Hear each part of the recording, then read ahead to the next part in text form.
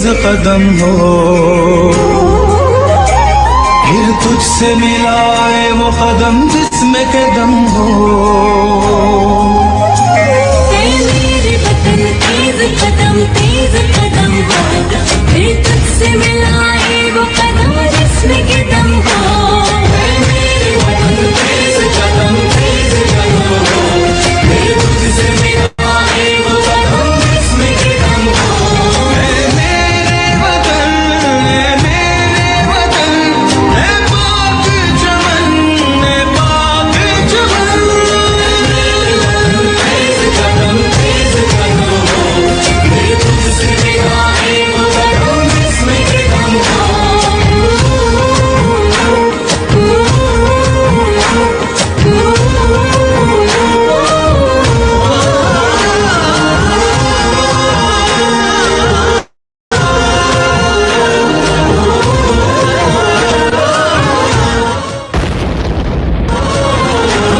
जाना है हमें वक्त की रफ्तार से आगे, सूरज की किरण हमसे न पहले कभी जागे। कुव्वत के जो मजबूत हो धागे, टूटे न कभी अज़्म न हिम्मत कभी कम हो, फिर तुझसे मिलाए वो कदम जिसमें के दम हो। मेरे वतन है पाक चमन, है पाक चमन। मेरे वतन तेज कदम हो, फिर तुझसे मिलाए वो कदम जिसमें के दम हो।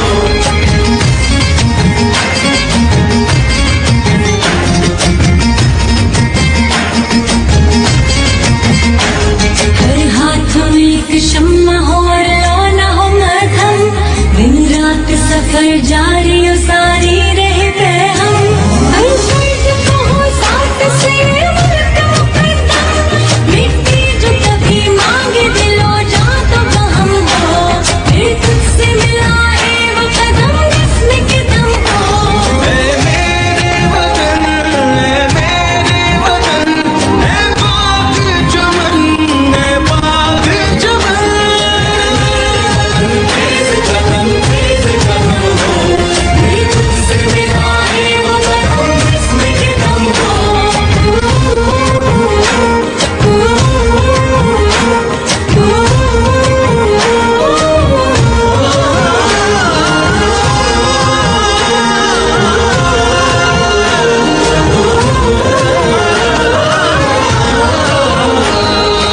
अहले वतन चाहे वो दुनिया में कहीं हो, मिल्लत की वो इज्जत का हमीयत का अमी हो। अल्लाह पे नबी पे उसे ईमान और यकीन हो, इस मुल्क के खुदा दाद पे मौला का करम हो, फिर तुझसे मिलाए वो कदम जिसमें के दम हो। मेरे वतन है पाक चमन, है पाक चमन। मेरे वतन तेज कदम हो, फिर तुझसे मिलाए वो कदम जिसमें के दम हो। है मेरे वतन तेज कदम हो, फिर तुझसे मिलाए वो कदम जिसमें के दम हो। मेरे वतन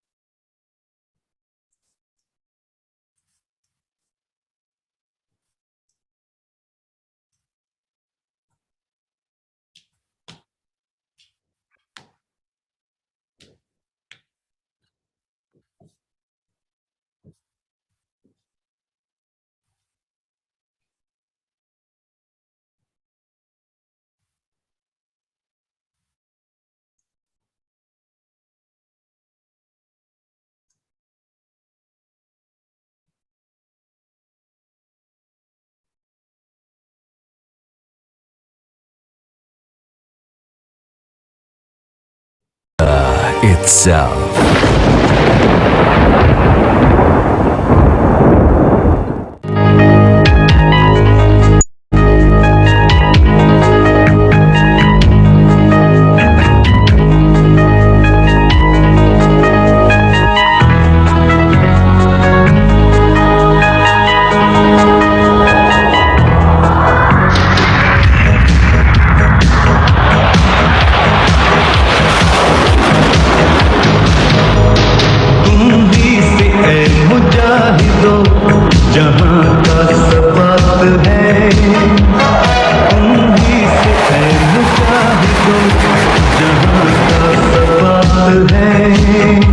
तुम्हारी मशल वफा परोगे शश जिहाद है, तुम ही से ऐ मुजाहिदो जहां का सबात है, तुम ही से ऐ मुजाहिदो जहां का सबात है।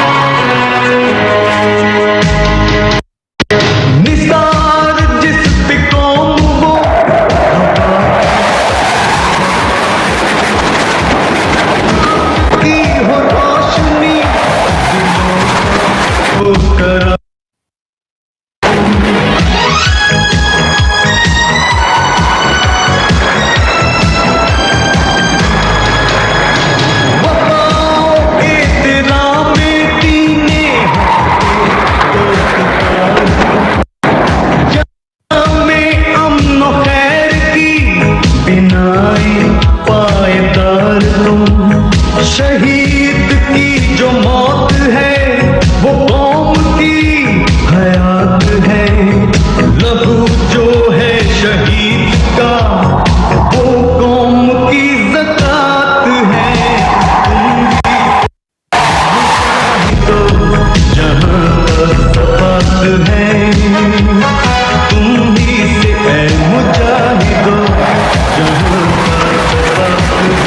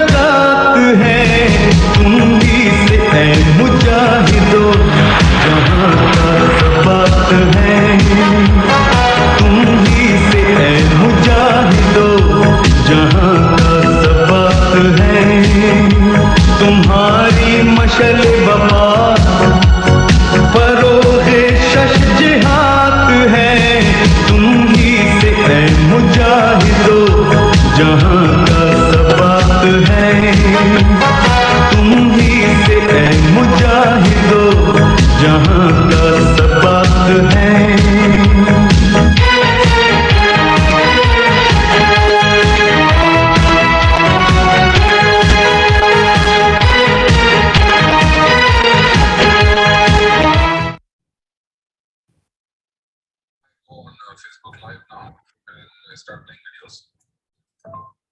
निशान वीडियोस की गूगल ड्राइव की फाइल की लिंक शेयर कर दीजिए प्लीज. Itself.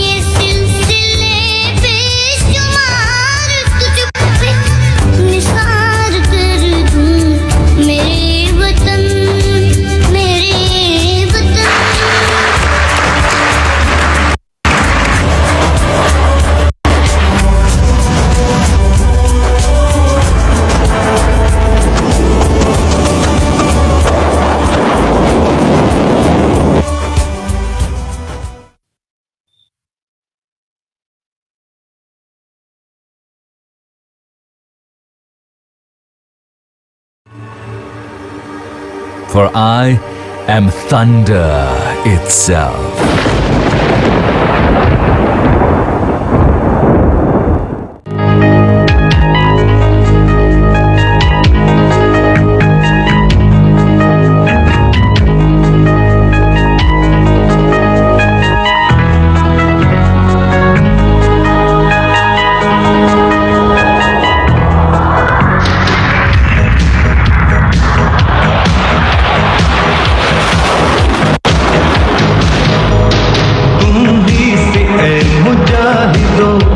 जहाँ का सबात है तुम ही से है मुजाहिदो, जहाँ का सबात है तुम्हारी मशल वफा बरोगे शश जिहाद है, तुम ही से है मुजाहिदो, जहाँ का सबात है तुम ही से है मुजाहिदो, जहाँ का सबात है।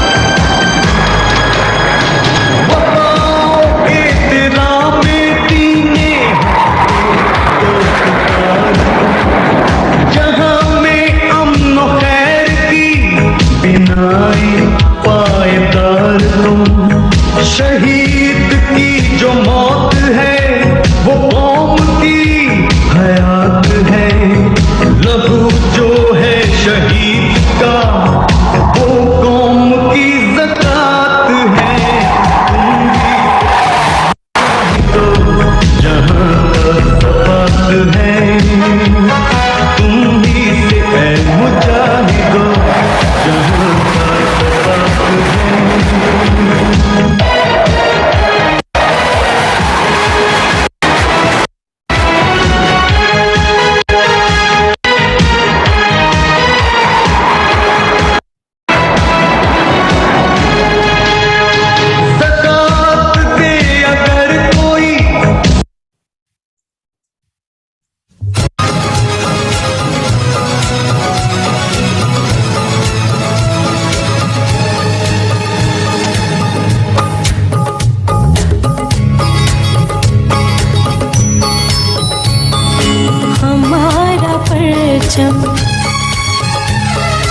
ये प्यारा परचम, हमारा परचम, ये प्यारा परचम, ये परचमों में अजीम परचम, ये परचमों में अजीम परचम, अताए रब्बे करीम परचम, हमारा परचम, ये प्यारा परचम।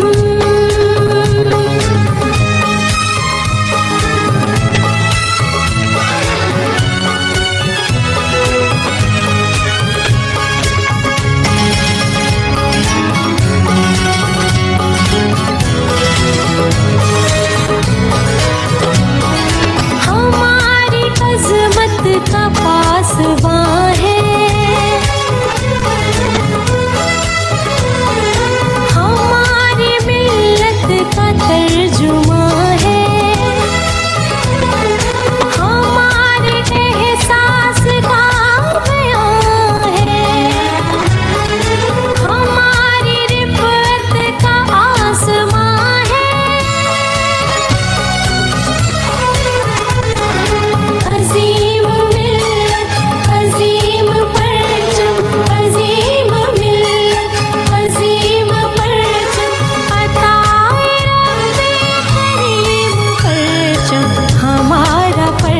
परचम, ये प्यारा परचम, हमारा परचम, ये प्यारा परचम।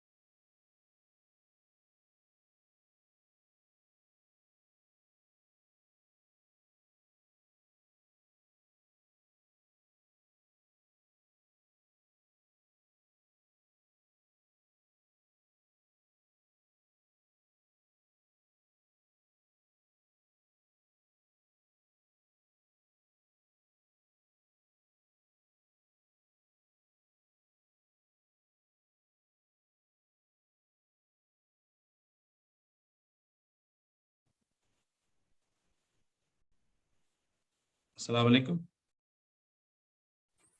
वालेकुम अस्सलाम सर। जनाब कैसे हैं? सब लोग ठीक ठाक हैं? अल्हम्दुलिल्लाह सर, आप कैसे हैं? अल्लाह का शुक्र अल्हम्दुलिल्लाह।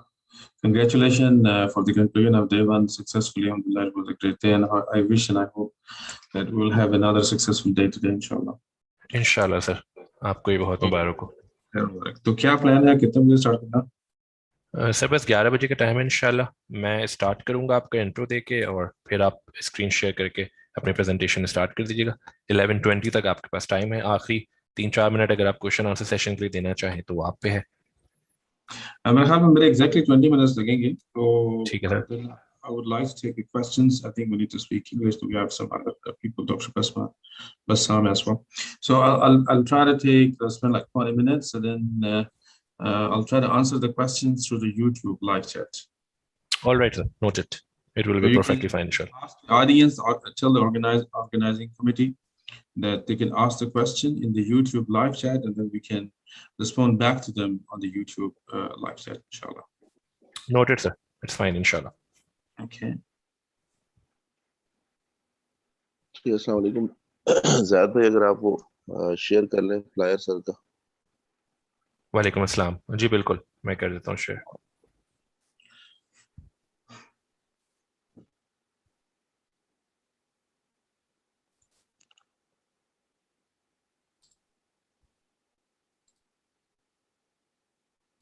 Can you see Umar bhai?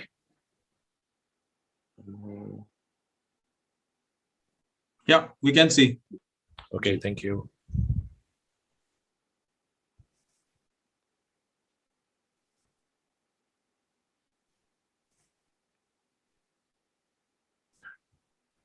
Umar भाई यूट्यूब पे वो कमेंट्स नहीं आ रहे, चैट नहीं आ रही है, वो भी बंद की हुई है। एक minute. It is there, Zad. Okay, अस्सलाम वालेकुम, thank you sir. Walaikum salam wa rahmatullah. I just added my comments, not comments, but chat.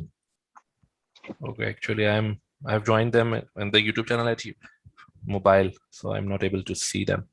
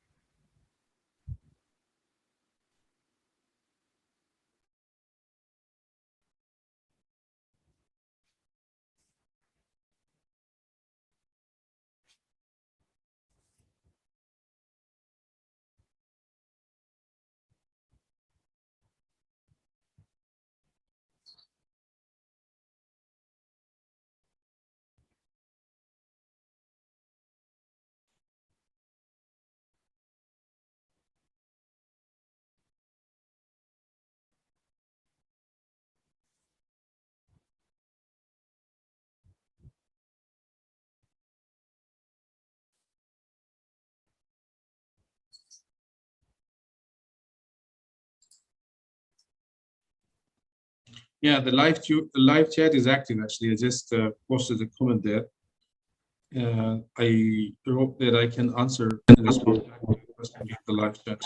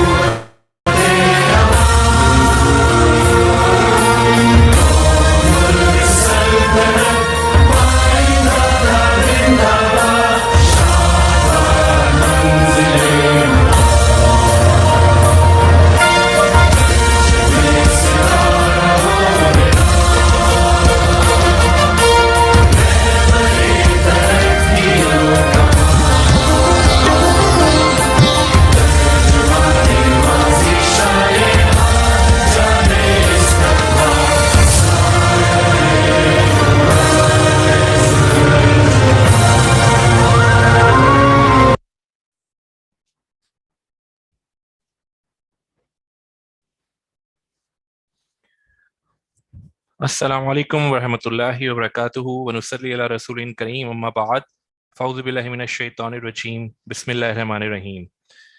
मैं Syed Ali Hashmi, consultant community pharmacist Pakistan से आप सबको खुशामदीद कहता हूँ। आज के हमारे second day of innovation in pharmacy giving back to pharmacy in Pakistan की कॉन्फ्रेंस में मैं उम्मीद करता हूँ कि you had a wonderful time in our first day of conference, और आज भी इंशाल्लाह आप बहुत ही ज़्यादा मुस्तफ़ीद होंगे हमारे स्पीकर्स, पैनलिस्ट और हमारे सेशन से। शिकवाए ज़ुल्मते शब से तो कहीं बेहतर था, शिकवाए ज़ुल्मते शब से तो कहीं बेहतर था, अपने हिस्से की कोई शम्मा जलाते जाते। यही शेर पे हम अमल पैरा है giving back to pharmacy in Pakistan के तमाम members.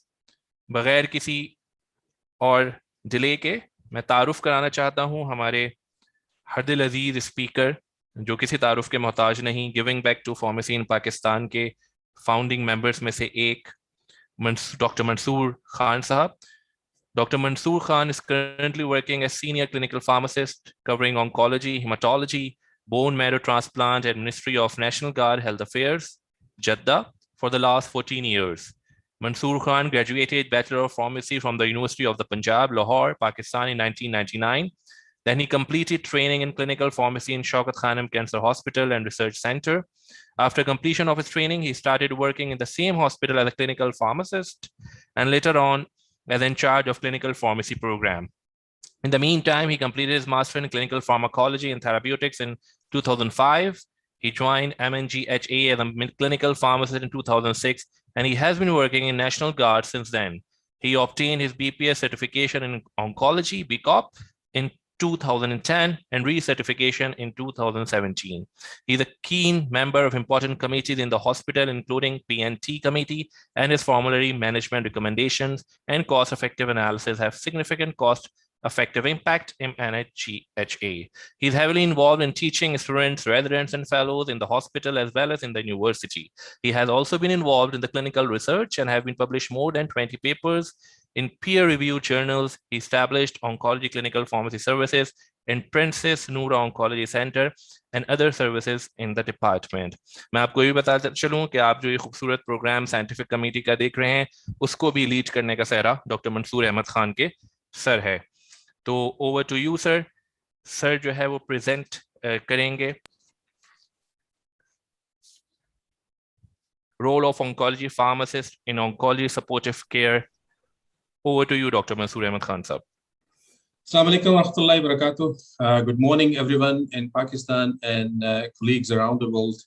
And first of all, thank you, Dr. Zaad Hashmi, for the excellent introduction. And I would like to say thanks and appreciate the Giving Back to Pharmacy in Pakistan for arranging this fabulous program and scientific conference and giving me this opportunity to present this topic of innovative role of oncology pharmacy in oncology supportive care, which is really an important topic.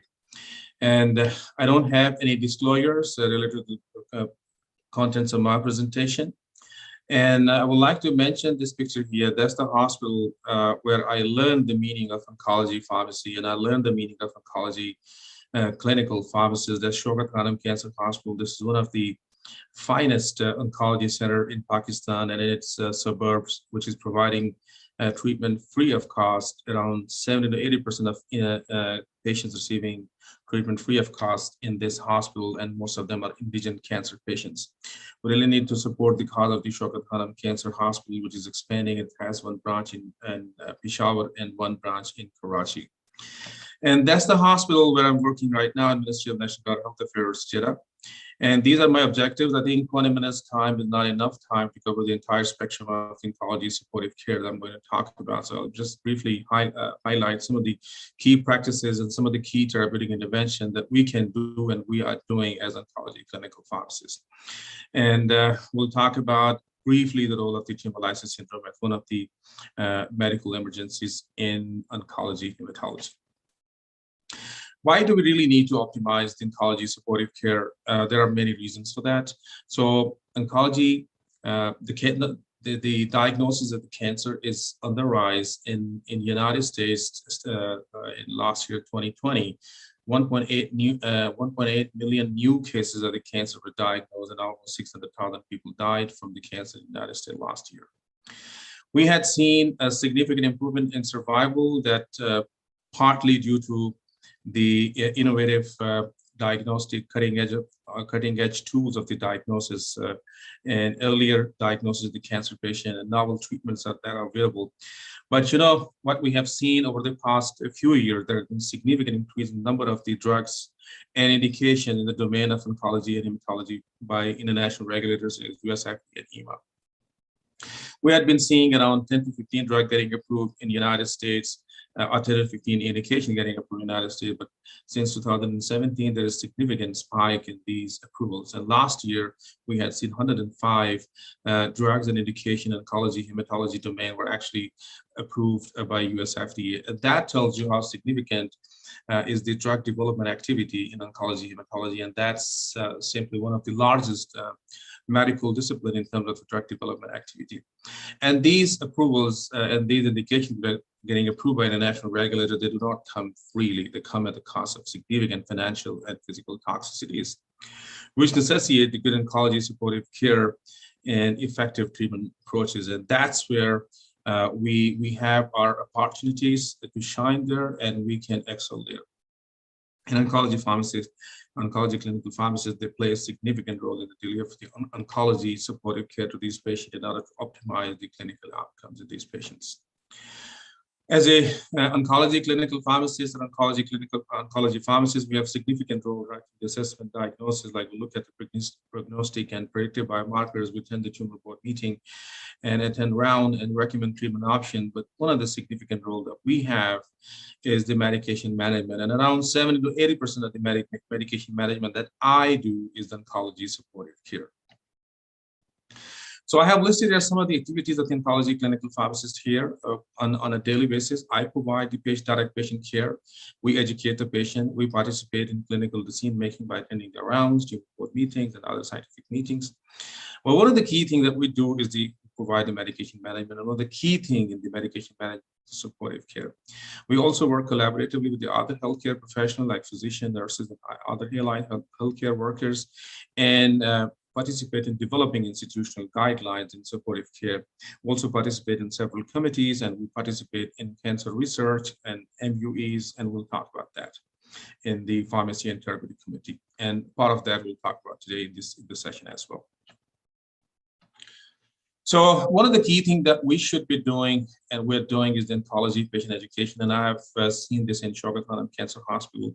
The clinical pharmacists and oncology pharmacists, they are educating patients about the medication side effects, and to try to educate them how to mitigate the side effect. They try to talk to them about improving compliance to the treatment. That actually results in reducing the adverse drug events and extra visits of the patient to the hospital due to the adverse events, and that definitely also reduces the cost associated with these extra visits, and overall improve the quality of life of these patients. And we can educate our patient in several places in the hospital, like from the infusion center, outpatient oncology, outpatient pharmacy, AM care, inpatient care. We can educate them at any point in time.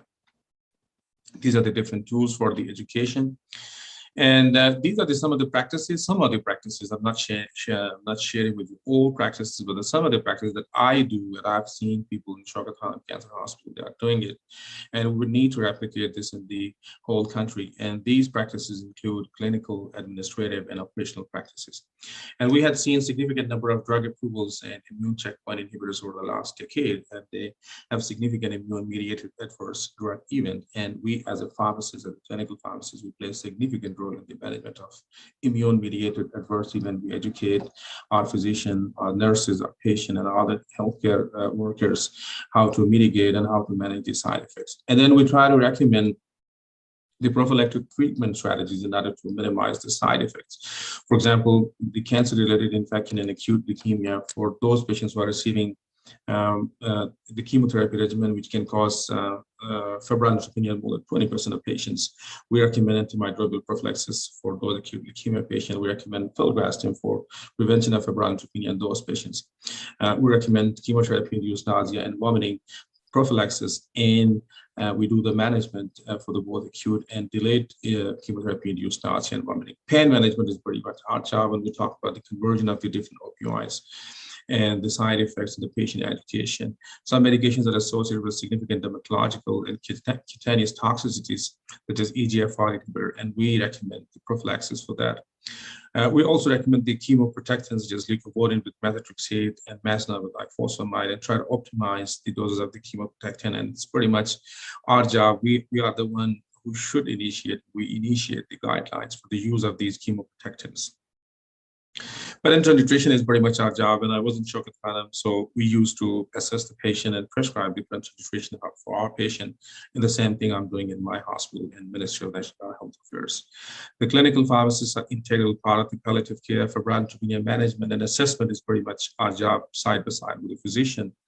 And our role is very significant in assessing the patient and recommending the appropriate empirical antibiotic, and then de-escalation, and to apply the spirit of the antimicrobial stewardship program in these kind of patients.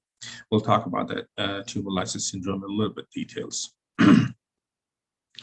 These are some of the therapeutic interventions that I do in supportive care in my patient. We review the chemotherapy order, look at the organ function, look at the CBC, and if there's any need for the dose modification, we try to do that, and that comes under the umbrella of oncology supportive care as well. I talked about the necessary supportive care that we need to use in our patient. If it's not there, then if it is indicated, we go and recommend that. And one of the key things that we do is the drug-drug interaction. Like 4 or 5 days ago, there was a FLT3 positive AML, relapsed refractory AML. So I recommended gilteritinib for that patient as a salvage therapy, as a bridging therapy going for the allogeneic stem cell transplantation, but that patient needed antifungal prophylaxis. So was on posaconazole, which can result in significant QTc prolongation. So I recommended to change it and adalofan, which does not have any interaction with gilteritinib.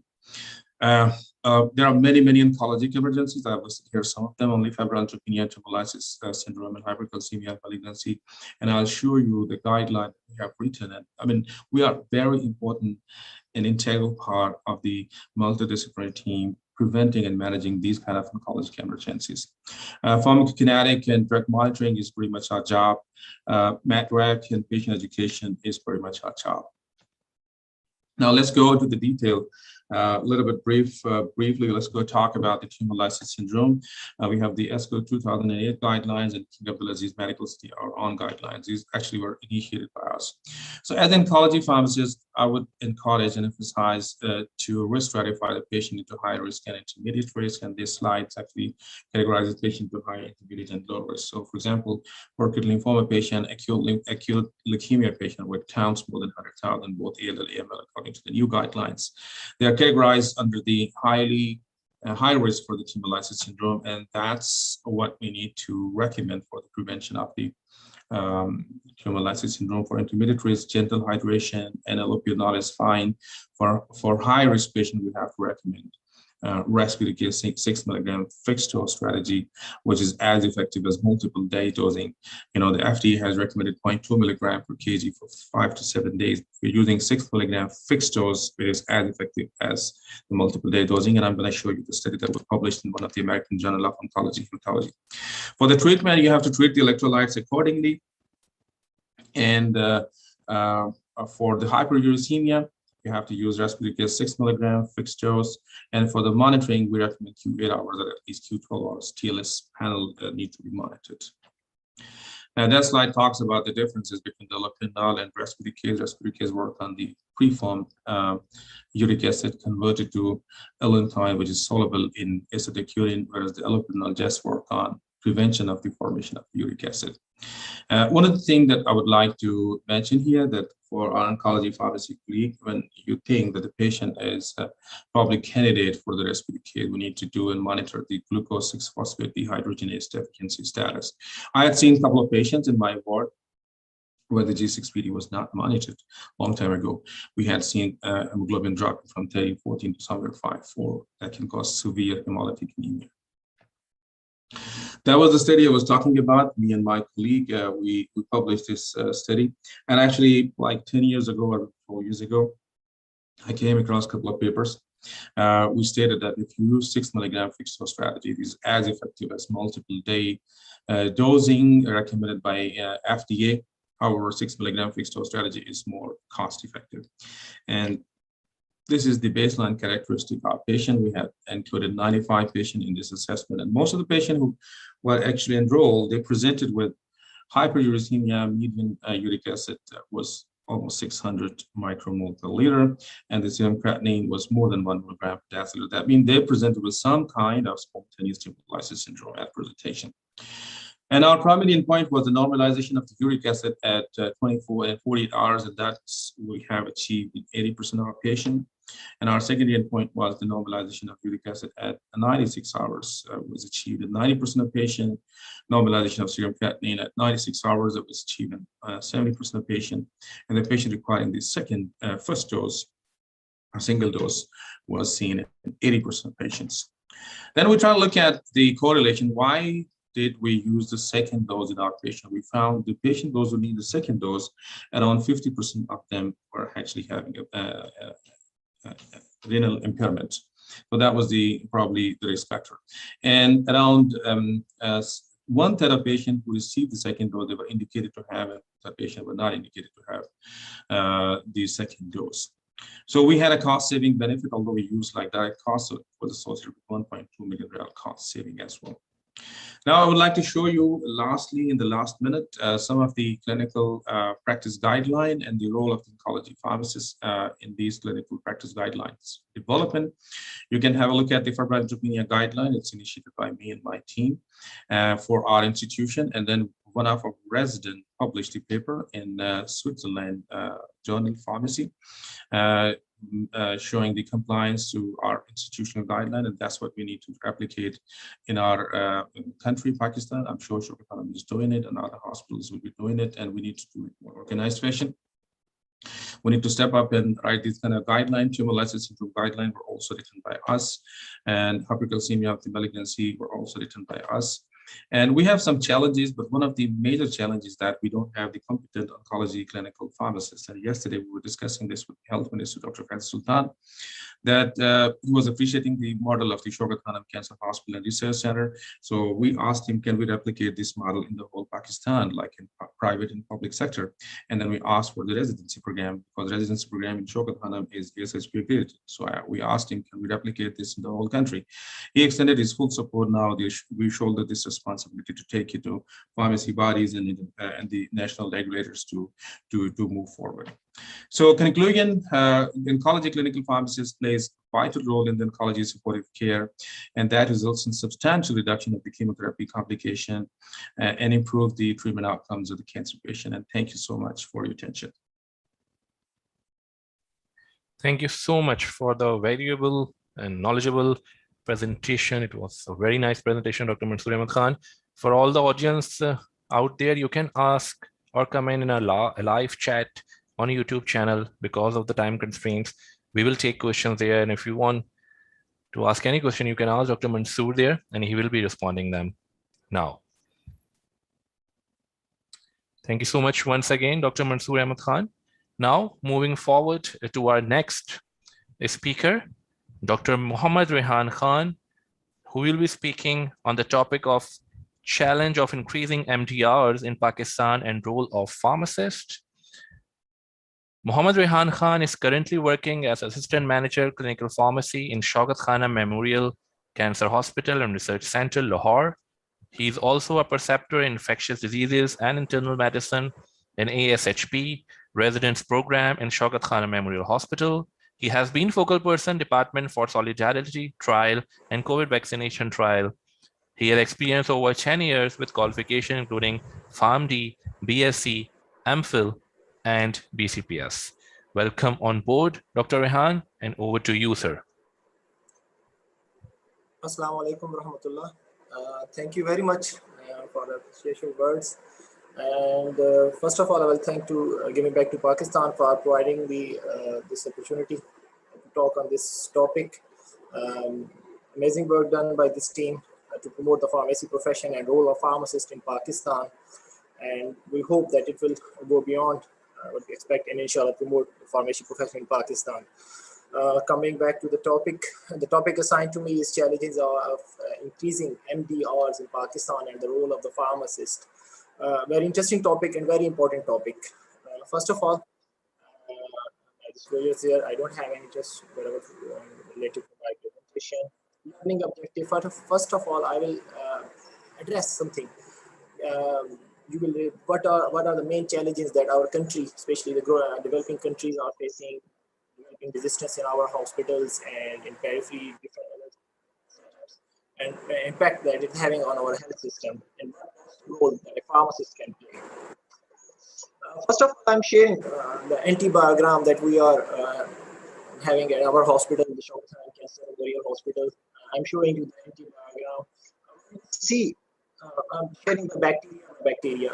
First, E. coli, Escherichia coli, sensitivity antibiogram. All you can see there is drop in the sensitivity trends over a period of around 6 years, from 2015 to 2020. There is drop in sensitivity in carbapenems, both meropenem and imipenem, from 96% to 79%.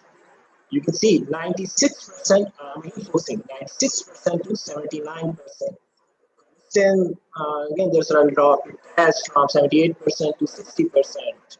Quinolone somewhat there, but a major issue is both with quinolone and ceftriaxone. We know that ceftriaxone have been apples of our physicians' eye in the past. It was used for whether you are treating pneumonia, gastrointestinal tract infections, or urinary tract infections.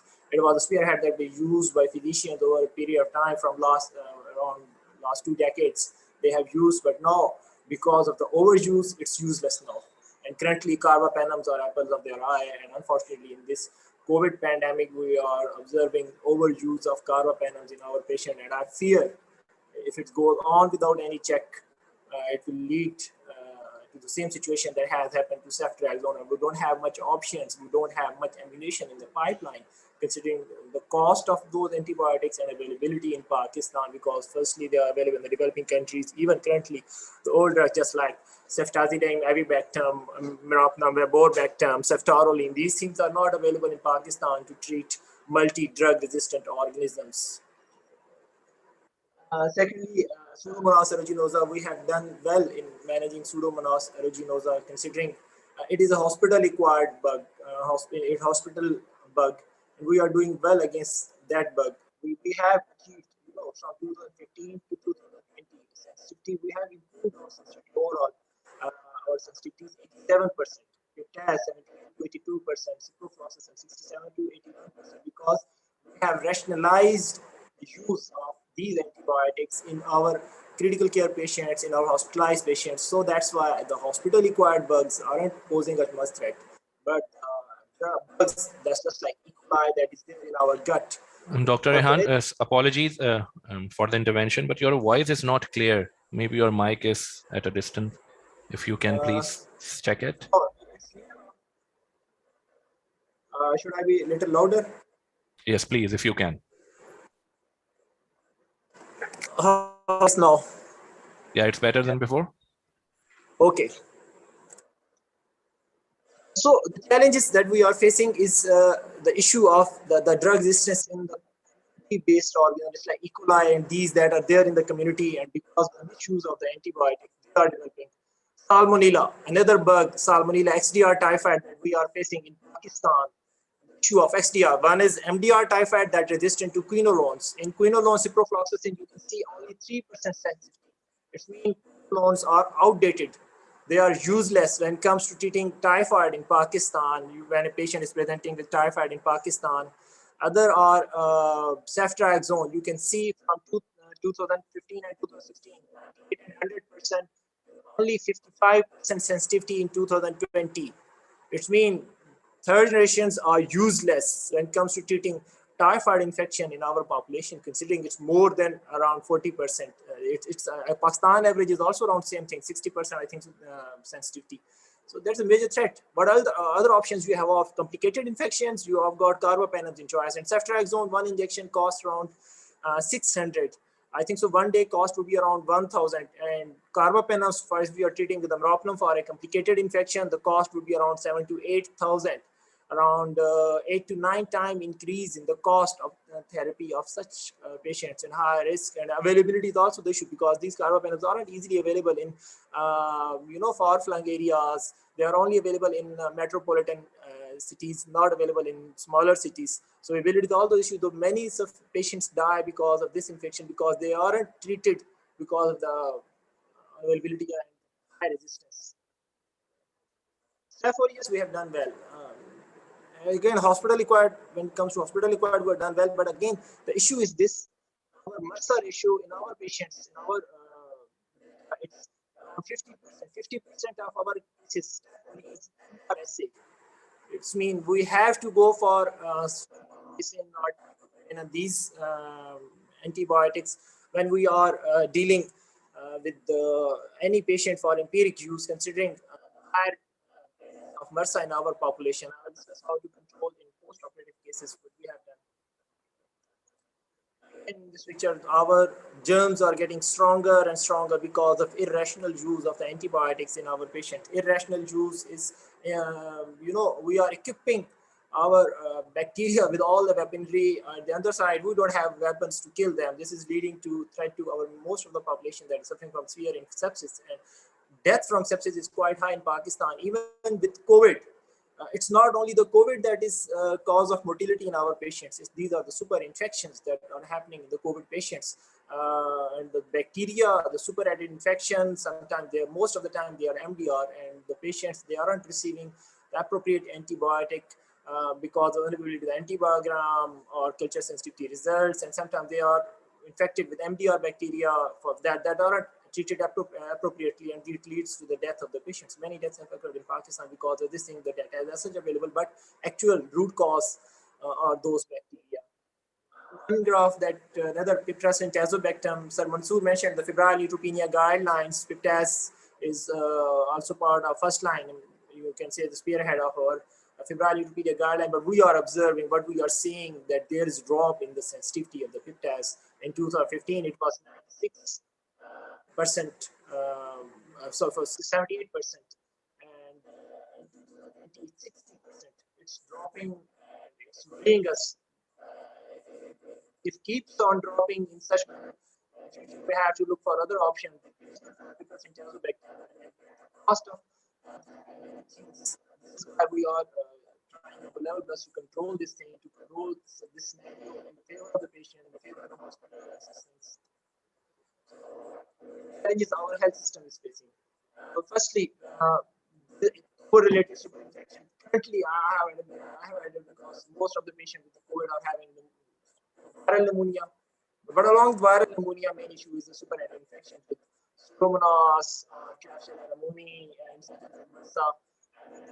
for which the cover is not covered appropriately, and this leads to complication and death of the patients, unfortunately. And with MDR, gram-negative bacteria-related infection, a major threat to our population, especially Enterobacteriaceae is increasing resistance very high pace, as I shared.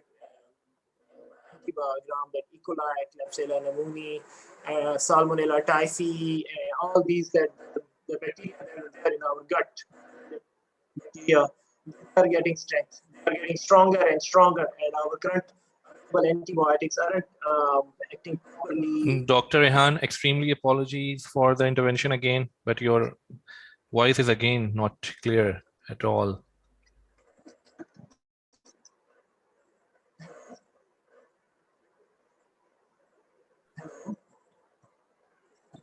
No, not getting it fine, sir. Yeah, better now. I'm trying level. Yes, better now, sir. Please proceed. Okay. As I told, the XDR typhoid and such organisms are posing major threat to our population. If a patient is in the XDR, for example, a patient is in the typhoid, we have to think for MDR all XDR typhoid all the time. Whenever patient is in the hospital, little delay in starting the antibiotic or switching of antibiotics, especially for complicated typhoid infection, may lead to death of patient. This is why we are focusing to rationalize the use of antibiotics, sticking to the antibiogram, and so that we can rationalize the antibiotic based on our national antibiogram. This thing, because we don't have much weapons. As I mentioned earlier, we don't have new generation antibiotics with us. We don't have ceftaroline, we don't have dalafloxacin, we don't have ceftaroline, we don't have meropenem, we don't have valibectam, any such new generation antibiotics that are there last 5 to 6 years in developed countries. We don't have this. We don't have to treat our patients. But unfortunately, on the other hand, our gram negatives are much more resistant there in developed countries. Their E. coli is quite sensitive to third-generation cephalosporin, even quinolones. Their Salmonella is quite much sensitive to quinolones. In our side, Salmonella isn't responding properly to common antibiotics. International use in both humans and animals is placing fiasco of this MDR bacterium, MDR bacteria. The major issue is use of quinolones and these all antibiotics in our poultry industry that is consumed at very high, most consumed food in the population. And all our poultry industry is using quinolones, and quinine is used to maintain the gut of those chicken. And this is leading to high MDR in our populations. No such national guidelines are available. Even for XDR typhoid, pneumonia, no such national guidelines are available. Currently, most of us are using either IDSA or NHS or these guidelines who don't have institutional or national guidelines to treat these drugs. Way forward for pharmacists, how pharmacists can play a role in the management of these MDR bacteria, how pharmacists can play a positive role. First of all, we are custodian of medicines. We have to ensure the safe use of antibiotics through effective use of antibiotics stewardship program. How antibiotics stewardship program can be used? First, using the tools like defined daily dose, DOT, that help us to get an eye on the consumption trend of the antibiotics. review and monitoring of the antibiogram, just like the one I shared with you, to have an eye on our bacteria, how they are behaving, where we are heading, and formulation of treatment pathways based on local and hospital antibiograms. I'm saying again, formulation of hospital pathways based on hospital and local antibiogram, not on IDSA. Bacteria there in Europe and America are different than here. So our guidelines should be on the sensitivity patterns of bacteria. We should have some restriction policies on the use of the antibiotics, and the role of pharmacists active role in the infection control measures. So antibiotic stewardship means rational use of the antibiotics. Every time we are going to review a prescription, we should ensure the rationality of the prescription. It's right for right patient, right drug, right dose, right route, right time and frequency, and right documentation is done. The documentation should be also be there that this antibiotic has been prescribed, verified, and administered at time to this and exact time for this patient. So these checks should be ensured by the pharmacists who are there in the hospital or any other wherever they can play this role for the appropriateness of the prescription. The thing is to work in team. This is my hospital, basically in the ASP team, where we work in collaboration. ID team include ID consultant, fellow, resident, ID pharmacist that helps in collaboration with the microbiologist, infection control nurse, that is further managed by different committees, just infection control committee, pharmacy and therapeutic committee. They all work in collaboration with single goal is to rationalize the use of antibiotics in our system and to control the spread of infections in our system. First of all, the very important truth, I will like all the pharmacists here should in our even hospital, whether government hospital or private hospital, should follow this. Either use DDT or DOT. I have used both. DDT is easier to calculate. DOT involves a higher computer system. But again, I have compared both. And you can see in the graphs, there's not much difference. Not much difference. It's mean we can't wait for DOT, days of therapy. We can use DDT, defined daily dose, to review consumption trends of antibiotics in our systems. Just to have an eye on consumption trends, to formulate policies, to see why there is rise in antibiotic use. If there is rise in antibiotic use, we should come up with some policies. We should come up with guidelines, some measures to control, to have check on the use of these antibiotics. And every pharmacist in every hospital should identify some antibiotics on which there should be some check, for which there should be some consumption trends, for which there should be some policies to review consumption and pathways. For example, this is our Shaukat basically in our system. We have formulated the pathways for neutropenia, MRSA decolonization to control surgical post-operative surgical site infections, management of dengue fever, pneumonia. We have sepsis bundle. We have skin soft tissue infections management guidelines, surgical site prophylaxis guidelines, and urinary tract infection guidelines. We have all these guidelines with us to manage those infections. This is our, for example, I'm showing the restriction policy. For example, a meropenem is prescribed.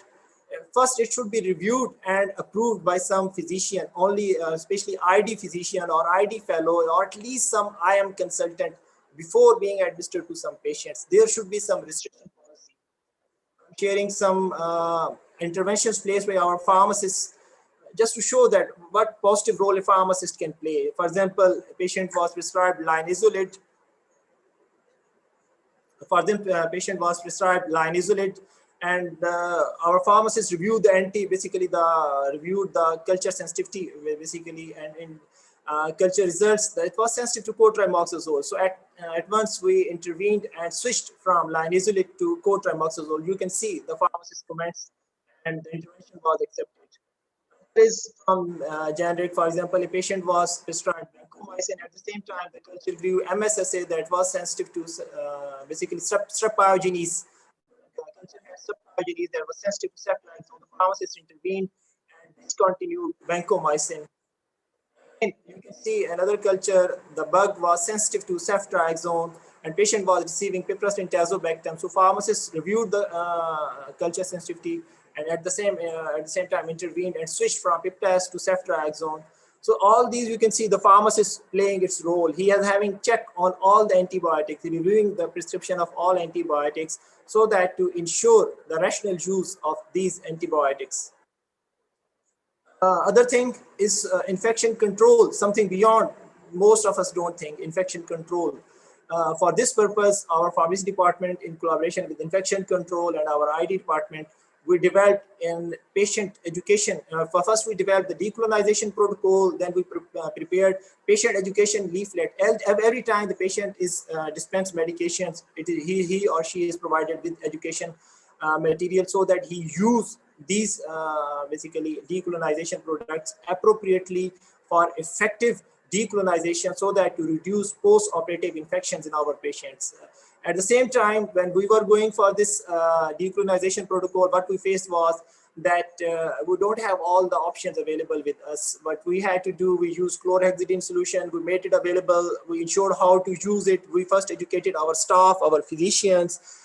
Then Mipirocin wasn't available in Pakistan. We looked for it. We looked for other options. We found that Pyodine is an alternative option that can be used for nasal decolonization. We came up with that idea. So we modified our protocol based on whatever available resources are with us. And we formulated a protocol that's there in the system. We provided the patient education leaflet, so that to optimize the use, so that to improve adherence in our patients. Again, same time, when for chlorhexidine bath, we prepared a separate protocol, education leaflet, so that patients have this in their hand whenever they are there using these, so that to optimize the use, maximize the outcome of these basically protocols. Thank you very much. The last words: always look for resources that are available with you. Appropriate use of resources is very important. Whatever resources you have with you, use them appropriately, and ensure that you have some role, play some role. Pharmacists should come forward. Don't sit at the back. Don't be a backbencher. You have to come on front and play a frontliner role in our health system. And pharmacists have great scope to play in improvement of antibiotic use and control of antimicrobial resistance in Pakistan. And I hope the pharmacists of the future generation pharmacists will come forward and play this role and fill this gap to improve the antibiotic use, to improve the resistance patterns, to improve the use of the antibiotics, and to improve the health and overall our health system. Thank you very much. Thank you very much doctor Rehan. और वाकई बहुत ही ज़बरदस्त presentation और वक्त की ज़रूरत, क्योंकि पाकिस्तान जैसे मुल्क में जहां रेशनल प्रिस्क्राइबिंग और एंटीबायोटिक मिसयूज़ बहुत ज़्यादा है, वहीं यकीनी तौर पे इसको समझने की ज़रूरत है। आयशा जुल्फ़िकार के सर, कुछ सवालात हैं। टाइम की कमी की वजह से मैं चाहूँगा अगर आप हमारे यूट्यूब लाइव चैट पे उनको देख के जवाब दे दें तो काफ़ी बेहतर रहेगा। 2 सवालात आयशा जुल्फ़िकार ने किए हैं। Again thank you so much sir, thank you so much, thank you so much participant in the audience. जो लोग हमें जो है वो बराह रास्त देख रहे हैं और जो लोग सवालात कर रहे हैं और जो मज़ीद हमारी वर्कशॉप अटेंड करना चाहते हैं, मैं अब दावत देता हूँ मोहतरम डॉक्टर ज़ीशान खान साहब को कि वो अब जो है मॉडरेशन के फ़राइज़ सर अंजाम दें। Thank you so much. अल्लाह हाफ़िज़ नासिर।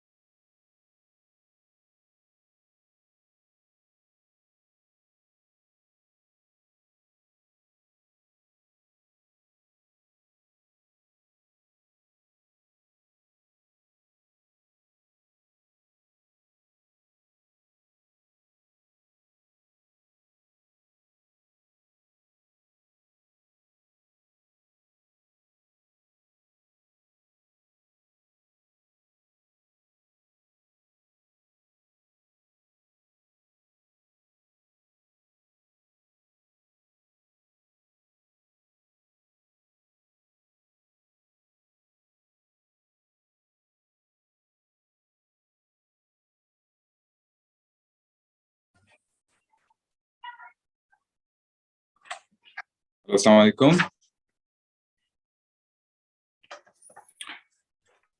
वालेकुम अस्सलाम sir.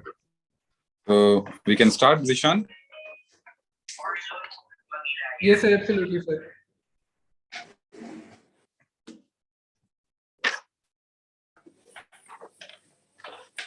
Okay, Assalamu alaikum everyone.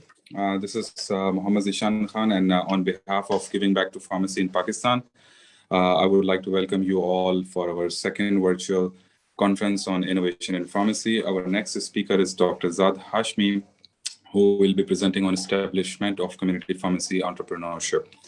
Dr. Zad Hashmi holds a Doctor of Pharmacy degree from University of Karachi in 2013 and enrolled in MPhil program of pharmacology from the same university. He has experience of working and pioneering at AKUH, Al Khidmat, Drug Mart, Mary Pharmacy, and Jinnah Sindh Medical University. He is currently working as a consultant and head of pharmacies at Jadid Supermed.pk and The Pharmacist.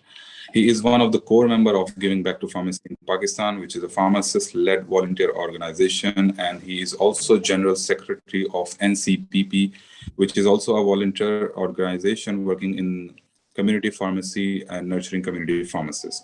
He believes that every pharmacist should be trained in a way that their role is clearly accepted by the general outline, dwelling among them for the recognition of profession. Over to you, Dr. Zad Hashmi. You can go ahead and start sharing your screen. Thank you so much, Dr. Zishan, for such a nice introduction. Assalamu alaikum to all of you, to the viewers, to the students, to the researchers, to my seniors, to my juniors, जो भी जो है ये presentation जो है वो देख रहे हैं. बहुत ही अहम presentation का topic जो है मुझे दिया गया है, क्योंकि पाकिस्तान में दुनिया के मुकाबले में कम्युनिटी फार्मासिस्ट नापैद हैं. कम्युनिटी फार्मेसी का रुझान इतना नहीं है, तो मैं कोशिश करूंगा कि इस प्रेजेंटेशन के बाद जितने भी स्टूडेंट्स हैं वो कम से कम कोशिश ज़रूर करें कि वो एंटरप्रेन्योरशिप और कम्युनिटी फार्मेसी की तरफ आएँ, और जितने लोग ऑलरेडी ये काम कर रहे हैं उसको मज़ीद बेहतर करने की जो है वो कोशिश करें.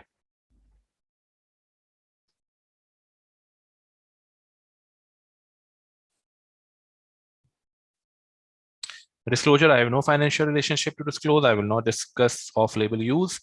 इस प्रेजेंटेशन में हम कोशिश करेंगे कि कम्युनिटी फार्मेसी हम क्यों चुनें, खासतौर पे स्टूडेंट्स के लिए. एंटरप्रेन्योरशिप क्यों ज़रूरी है, क्यों हम अपना बिजनेस कर सकते हैं, क्यों हम 9 to 5 वाइट कॉलर जॉब से हट के क्या कमाल जो है कम्युनिटी फार्मेसी में हासिल कर सकते हैं. कम्युनिटी फार्मेसी इस्टेब्लिश करने के क्या एसेंशियल्स हैं, क्या रिक्वायरमेंट्स हैं, चाहे वो लीगल हो, चाहे वो जो है वो कोई और तरीक़ेकार हो, किस तरह इस्टेब्लिश की जा सकती है, और कुछ स्टैटिस्टिकल एनालिसिस है जिसको हम कवर करने की कोशिश करेंगे. आप यूट्यूब लाइव चैट में हमसे सवालात कर सकते हैं. इंशाल्लाह इस प्रेजेंटेशन के एंड में वहाँ पे मैं जवाब देने की कोशिश करूँगा. ठीक है. हम फार्मासिस्ट बनते हैं, हमें ड्रग वर्क पता होता है, ज़्यादातर तो MBBS में ना होने की वजह से यहाँ पे आ जाते हैं. बहुत कमी है जो फार्मेसी प्रोफेशन चूज़ करते हैं. जब चूज़ कर लेते हैं या हम आ जाते हैं तो हम हेल्थ केयर टीम का पार्ट बनना चाहते हैं.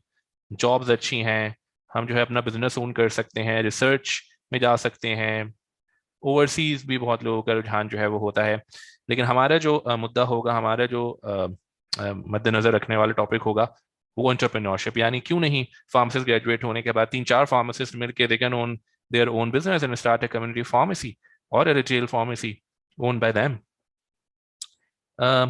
तो उसके लिए हमें करना क्या है, सबसे पहले ज़ाहिर है बेस्ट प्रैक्टिस हमने जो है डिफाइन करनी है कि क्या कोई आइडियल प्रैक्टिस काम कर रही है, ख़ासतौर पे वो प्रोफेशन जो हम लेना चाहते हैं. आप अपने जो है वो आइडियल प्रैक्टिस के बारे में सोचें. अगर आपको कम्युनिटी फार्मेसी इस्टेब्लिश करनी है, आपका मिशन क्या है, क्या सर्विसेज आप देंगे, क्या आप क्लिनिकली कॉम्पिटेंट हैं. ये नहीं कि फार्मासिस्ट खड़े होकर सिर्फ मेडिसिन डिस्पेंस कर ले तो फिर तो जो आम मेडिकल स्टोर पे हो रहा है वो भी होता रहेगा. क्या क्लिनिकली आपके अंदर जो है वो मौजूद है, क्या मैनेजमेंट, अकाउंटिंग, मार्केटिंग. बहुत से लोग खासतौर पे जो फार्मेसी में नए नए आते हैं वो सोचते हैं कि स्टैट्स और मैथमेटिक्स हमारा काम नहीं है, लेकिन ये बहुत अहम रोल है खासतौर पे कम्युनिटी फार्मेसी को चलाने के लिए. क्या कोई कंपटीशन ऑलरेडी है, क्या आप कुछ नया कम्युनिटी फार्मेसी में लाएंगे. तो डायरेक्शन, अपॉर्चुनिटीज और चैलेंजेस, इन तीनों को आपने जो है वो जहन में रखना है. आप सब जानते हैं हमारे यहाँ बाय लॉ जो है वो हॉस्पिटल और कम्युनिटी दोनों में जो है फार्मासिस्ट होना ज़रूरी है. हॉस्पिटल में 50 बेड पे, लेकिन अनफॉर्चुनेटली हमारे कराची के सबसे बड़े अस्पताल जिन्ना में जो है वो 1700 बेड पे 2 फार्मासिस्ट काम कर रहे हैं. इसी तरह कम्युनिटी फार्मेसी में जो है हमारे पास, अगर यूएस की मैं मिसाल लूँ तो अराउंड 8 या 20 लोगों पे एक फार्मासिस्ट मौजूद है, लेकिन हमारे यहाँ 80 लोगों पे आधा फार्मासिस्ट भी मौजूद नहीं है. 0.7 रेशो बनता है अगर मैं फार्मासिस्ट की मिसाल दूँ. 200 से ज़्यादा पब्लिक इंस्टीट्यूशंस हैं, प्राइवेट हेल्थ केयर सेटअप्स हैं, अनलिमिटेड फार्मेसीज हैं, मेडिकल स्टोर हैं, लेकिन फार्मासिस्ट नहीं है. तो हम क्यों नहीं आते, हम क्यों मेडिकल स्टोर को फार्मेसी में कन्वर्ट करना चाहते हैं, हम क्यों नहीं एक कम्युनिटी फार्मासिस्ट जो है वो बनना चाहते हैं। जितने भी फार्मेसी ग्रेजुएट्स हैं जो निकल रहे होते हैं, हज़ारों की तादाद में है, 80% 70% में से industry, marketing, sales, production, quality की जॉब में जाना चाह रहे होते हैं। कुछ फील्ड जो है वो एकेडमिया, कुछ जो है वो टीचिंग, और बहुत ही कम, मेरे ख्याल में 8 to 10% है जो कम्युनिटी फार्मेसी की जन्म आना चाहते हैं। इंटरप्रेन्योरशिप, ये जो 8 to 10% है, ये सही मायनों में जो है वो अपने आप को मनवा सकते हैं।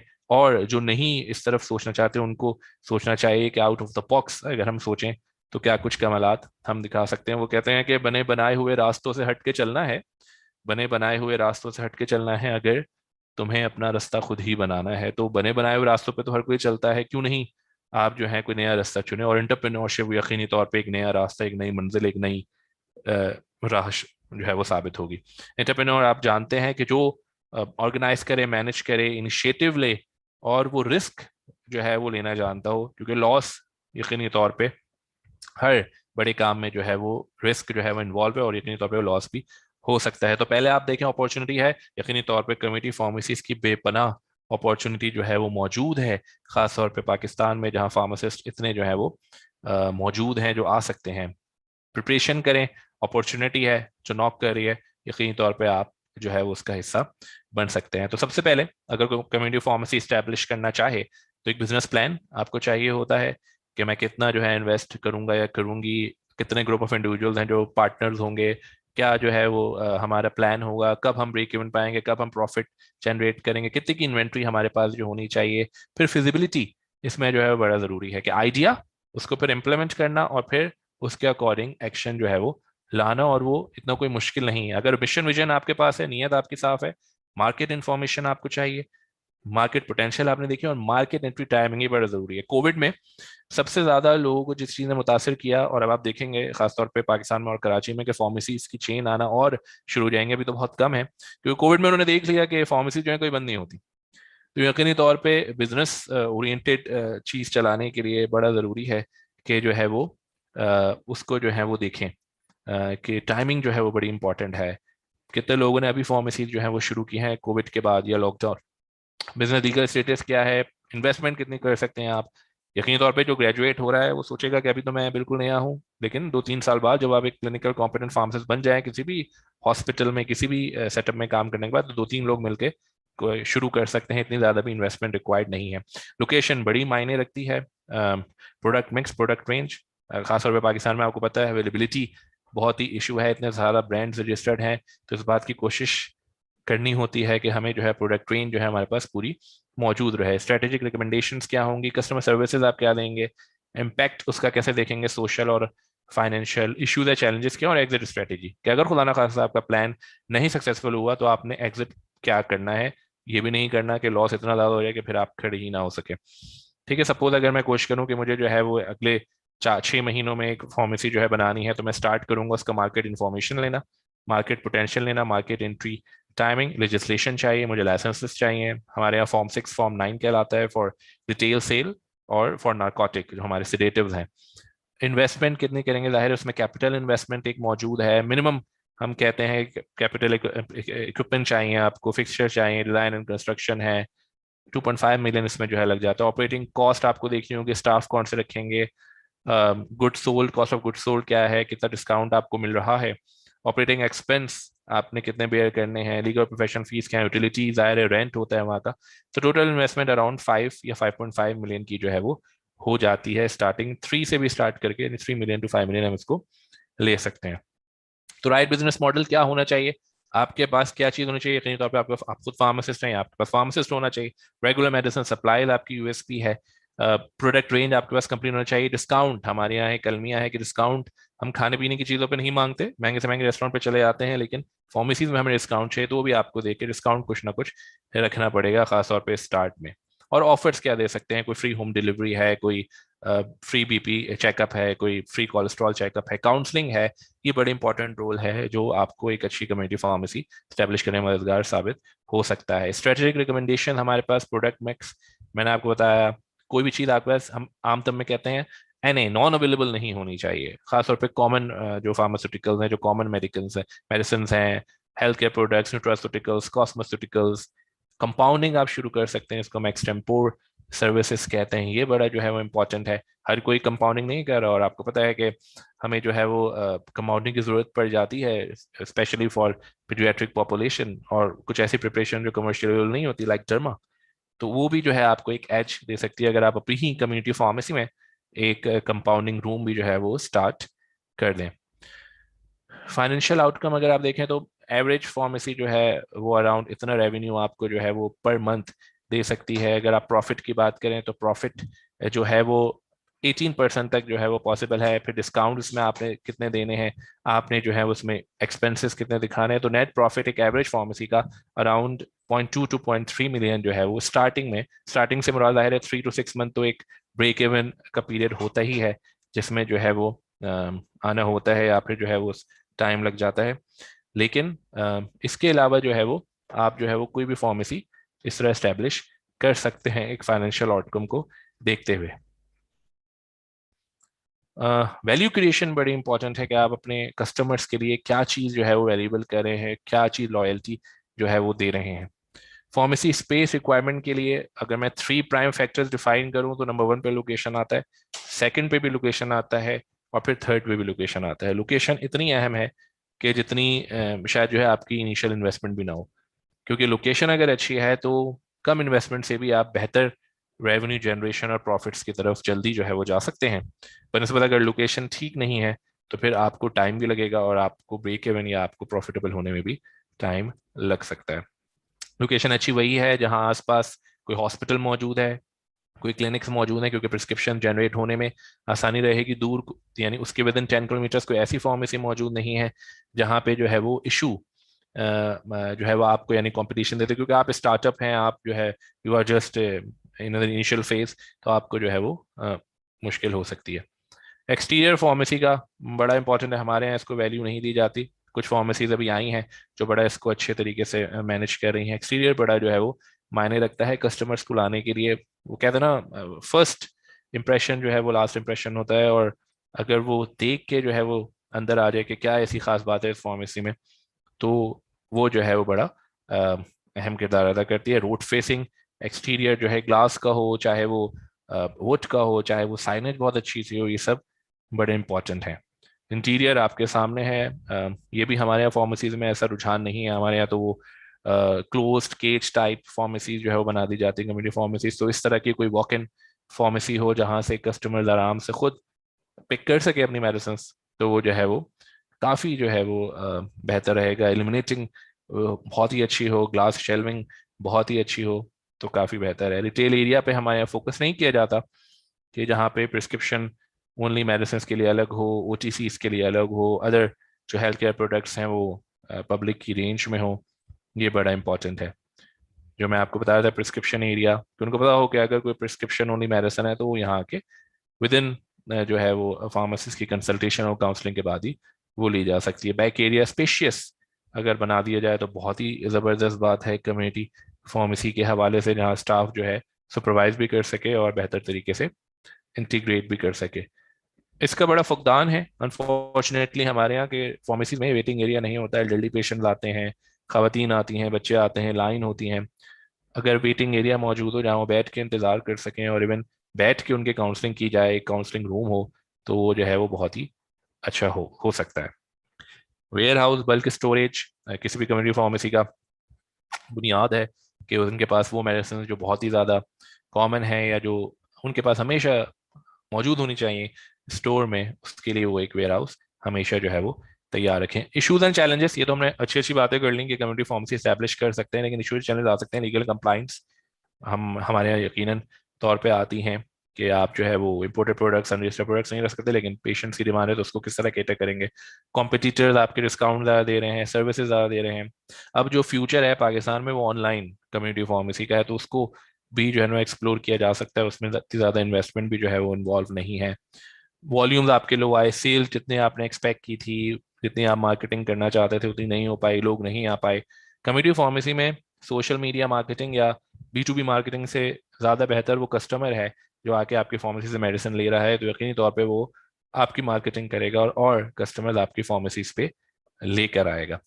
और कोई सर्विस प्लान अगर आप नहीं दे रहे, कोई additional cheese out of the box अगर कोई सर्वे जो है वो नहीं दे रहे, तो वो जो है वो नुकसानदेह थोड़ा हो सकता है। एग्जिट स्ट्रेटेजीज आपके पास होनी चाहिए एनालिसिस की बेसिस पे। अगर सस्टेनेबल नहीं हुआ, होते हैं, नहीं सस्टेनेबल हो पाया, किस्मत की बात थी, नहीं प्रोजेक्ट जो है वो कामयाब हो पाया, तो आपके पास एग्जिट प्लान ज़रूर होना चाहिए। ये ना हो कि आपने जिसकी भी इन्वेस्टमेंट लगाई, या इन्वेस्टर हो या आपके दोस्त हो या पार्टनर हो या आप खुद हो, तो जो है बाद में वो कोई और इन्वेस्टमेंट जो है वो करने की सोचे ही नहीं।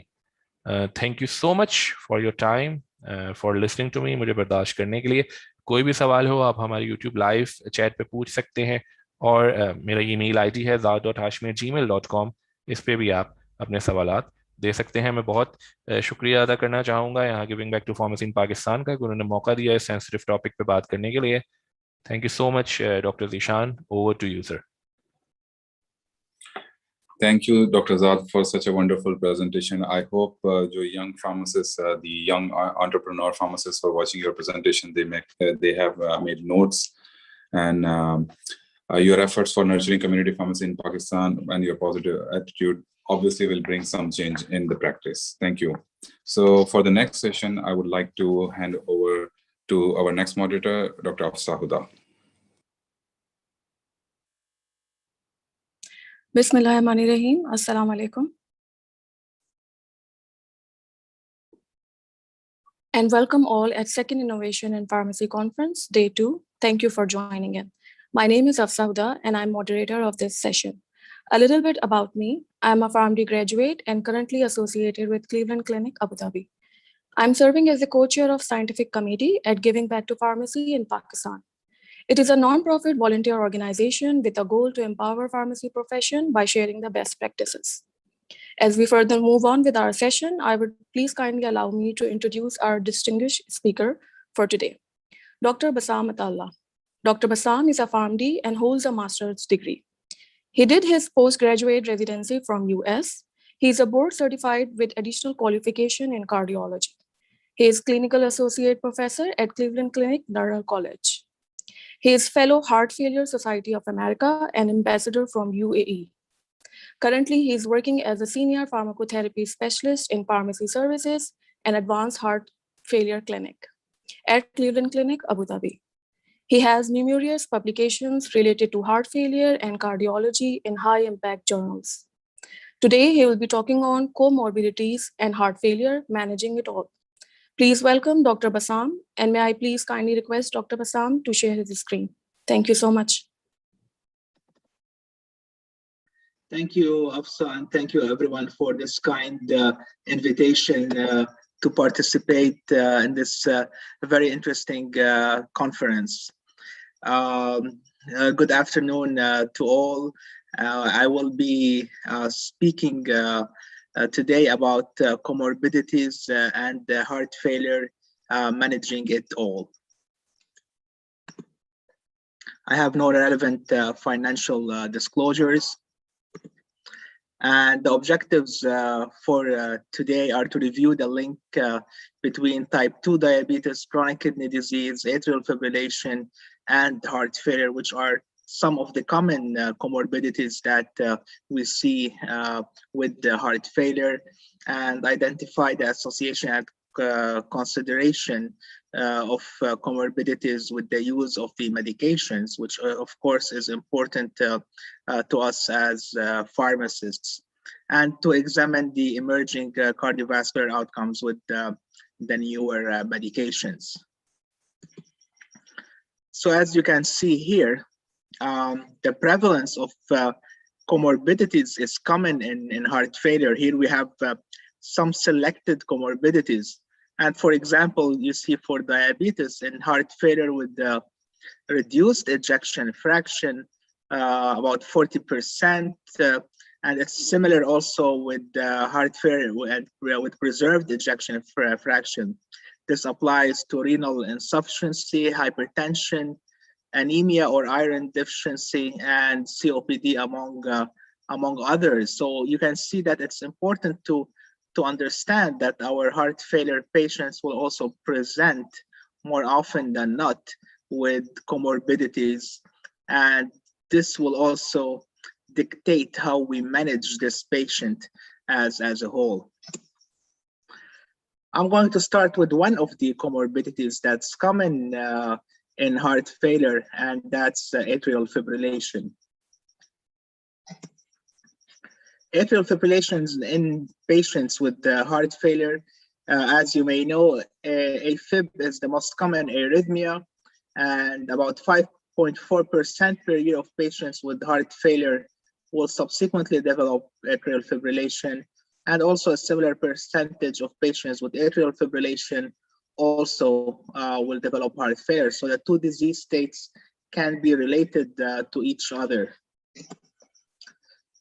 Patients with atrial fibrillation and heart failure, the existence of the two disease states will pose some challenges to us. Atrial fibrillation, in fact, may worsen heart failure, and also patients with impaired ejection fraction or reduced ejection fraction are more prone to experiencing side effects when they are placed on antiarrhythmic medications.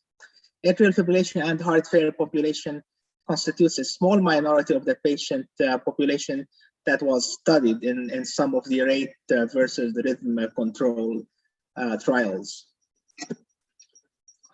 So atrial fibrillation will impair exercise tolerance further in patients with existing heart failure. It may also exacerbate the symptoms. We see many of the heart failure admissions sometimes related to atrial fibrillation. Hemodynamics and thromboembolic consequences, of course, that's the whole phenomena of why we anticoagulate these patients. And patients with heart failure who receive class A antiarrhythmic have increased as well risk of death.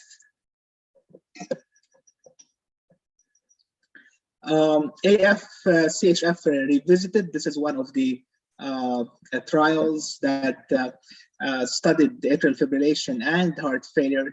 The quality of life and functional capacity analysis of AF-CHF, this was a sub-study of the trial, and they looked at the analysis of the impact of rhythm versus rate control using NYHA functional classification, medical outcomes, short form, and 6 minutes walk test. In patients with high prevalence of sinus rhythm, all subscores of quality of rhythm questionnaire improved. Now we know from the AFFIRM trials that there was no benefit overall of rate versus rhythm control. However, such sub-studies of the major trials, they actually prove to us that the no benefit that we see is actually more related to the side effects of the antiarrhythmic medications. However, the conclusion from these trials that actually maintaining sinus rhythm, so keeping the patient in sinus, was associated with benefits. However, these benefits overall were canceled by the side effects of the antiarrhythmic medications, which we are all well aware of. And again, this is reassuring that the ability to maintain sinus rhythm is important for our patients with the heart failure. Another sub-study of the Diamond CHF-MI sub-study, arrhythmia and mortality on dofetilide, CHF and MI studies. They included over 500 patients randomized to either dofetilide or brand name Ticosin or placebo. Dofetilide had no effect on all-cause mortality. However, patients who had restoration of sinus rhythm, they were associated with significant reduction in mortality. Again, proving to us that if you're able to get your patient, your heart failure patient, to sinus who has atrial fibrillation, this will indeed have benefit, assuming that you avoid the side effects of the somehow toxic antiarrhythmic medications. So again, patients with structural heart disease, such as those with heart failure, important to avoid any negative inotropic effect. And this is possible with some of the other antiarrhythmics like class 1, 2, and some class 3 antiarrhythmics. And important to use the ones that do not have those negative inotropic effects, such as amiodarone or dofetilide. When possible, again, restoring sinus rhythm is indeed beneficial for your heart failure patient. since we're talking about atrial fibrillation, important here to mention a medication that we normally use for the treatment of heart failure after patients being on maximally tolerated beta blocker, which is ivabradine. The mechanism of action is actually blocking the hyperpolarization activated cyclic nucleotide gated channel in the SA node, which is responsible for the IF or the funny current channel. It delays diastolic depolarization and does not affect other ion channels, does not alter myocardial contractility and intracardiac conduction. And this was the SHIFT trial, which you may be aware of, that studied ivabradine in heart failure. And as you can see, it was used in patients with normal sinus rhythm and heart rate over 70, LVEF reduced, and on maximally tolerated beta blockers. Overall, the outcome was positive. However, it was driven by reduced hospitalizations and not by mortality. It's important to note here that if your patient develops atrial fibrillation, if your heart failure patient develops atrial fibrillation at any time during therapy, it's important to discontinue ivabradine, because at that point, ivabradine would actually not be functioning in your patient with atrial fibrillation. At that point, the SA node would be irrelevant. The atria would be quivering, as you know, in atrial fibrillation, and your patient really would not be a candidate for ivabradine.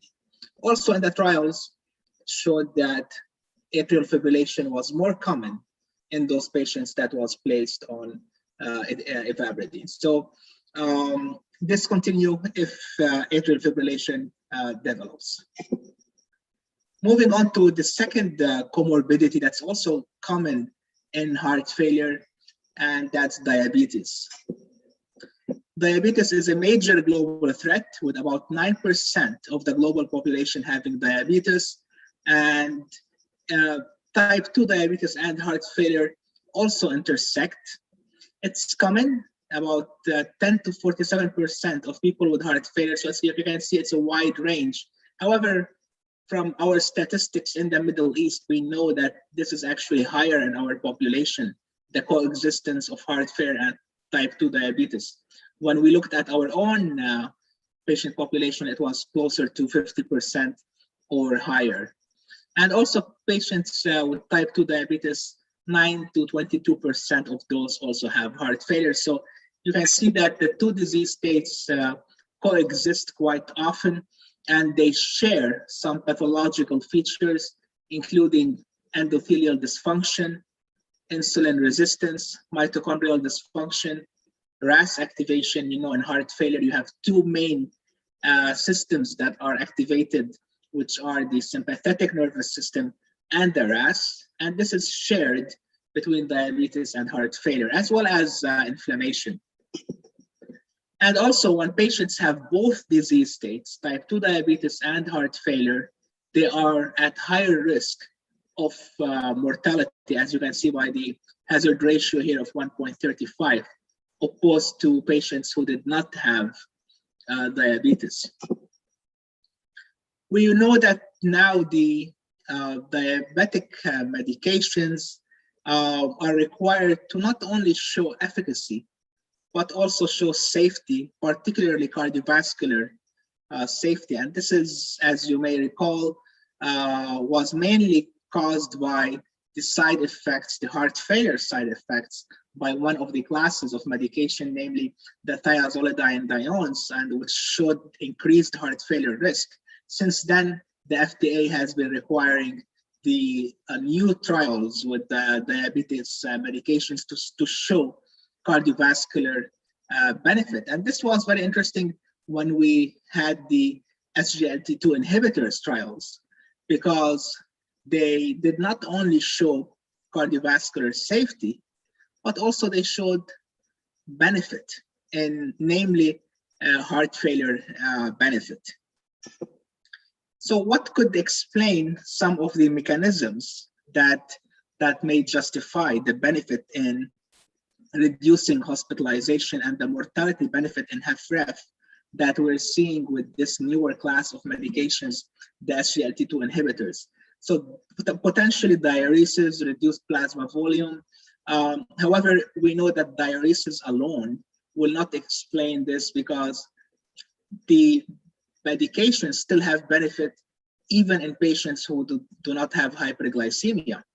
And the diuresis effect depends on hyperglycemia. So there has to be more to this, as well as the reduction in blood pressure alone is not significant enough to explain all the cardiovascular and the reduction in heart failure hospitalizations and mortality benefit that we're seeing with these agents.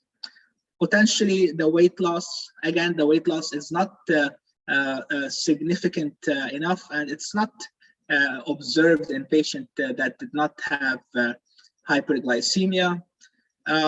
Some may speculate that the increase in hematocrit that we see in these medications explains the benefit. However, again, alone, this does not explain the full picture because we have other agents that also increase hematocrit, such as the erythropoietin stimulating agents, but they do not share the same benefit that we are seeing with these agents. So there has to be more.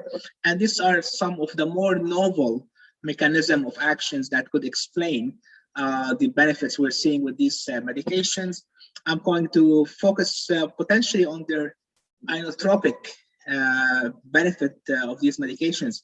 We know that the SGLT2 inhibitors, they improve the myocardial energetics, and this is through shifting to an increased ketone production in our bodies. So they shift the energy source to a superfuel, which is the alpha hydroxybutyrate.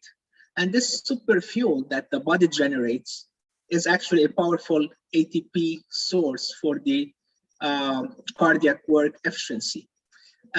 This is one potential explanation. You have other explanations here listed, including how the SGLT2 inhibitors improve intracellular calcium transients and cardiac contraction, how they help with the autophagic clearance of damaged organelles, including mitochondria that are damaged, which reduces the oxidative stress and inflammation, as well as potentially reduce the serum leptin. So again, you can see more novel mechanisms that could explain the benefits that we are seeing with these agents. Also, they are renal protective, as we are going to see, and this graph explains some of the potential mechanisms of renal protection, which we're going to discuss next. Overall, it's very important to know when you're managing your heart failure patients that the more you implement guideline-directed medical therapy, the more you are giving a mortality benefit to your patient. And this table summarizes to you the additive potential for reducing mortality. If your patient is not on any guideline-directed medical therapy, as you can see here, the 2-year mortality is up to 35%. We know if we go to 5 years, this could be 50%. The more guideline-directed medical therapy you add, the more you will reduce the mortality, and you will be giving this additive benefit for your patients. And this is the newer guidelines, the ACC, AHA, HFSA guidelines, highlighting the role of guideline-directed medical therapy. And now we also see some of the newer agents we discussed, including the SGLT2 inhibitors as add-on for patients meeting the eGFR criteria. Which brings us to another important disease state, and is also related to the SGLT2 inhibitors and other factors that we discussed, which is chronic kidney disease, or CKD. And of course, it's very common in our patients with heart failure. CKD and heart failure, you may be familiar with now a common term that we're seeing, which is the eGFR slope, which is the rate of decline of renal function over time. eGFR slope is a measure of long-term renal function and is associated with end-stage renal disease and all-cause mortality. The DAPA-CKD, among other trials, now we also have the Credence trial, highlighting again the benefits of some of the newer medications, such as the empagliflozin, the SGLT2 inhibitors in chronic kidney disease. And this is even in patients who did not have heart failure. patients were recruited with eGFR down to 25, and the primary outcome in this trial was a composite of sustained decline in eGFR, end-stage kidney disease, death from renal or cardiovascular causes. And as you can see here, patients were included even down to a GFR of less than 30. Not all patients were diabetic. 1/3 were non-diabetic in this trial, and only 10% actually had heart failure. And if you look at the primary composite outcome, or if you look at the renal specific composite outcome, the dapagliflozin in this trial had significant reduction in the outcome. So showing, highlighting benefit again as a renal protective agent. Important to note here that when you start your patients, your heart failure patients, or your patients with CKD on these medications, you will see a slight drop in eGFR early on. However, this slight drop is offset by benefit by maintaining the eGFR slope on the long run. So similar to what we see with ACE inhibitors, maybe initially you will see a rise in the creatinine, a declining in the eGFR, but on the long term, these are renal protective agents.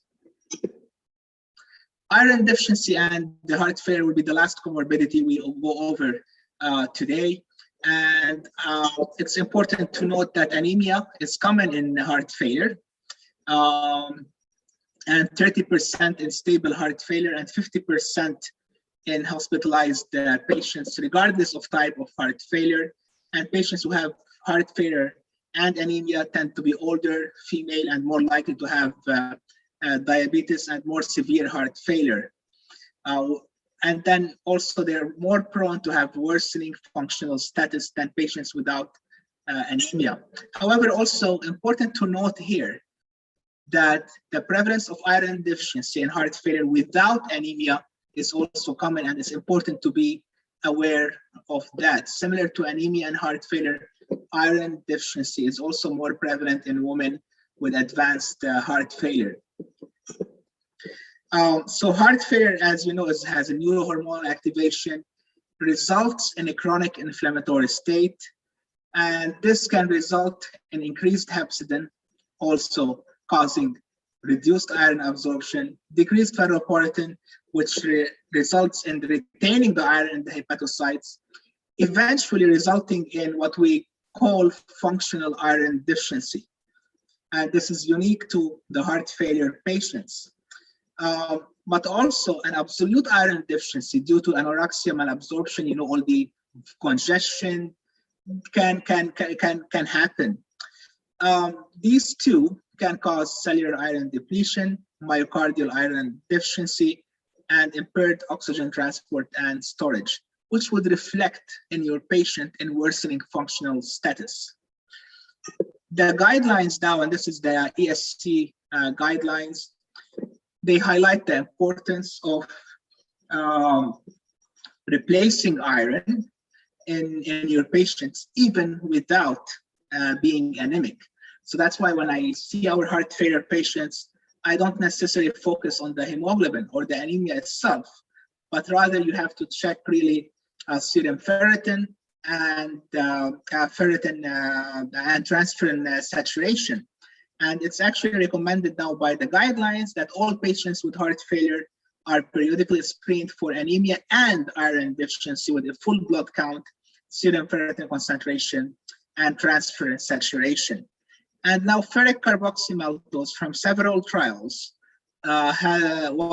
showed that it should be considered in symptomatic heart failure patients recently hospitalized for heart failure, reduced EF, and iron deficiency. Again, this is regardless of hemoglobin, regardless if the patient is anemic or not. If their serum ferritin is less than 100, or, and this is common, that the serum ferritin is 100 to 299, but the transferrin saturation is less than 20%. So important to be checking the right markers in your patient to decide if they are candidates for ferric carboxymaltose. This will result in potential reduction in hospitalizations as well as symptomatic improvement. We know that there's no evidence in using other agents here, such as the erythropoietin stimulating agents, and they're not recommended per the guidelines. So in summary, patients with heart failure, diabetes, and CKD are at higher risk for end-stage renal disease, death from cardiovascular causes, and overall mortality. So your patients with comorbidities, of course, are higher risk than your patients not with comorbidities. However, unfortunately, comorbidities are common in heart failure. The mortality benefit of guideline-directed medical therapy is additive, and quadruple therapy needs to be considered now with the addition of a newer class of medication and as early as possible. AF on heart failure and heart failure requires certain considerations for medical therapy, like we've mentioned, to avoid negative inotropic agents, discontinue agents that may not work once the patient has heart failure. We've talked quite a bit today about SGLT2 inhibitors. They're quite frankly fascinating agents these days with all the data that's coming out on these medications, not just in heart failure, but also in CKD. And they seem to be similar to what we see with ACE inhibitors. They are renal protective agents. And this is irrespective of the presence of diabetes or even heart failure when added to maximally tolerated RAS inhibition. So I'm going to end with this case. If you have a 60-year-old patient with non-ischemic cardiomyopathy, reduced EF, and multiple comorbidities, including CKD, type 2 diabetes, and eGFR is reduced at 38. If he's only on a beta blocker and not on any RAS inhibition, what to do next for your patient? This case is only to highlight the importance of guideline-directed medical therapy. Okay, the eGFR is 38, but if the renal function is stable, you need to be thinking of RAS inhibition, including ACE, ARB, RNA, or an MRA, mineralocorticoid receptor antagonist. This is in addition to a SGLT2 inhibitor. Do not be discouraged by this low eGFR. In fact, patients with this kind of low eGFR, if you leave them alone, if you don't add the renal protective agents with RAS inhibition, SGLT2 inhibitors, you may be preventing them from avoiding going to end-stage renal disease. The more guideline-directed medical therapy, the more mortality benefit you will give them, but also the more renal protection you will give them on the long run. These are my references, and thank you so much for your attention. Thank you so much, Dr. Bassam, for this highly informative session and letting us know the recent advancements in the field of heart failure. And we really appreciate you because we know since you are in Denver to attend the Heart Failure Society of America conference and you take out time from your busy schedule, highly appreciate that. We have a couple of questions, but because of the limited time, I just go with the one question. So you talked about guideline-directed medical therapy and you share the importance of that. So I just want to know that in your opinion and practice, what are the current challenges as a pharmacist to put patient on the GDMT? And also in our part of the world, the heart failure patients are usually managed by the physicians, and our pharmacists are also working it, but we need to have some resources to establish a proper heart failure clinic. So what are the minimum standards you would just like to share with our pharmacists who are directly involved in managing these patients? Thank you so much. Thank you, Afsa, for this important question. Yes, I think as pharmacists, we have a key role to play here in helping to implement guideline-directed medical therapy, whether you are rounding with a multidisciplinary heart failure team on the inpatient side, or whether you have the opportunity to create, similar to what we did at Cleveland Clinic Abu Dhabi, we established a pharmacist-led heart failure clinic, mostly focused on optimization of guideline-directed medical therapy that's protocol driven, as well as helping with transition of care. You know that as our session today, these patients have multiple comorbidities. They are subject to polypharmacy with being on many medications. However, it's important for these patients, as we have seen, given that the benefit of the guideline-directed medical therapy is cumulative, to be on these medications. And as pharmacists, it's important for us to play a role in trying to introduce these medications if the patient is admitted prior to discharge. Data now shows that patients are more likely to be on guideline-directed medical therapy if they are started in the inpatient side before discharge, but also to try to implement this in the outpatient setting through establishing clinics like we did. And the challenges, of course, are multiple challenges, including the polypharmacy, particularly in your geriatric or elderly patients, can be challenging. Medication indiscretion, non-compliance, insurance issues, reimbursement issues. However, as pharmacists, we are the medication experts. We know the data, we know the evidence-based medicine, and we should always use this data to explain to our physicians, to our patients, the importance of guideline-directed medical therapy. Thank you so much for your time. And with this, I wrap up this session and I will hand over to my colleague, Dr. Khola. Thank you so much. Please stay tuned with us.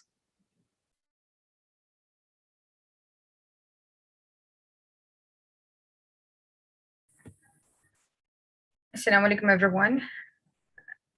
Am I audible? Can anyone confirm?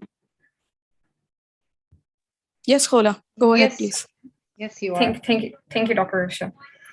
So, assalamu alaikum, everyone. On behalf of Giving Back to Pharmacy in Pakistan, I welcome you all once again in specialty track segment of Second International Virtual Conference, Innovation and Pharmacy.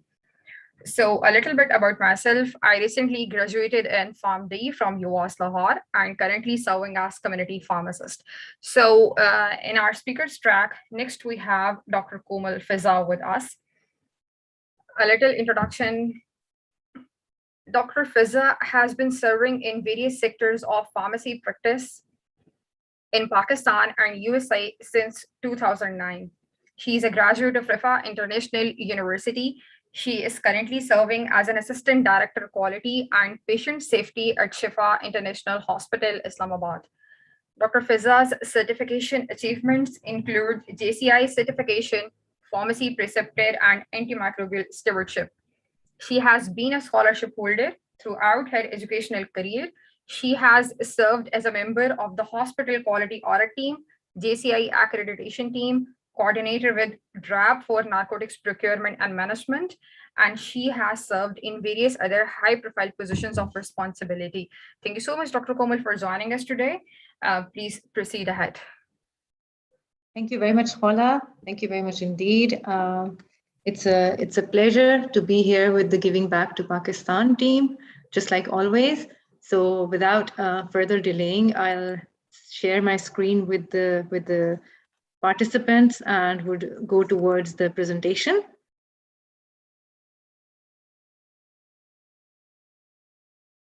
I hope my screen is visible to everyone. And I'm audible as well? Yes, Dr. Komal, please proceed. Okay. So coming towards today's topic and today's presentation, everybody, first of all, again, I would like to thank Giving Back to Pharmacy for giving me this opportunity so that I can share my experiences and the knowledge so that we can grow together. So the topic that I would be taking along for the next 20 to 25 minutes is the effective communication in healthcare. And before going towards the topic, so there's a small disclosure that we have to make. So I have no financial relationship to disclose, and I will not discuss the off-label uses and investigational uses in my presentation, or I will discuss, I'm not going to discuss any research presentation. So it's going to be general knowledge sharing and some sharing from the experiences.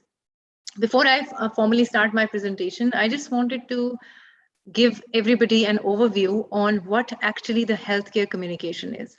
So when we study about communication in our PharmD program and in our postgraduate level educations, we know that communication has a receiver and a sender end, and then there is a message that goes through, and that is what the communication channel that we usually study. So today, however, our emphasis will be on communication in healthcare. So we'll see how in the hospital, or not only in the hospital, at the community level, and in different sectors of healthcare, how do we communicate? How do we communicate with our patients? What are the best strategies? What are the barriers that we face in the communication with the patients and with the other healthcare workers? So this will be, the whole presentation will be circulating around this basic idea.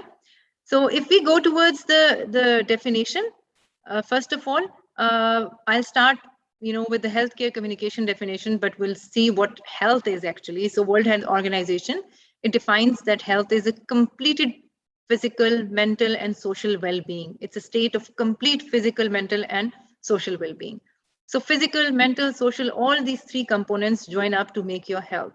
Now, communication, however, it is a bit difficult because there are different theories and there are different definitions to it. But obviously, we need to have a consensus on one standard definition. So one standard definition is that it is a characteristics that has a sender, a receiver, a message, and a channel. So communication in healthcare specifically is exactly the same, in which there is a sender, a receiver, a message, and then that message is sent through a channel. Why we are talking about communication today? What is its importance for healthcare workers? So according to the Sentinel event here, I would like to just describe a little bit. These are the events that are called as never events, which in healthcare profession, we want that they should never happen. So Joint Commission International, the standard or the gold standard in the healthcare at the moment, in between 1995 and 2005, they said that ineffective communication was one of the major root causes. So according to their studies, almost 66% of the reported errors were due to the ineffective healthcare communication or due to the gaps in the communication. If we move ahead, more recently, Joint Commission has always been collecting data on the communication and other aspects of the patient safety. So from 2010 and 2013, they also, again, when they conducted an analysis and they conducted a research on this, they found out that one of the top causes of sentinel events or the never events across the globe in different parts of the world is the ineffective communication. So, the data is telling us that there's something wrong. And since it's leading to sentinel events, even if they were not sentinel events is one of the high profile thing that can happen in a healthcare setting. But even if they were not, there is something significantly wrong, and that is putting our patients at a risk of error. So which us being healthcare workers do not want to happen, because when we come in healthcare, we take a pledge that will provide the safest care and the best of our capabilities to our patients. If we look at the barriers to communication, this is one slide that is a sum up of my presentation. So what is it basically when we know that there is a receiver and there is a sender and then message that goes through some medium? So there are basically three types of important barriers that occur: physical barriers or disabilities, psychological attitudes, culture diversity. And out of these, the studies show that culture diversity is one of the very important component that we usually don't cater and we usually don't give importance to. Elements of communication, as I already discussed, it's a sender and a receiver. So one end can be a pharmacist and second end can be the patient to whom you're dispensing your medication. One end can be a pharmacist and the second end can be the doctor to whom you are communicating. One end can be a doctor who is communicating, second end can be a pharmacy personnel to whom the information is being passed. So healthcare communication. We need to remember that in healthcare, there is a lot of non-verbal communication that we use. The clues, they are very important element of communication. So, there is a picture in the side that you guys can see. So there are different parts of non-verbal communication, different elements that are being shown. If you can see, the nurse is standing next to the patient. She's touching the patient's hand. That is one way of non-verbal communication, showing your sympathy, your empathy towards the patient. She has a smile on her face. That is bringing a smile on this patient's face as well. That is another way of non-verbal communication. She has an eye contact with the patient with a lot of sympathy. That is another way of non-verbal communication. So this picture is just giving us a little bit of idea that how you can see that patient is lying. She is a bedridden patient, right? And this smile and this gesture is bringing a smile on that patient's face as well. Barriers to communication. What are the things that go wrong? It's a simple process, as we have seen when we were talking in the start, that there is a receiver and a sender and a receiver, and then message goes to some media. So what can go wrong? I mean, it's a simple concept. If we look, if I have to give you some message, I would say, okay, Ms. Khola, my presentation is going to be of 15 minutes. So what's wrong with it? What can go wrong? Or if I'm sitting in my pharmacy and I have to dispense potassium chloride to a patient with potassium levels of 5, and I'm looking at that I have gotten orders to replace more potassium, like 20 MEQs. So I would need to look at something, and I need to call the doctor on this situation. But what can go wrong? What are the barriers? So first of all, important barriers, the one that I have listed here, are the ones that can occur when you are communicating to a patient. First, an important one is patient's focus. And this is very, very important at the time of discharge from any hospital, at the time when you are sitting in a community setup or in a retail pharmacy or in ambulatory care pharmacy. So patient focus is very important, because patient or the patient's attendant, whosoever is taking the information from you, they need to understand what you're talking about. They need to understand, they need to be able to interpret what you have communicated to them and how you have counseled them in order to adhere to their practices, in order to adhere to their medication practices. Time limitations. Specifically, if I talk about, I've worked for like around 4 years in US, and I have worked in a long-term care facility.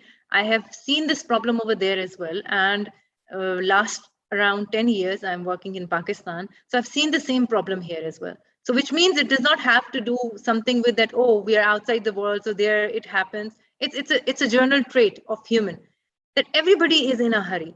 People don't want to listen. Especially pharmacy is the last point where the patients come before they leave the hospital or even in the community. So they are in a hurry. They want to leave back to home. And sometimes what happens that the range that patient has in himself, because he was seen late by the consultant, because he was seen late by the radiology department, because something went wrong in the laboratory. And when he comes at the end to the pharmacy, all that comes up to the pharmacy. So that range, you have to bear with that as well. Lack of team approach. Sometimes we think that, okay, I mean, even when we are the starters, there will be a lot of people listening to my presentation who would have just started their career. So, sometimes they think, okay, I can handle the patient and I'll go with the patient.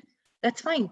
But, taking a team approach, that who is going to take care of the patient? If the patient is not happy, if the patient gets angry, if the patient gets frustrated, then there needs to be an identified team who is going to back up, who is going to diffuse the situation, because sometimes the sender and the receiver, they are both angry, right? So how we can, diffuse the situation. Lack of conflict resolution skills. So sometimes we don't pay attention to these things. And then secondly, in our training, if I talk about Pakistan, so a lot of times we don't focus on the subjects, on the non-clinical subjects in our pharmacy and in our postgrad as well. So due to which we lack these things. Stressful work habits. Sometimes we have like a lot of work and we don't know how to cater with it. We don't know how to cope up with it. So that is one of the things that leads to the ineffective communication or barriers to the communication. So as I've talked earlier, 3 major types of the barriers in communication: physical, psychological, administrative, or sometimes they say time conflict. So the physical barrier, basically what it includes is the environment where you're working, lack of privacy, furniture, right? This creates a humongous barrier between the patients and the doctors and pharmacists, and it prevents the effective communication.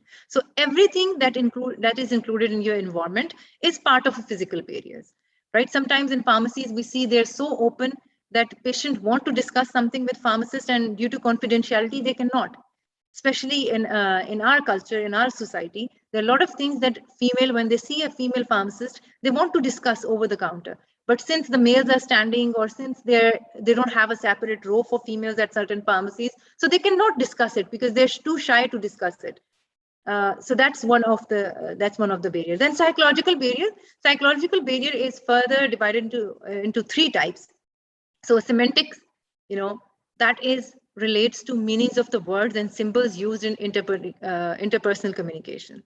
So words, if I tell you that stop doing this, and if I tell you stop doing this, if I tell you that, oh, this is very dangerous for you, oh my God, why are you taking this medication? It has a big interaction, compared to I tell my patient that, sir, you have been using this medication, but I see that there is an interaction and I need to check and explain the detail to you, and let me counsel you that this can happen, this can happen. So, this selection of your words and then symbols and gestures, both matters a lot. If I have my eyebrows lifted and I'm bulging my eyes out and I'm talking to somebody, obviously the other person, even if my words are softer, they would not get the message clearer. They would be thinking that I'm angry on something and I'm giving them bad looks. So that's one part of it. Now, perception, how the message is received by the patient. This is a very important part of the communication barrier, that the patient, at times they think that pharmacists, they're only people standing in a drugstore, and they're interested is that they need to sell the drug and get the money. The rest, they don't care about anybody. And this perception is not limited to Pakistan only. I've seen this thing happening in a lot of countries of the world. So perception, that the patient have of pharmacist or the patient have of a healthcare professional is very important. And this is one of the barriers that you would face during the communication. Negative attitude from the doctors or pharmacists, it's not two-way. It's not only the patient who has a problem at times, it's the healthcare professionals themselves as well. Like doctors or pharmacists, usually, lack of confidence sometimes.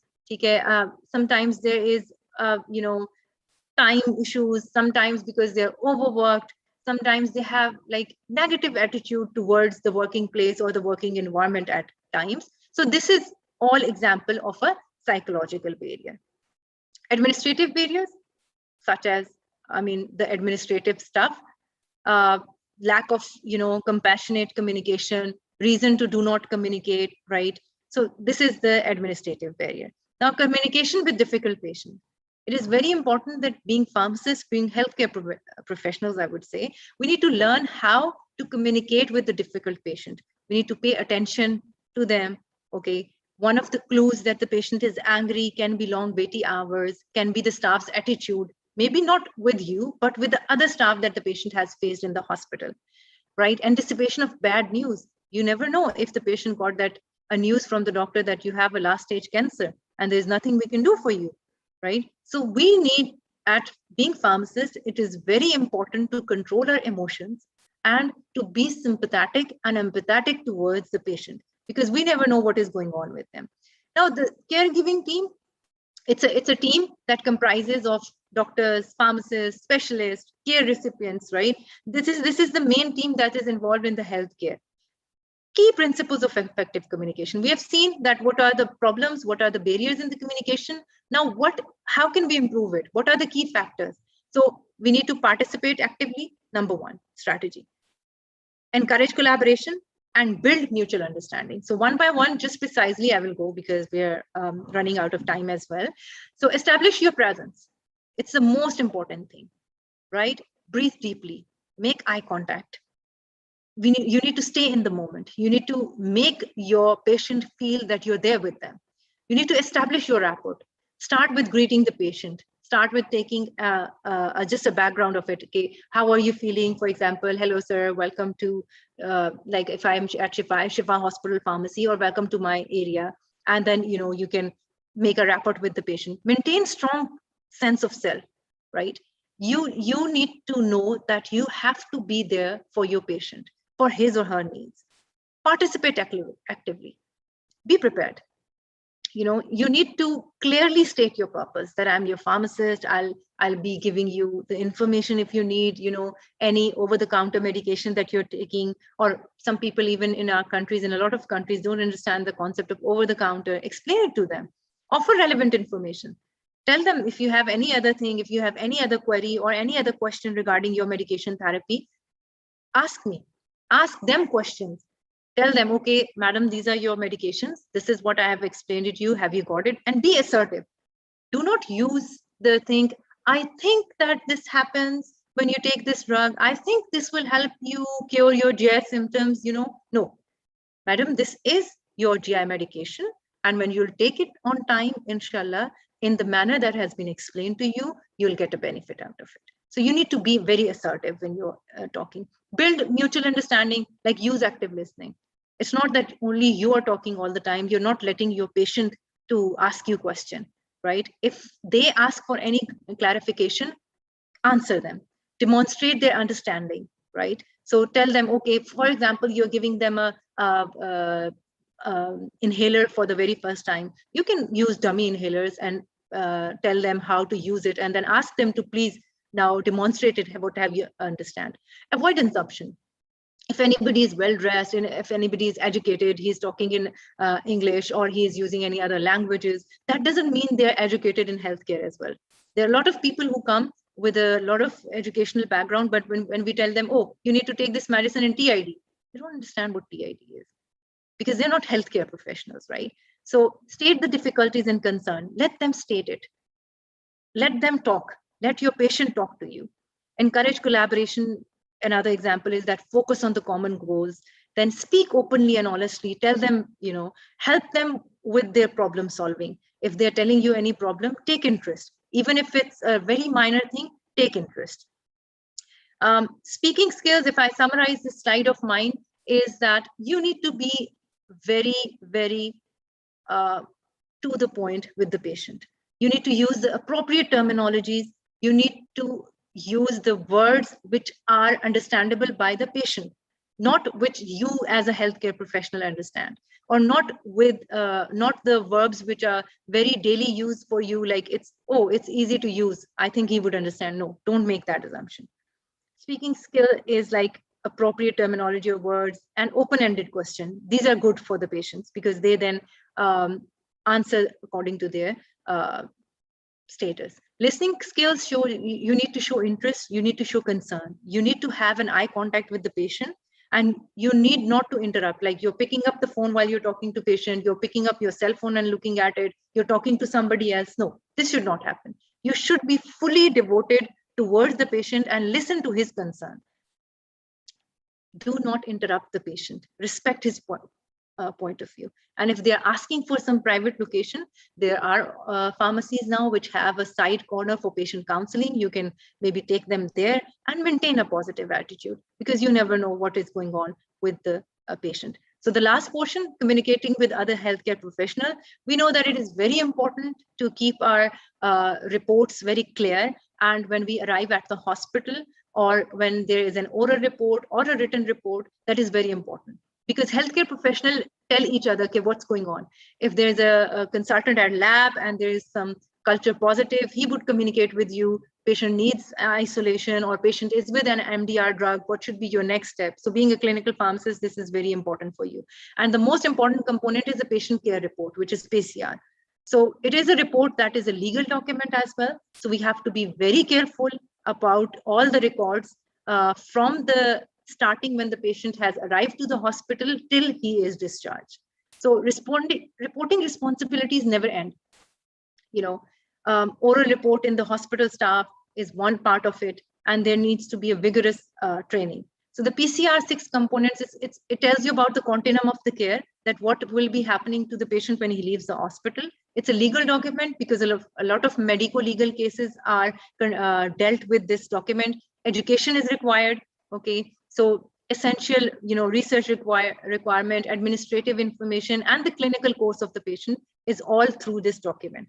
So good communication values, it's the most effective, more effective care that is delivered to the patient. Complication of the treatment plans is reduced. It creates a sense of responsibility and teamwork. So we do not work in isolates. It reduces the isolations. When we work in teams and groups, it enhances our capabilities. It gives up the concept of shared decision making.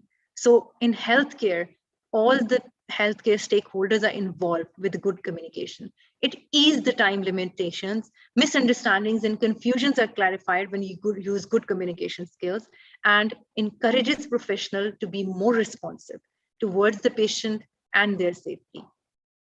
So here are my references. I'm sorry, I had to jump up on a little bit of slides due to time limitation, but I hope that you guys have got the idea behind this presentation. It is that healthcare communication is one of the important components, and that is very important when you are dealing with the patient live. So we as pharmacists, we as healthcare professionals, we deal with the patient face to face and day to day, and we need to make them understand that we are not only here for selling the drugs, but it's way more than that. Thank you very much. Thank you so much, Dr. Komal, for a nice presentation. It was really a nice content. Thank you so much for taking time out. So as we are running out of time, I would like to wrap up the session, and we'll hand over the stage to Dr. Kanza. Dr. Kanza, please, stage is yours. Please proceed. Thank you, Kola. Assalamu alaikum. I hope you're all doing well. On behalf of Giving Back to Pharmacy in Pakistan, I, Kanzarana Ali, welcome you all to our second virtual Innovation in Pharmacy conference. I'm a recent DOH licensed pharmacist with a bachelor's in pharmacy from Fatima College of Health Sciences 2020. I completed my 6 months post-graduation internship at Tawam Hospital, UAE. Let me now introduce our speakers for this session. Firstly, we have with us Dr. Sidra Khan. Dr. Sidra is currently a PhD scholar in pharmacy practice at the University of Huddersfield, UK, in collaboration with National Health Sciences Hospital. She did MBA in Health Management from the University of Health Sciences and then MSc in Pharmacy Practice from the University of Huddersfield, England. She's a registered member of various pharmacy societies, including Joint Secretary PPA Sindh, International Pharmaceutical Federation, American College of Clinical Pharmacy, and International Society of Oncology Pharmacy Practitioners, where she also served as a task force committee member.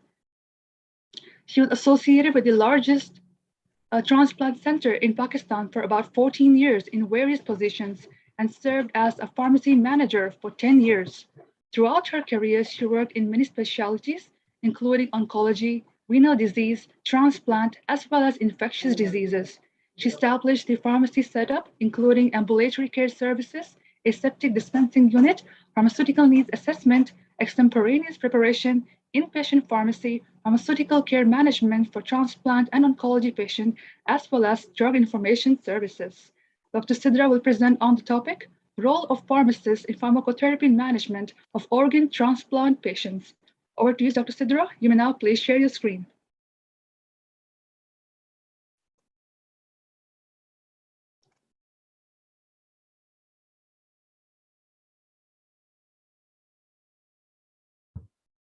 Hi, assalamu alaikum. I hope my screen has been shared. Yes, Doctor, you're visible and audible. Thank you, Kenza, for the nice introduction. And assalamu alaikum to everyone. And on behalf of the Giving Back to Pharmacy in Pakistan, I'm really thankful for this opportunity. And because of the time constraint, I'm just have to wrap up my topic today. So Kenza already introduced myself. I'm Sidra, and currently I am off to my clinical services and doing my PhD in the pharmacy practice right now from the University of Huddersfield, England. So today I'm going to be present about the role of pharmacists and the pharmacotherapy management of organ transplantation. So before starting my presentation, I would like to disclose, I have the thing to be disclosed right now, but I would like to acknowledge one of my colleagues, Dr. Tahir Aziz, for helping me for today's presentation a little bit. So today's presentation, we have a learning objective. I will start with the little bit introduction about organ transplantation, then immunosuppressive therapy, the drug use, how they work, doses, spatial concentration, complication, drug-drug interaction. And if you will have time, I will go to this case study too.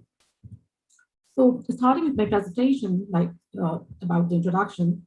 So what we have to know about the transplant. This is basically a procedure where the tissue or the organ of any individual or from any side will be taken from the one person to the another person, and it's known as the transplantation procedure. But when any organ is transplanted, it's known as the graft, from which individual it has been taken is known as the donor, and who received this graft is known as the recipients. So for the transplantation, there is a lot of extensive work. Blood work has been also done related with the blood group, tissue typing, donor status, and so lots more, which is not the basically aim of our presentation today. But I just want to just highlight some key pointers about the transplantation. Like we should know about the types of the different tissue types and organ transplant. Number one is the autograft. If you know about the word itself, also explain about the autograft, it means that the transplantation of the cell, tissue, or organ between the sides of the same individual is known as the autograft. If it has been taken from any other person, it's known as the allograft.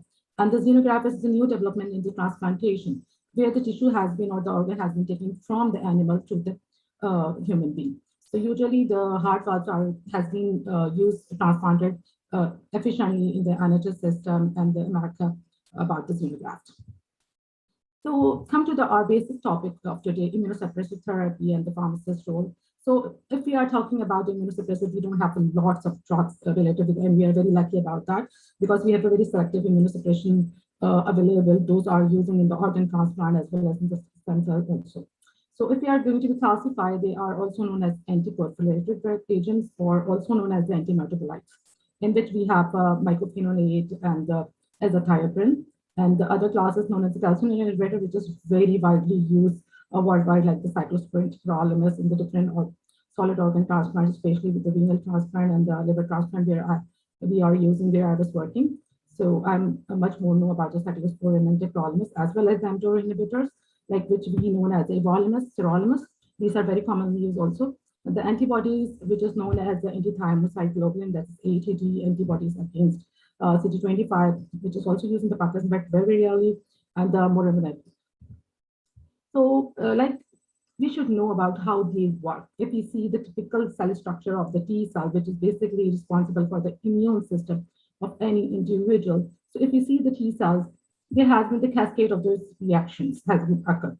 If we see the T cells, we can see that whenever there is lots of signaling pathway. There is the calcineurin, which is very responsible for generating, and this calcineurin basically receptor basically inactivates the inactivate form of the NFT, like which is known as the nuclear factor of activated T cell, and which activated it in the nucleic acid, in the nucleus, and this in the nucleus will be proliferated.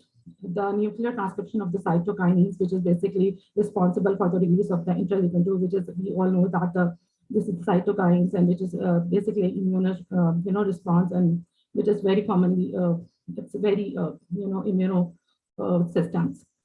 So these are basically the interleukin 2 is very responsible for the immune system. And with the related with we have a lot of other drugs, which is also known as mTOR inhibitors.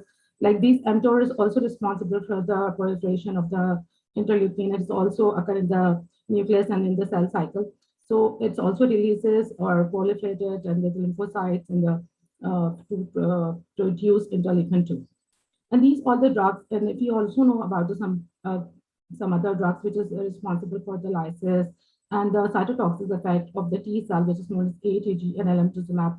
We also use the ATG, but I'm not very much aware of the alemtuzumab, and I didn't use that one. But yeah, I know about the bisphosphonate, which is also used the IL-2 receptor antagonist, and which is also used in the induction therapies. So if we know about the immunosuppressive therapy, you can see I've already told you we have a very selective immunosuppression with us, like in this azathioprine. I'm not going to be very, because of the time constraint, all the dose and adjustment, all each and everything. But yeah, I would like to tell you about certain things, like the major side effect of these drugs. As a pharmacist, we should know about, because we see the lots of side effects with our patients. Like azathioprine, we can see the myelosuppression, which is very, very common. And there is very dose limiting toxicities. If we seeing that the patient is taking higher doses, they have a more side effects. So it's usually we reduces the dose also with the azathioprine, as well as the mycophenolate mofetil, which is very commonly used in Pakistan in the transplant center. Those who are working in the transplant center, they know about very well about the mycophenolate or the MMF. And but the thing is that the MMF has also the side effect, which is very GI related. The patients come with nausea, vomiting, GI discomfort, gas, burping, or all of these things. So we may switch this mycophenolate to the mycophenolic acid, or known as the mycophenolate sodium, the another product which is available in the market. And for the immunosuppression, I would like to tell you that we are very lucky to have a lot of immunosuppression available. Almost all the immunosuppression are available in the Pakistan. The sirolimus is not registered, but we can also arrange sirolimus according to patient assessment program. So it will be also available. Okay, and then the cyclosporin, which is directly used basically in the renal transplant. That's what I have seen that since so long. Cyclosporin is very widely prescribed, and it's, because this one is the potent as well as the first immunosuppressant that has been used for the organ transplant. It has also certain side effects, which is the gingival hyperplasia, hair changes, headaches, hepatic disorder, and the very important thing, it's also produce nephrotoxicities. These drugs have a very narrow therapeutic index. So we have to, whenever these patients are taking any immunosuppressant, so that's why their plasma concentration or the trough level or whatever the AUCs have been taken accordingly according to the patient. We have a different guidelines, which I'm not correlated with the my local guidelines, but overall what is available. So in every population, they have a different kind of the trough level. We all know there's the different pattern of the pharmacokinetics in the different region in the world. So we don't, I can't tell you that this is the best one that you can do this. The tacrolimus is also very widely used, and it's basically used in the renal transplant as well as in the liver transplant. It's very commonly used, and it has to have a hypertension, side effects, hypertension, hirsutism, and the nephrotoxicity. But in these patients, hypomagnesemia and hypophosphatemia are very commonly used, especially in the patient with the liver transplant that we have been observed. And the most important thing we observe that, and it's also proved by the different literature, that the diabetes is very more common with the tacrolimus and the calcium inhibitor than the cyclosporin. So we must know that if the patient is already diabetes, so we have to be very considerate while we are taking the tacrolimus or they are taking tacrolimus or whatever. So like everolimus, it's also being used, and it's one of the mTOR inhibitors. And it's also be used and started after, because these drugs are basically used with the combination with the other calcium inhibitors and the corticosteroids. So these drugs also have a different side effects like headache, hyperglycemia, hypertension, increased risk of infection, which is very common. And we also have to maintain the trough level for these kind of drugs. With the sirolimus, it's also used in the combination with the cyclosporin and the corticosteroids. But the most important with the mTOR inhibitors, they are not only like with the calcium inhibitors, like cyclosporin, tacrolimus, we are using as with the triplet therapy, like corticosteroids, anti-proliferative or anti-metabolite and calcium inhibitor. But when we started with the everolimus or sirolimus, we are also using this with the cyclosporin. And we have to titrate the dose of the cyclosporin and the sirolimus or the everolimus accordingly to the patients. And very importantly, ATG, we all know that, and the thymoglobin, these are both the anti-thymoglobin, but they have a different preparation, and that's why they have a different doses. So whenever what the preparation you have in your institute, you have to be very careful while you are taking, the patient has been taking these. Because if they have a thymoglobin and they have a different dose with the ATG, because it's a very common error has been, because if the pharmacy has a different supply and the consultant or the whatever the nephrologist or the gastroenterologist, whatever those who are your prescriber, they prescribe according to the previous brand or the available, which in your pharmacy, they maybe have a certain, because these drugs completely deplete the CD counts or the T cells in the patient's body, which will have a major side effect. So while we have in these both drugs, we have to be very considerate. And the bisphosphonate is also used as in the very induction therapy. These are the very commonly used in the induction therapy. So when we are, it has a more side effects like the hypersensitive reaction, but I don't see lots of hypersensitive reaction in our institute. Alemtuzumab, it is not available. In my best knowledge, it was not available in the Pakistan. We don't have any experience. I never experienced this drug, especially in the transplant. So yeah, it's also used in the injection therapy and then has been in the phase 3 clinical trials in the lots of countries right now, basically with the patient with the renal transplant. Okay, while we are discussing about the ATG or thymoglobin, so we have to be thinking about the CD3 markers as well as the platelets for the ATG dosing. This is from the different local guidelines. Maybe it will be varied from your institute or from the country or the region where you are working with your national or the country guideline. So this is the basically then if we have to check the CD3 marker platelets, and then we have to give the ATG dosing accordingly.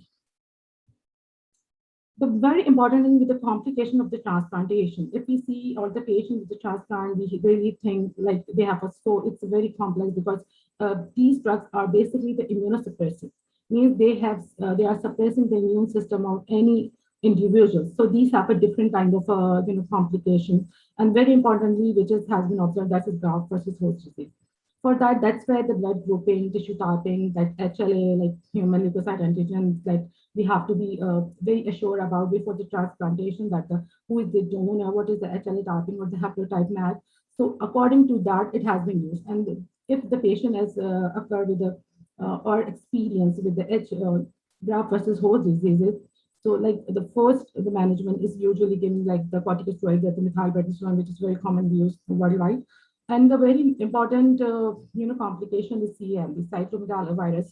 It's very important because the patients with the immunocompromised patient, they're very prone to any kind of infection. And the viremia with the CMV is very, very common. So for that, the serotyping also have been done before the transplant to evaluate the donor and the recipients. Their serotype is the seropositive or the seronegative. Sometimes it's also like that, the donor is seropositive, but the recipient is the seronegative. But in that case, we also have to be considered that because of the donor is positive, we have to give the certain, prophylaxis doses, or maybe if the patient may experience CMV disease. So according to that, the Dansaclivir, Valganciclovir, all has been used. Infections, as I already told you, because of the immunocompromised patients, the infections is very, very common. Like the bacteria and the fungal infections are very common. Like with the renal diseases, really observed that the patients may come with the UTIs very, very much. And with the liver transplant, the fungal infections are very common. Yeah, graft function dysfunction may also be happening. Like it will be acute, chronic, cellular, or different regimens has been offered. In the initial phases, we will experience that the patients may have acute rejections because definitely it's immune response of any individual against that graft. So usually the acute onset has been observed. And while the patient have a lots of acute onset, that it may be the chronic rejection also, or the cellular or the cell-mediated rejection, and according to that, different regimen has been given.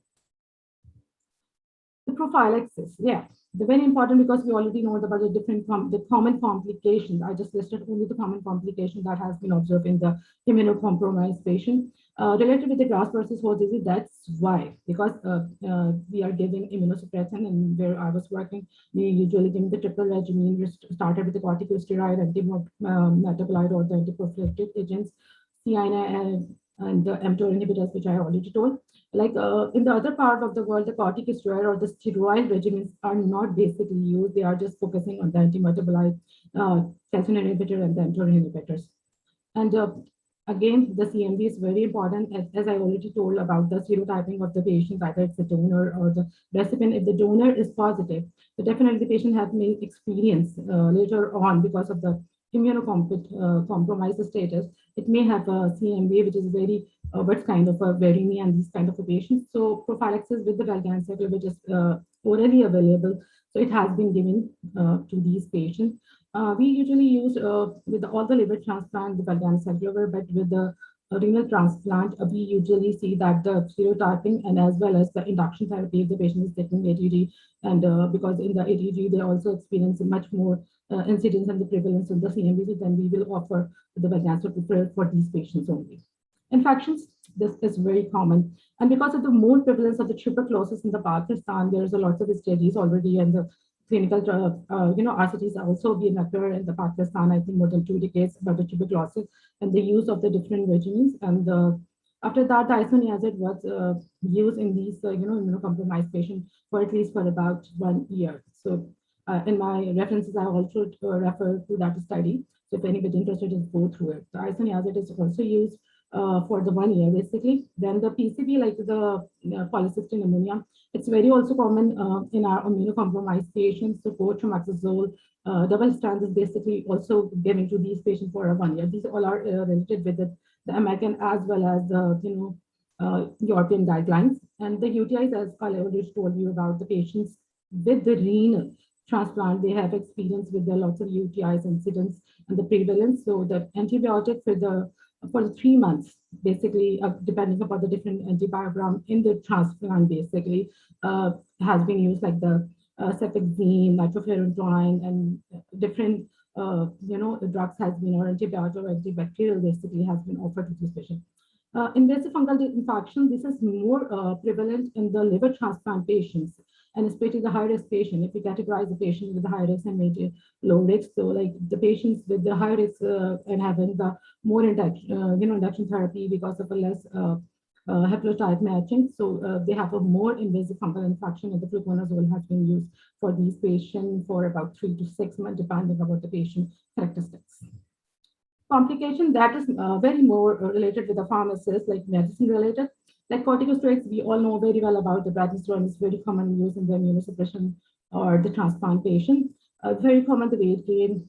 So for where I was working, we have a very multidisciplinary ambulatory care services where the dietitian or the nutrition always be there in the OPD, and they are really check and balance for the weight gain or the weight of the every patient, and they have to consult accordingly. Gastric reflex, because of the stress, we know that the patient may experience acidity and all of these things.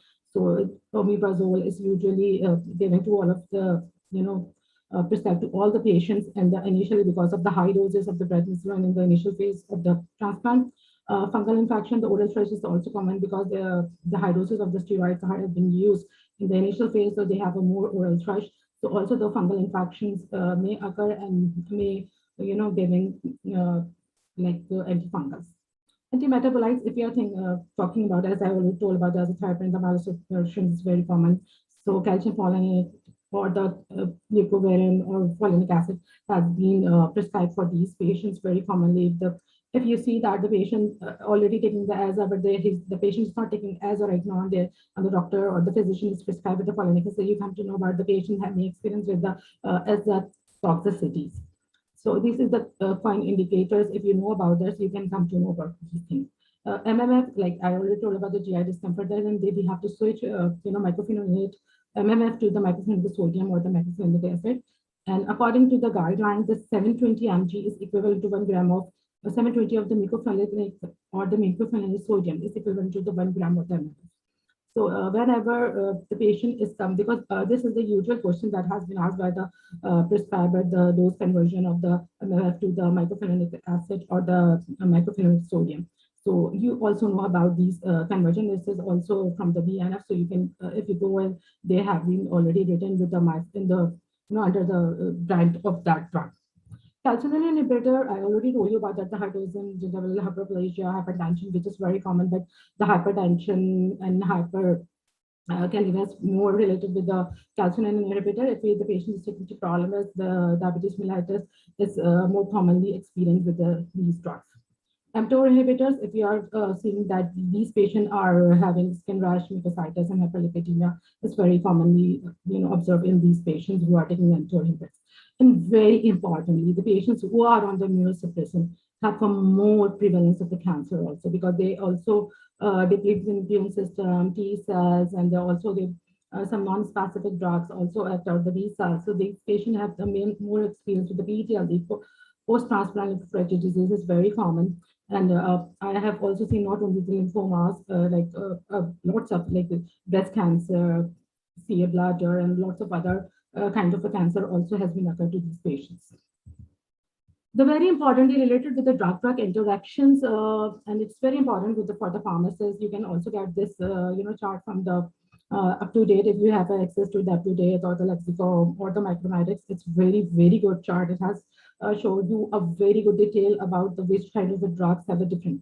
because all of these drugs is also metabolized by the CYP, like it's cytochrome 3A, metabolism pathway. So the drug which has been CYP3A inhibitors, so definitely they may, increase the concentration of these immunosuppressants, and if they have definitely increase the concentration of immunosuppressant, they may lead to significant toxicity for these patients. So whenever the patient is given or prescribed with the CYP3A inhibitor, so you have to be very known about that. The dosing has been, the reduction has been for the immunosuppressant should be guaranteed at that time. Like if you see the amide-1, and as I already told you, the patient is more experienced with the fungal infection, though it's very common use fluconazole, so like voriconazole, posaconazole. So if the patient is given with these drugs and at the same dose as the previous, you should be, it's a very highlighted for you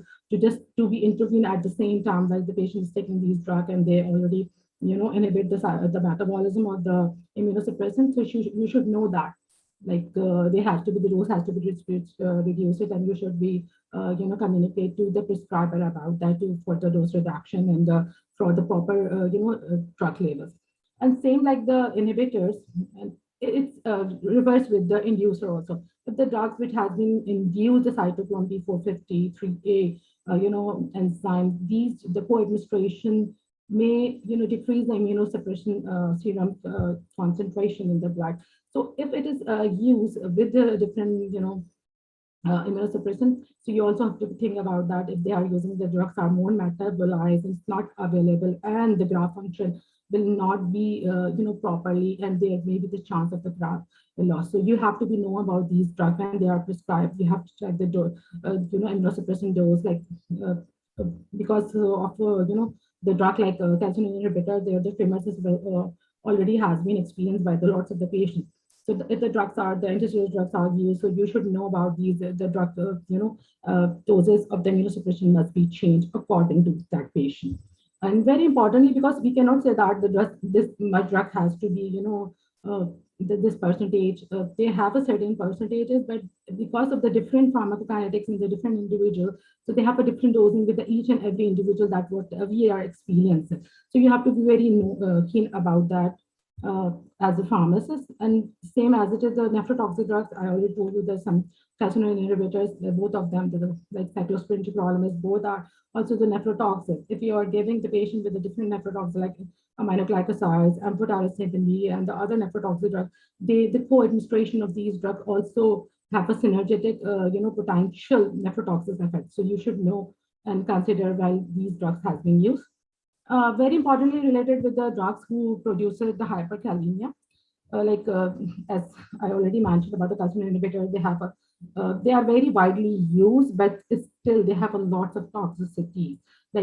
So whenever these drugs has been prescribed with the other drugs, which is because all the immunosuppression or immunocompromised patients, they are very complex patients also. So all these things has to be considered while you are as a pharmacist. So you should know about drug interaction. So like ACE inhibitors, spironolactones, or trimethoprim, or chlorothiazoxide, I already told you, these are also produce hyperkalemia. So you should be monitor serum potassium during when the patient is taking these drugs with the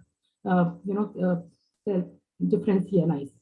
And as well as the co-administration of the cyclosporin with the sirolimus also increase the sirolimus concentration. So while the patient is taking sirolimus and the cyclosporin, we should also be monitor the serum concentration of the both drugs.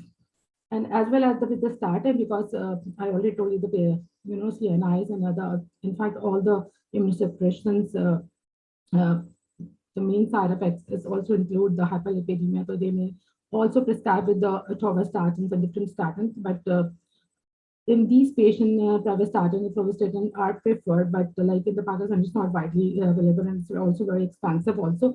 So that's why in these patients, if you are giving more any other statins, like what I experienced, like rosuvastatin, simvastatin, rosuvastatin nowadays quite common. So because it has a more microtoxicity or the myalgia in these patients, so you should know that.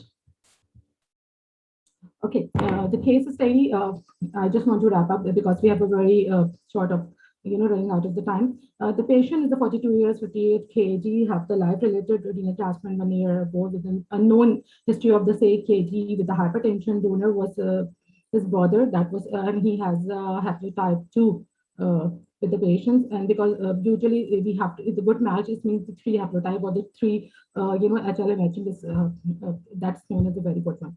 The both donor and the recipient are the CMV, IgG is negative, and the patient, because it has one year ago, so it's usually follow up in the OPD after the 2 months. And currently is present with the OPD with the complaint of the nausea, vomiting, oliguria, pressures was increased, lab works revealed increased serum creatinine, and it was also increased 2 months back. And the induction therapy, he was already taking initial diet for the ADT at the time of the transplant. His current TAC level is 8 nanograms per ml, and very importantly, is DS, means donor specific HL antibodies is positive. It means the patient have much more, rejection, because if the antibodies, HL antibodies is present, it means they have a more strong immune response from the recipient against the graft. And patients have a different, medication, prednisolone, and tacrolimus, omeprazole, cotrimoxazole, INH, pyridoxine, statin, and etinolol. So this is the patient with daily consultation at the time of the admission. And why the patient is taking these drugs, it's already written, but we have a lot of time, so I'm not going to be focused. But I already told you about why these drugs are using. So like pyridoxine has been, I just want to add one thing, the pyridoxine has been used to reduce the toxicity of INH, which is very common in neuropathy. And this statin has been used because of the oral thrush with the high doses. So these drugs have been used. As I already told you, DSA is positive. And if the DSA is positive, we should go with the graft biopsy, which is as a gold standard to understand which kind of the rejection has been occurring in these patients. This is basically antibody-mediated rejection. This means that the patient have because there's lots of guidelines related with the antibody-mediated rejection, and usually high doses of the immunoglobulins has been given to these patients, like 2 grams, 1.5 to 2 grams per kg, a single doses. Plasmapheresis, yeah, I just want to emphasize on the plasmapheresis. If the patient has been going through the plasmapheresis, it means the plasma has been exchanged. If the patient has the plasma exchange of the plasmapheresis, it's very important, because if you are giving the patients a different drugs, so they may be not effective, because the plasma is exchanged during the plasmapheresis process. Like if you know about the dialysis process, you should be considered, if the patient is going for the dialysis, you should not give this drug. So while the patient in the plasmapheresis, and we are really intervening in this step with the patient, because we suggested that while the patient has gone through the plasmapheresis, and we giving the IVIG rituximab botulinum, we usually intervene in this step very much. If the patient is not going to the plasmapheresis, we are not giving this medicine unless we were assured that the patient is going through the plasmapheresis, and then we prepare from the pharmacy and then to that. Yeah, and typically initially the thymoglobin was also used with the ganciclovir. I already told you the patient with the thymoglobin, they have a more prevalence of the ganciclovir. The prophylactic ganciclovir is also used. The patient has been followed up with the BP monitoring, blood sugars, GFR, proteinuria, and we started with the TAC, followed by the TAC levels and the changes from the MMF to the mycophenolate, because the patient has a GI symptom. So yeah, it has been given, and the take-home message is very important, because very importantly, which I really want to emphasize, that these drugs with the immunosuppressant, these are the only drug category which has to be prescribed by the brand name. Although there's a lot of study there about the bioprevalence, but still the variation, the different pharmacokinetics parameters. So the switching of the different brands should be avoided, and the pharmacist's role is very important in this regard, because if there is a change in the any kind of brands available in your pharmacy, you should know, and you should discuss with your physician about or prescriber about it. Drug-drug interaction, I already told you, medicine adherence is very important, because a patient is taking, polypharmacy, so you have to be counsel patient accordingly. That it's very important to take immunosuppression, because if they are not taking, and we are dealing with the life-related transplant in the Pakistan, the patient may lose the graft. So it's very important. Counseling the patient for all these medicine and counseling related with the drug side effects, because patients usually don't know about it. So thank you. This is my references, and thank you so much. And I really try to explain the things, because it's a very complex, topics. And thank you so much.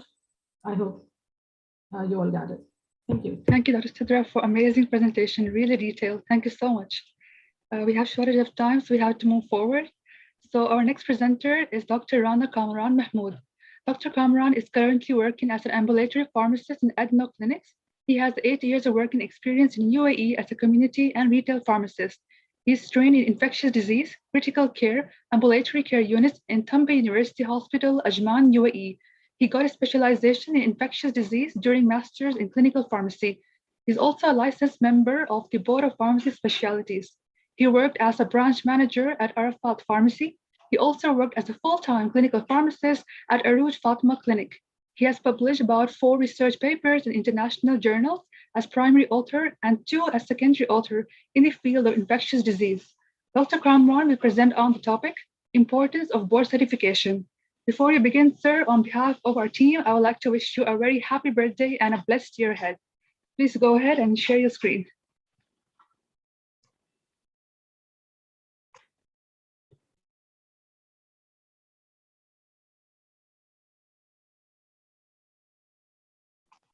Please unmute your mic, doctor. We can't hear you.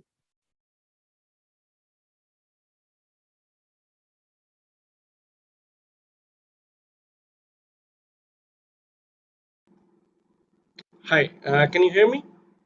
Yes, sir, perfect. Okay, thank you very much. Thank you very much, Dr. Kinza, and thank you very much the whole team for wishing me my birthday. I will not take too much time. I will start with the importance of the board certification. My name is Rana Kamran Mahmood. Thank you very much for the introduction. It's already done. This is my disclosure. I have no financial relationship to disclose, and I will not discuss any off-label use or investigational use. So I will start with the Form D. After our Form D graduation, we join a hospital or any clinical setup or any of the pharmacy. Now we have an option from where we should start. After a couple of years of experience, now we want to improve our career. We see around us some of our doctors, they are specialists, they are consultant, but we are just a pharmacist. So we want to improve our education, we want to improve our skills. So we have 2 options. Should I do the master's, or should I do the MBA, or should I do the board certification? So the board certification is just about 7 to 8 years. It's new in the Pakistan.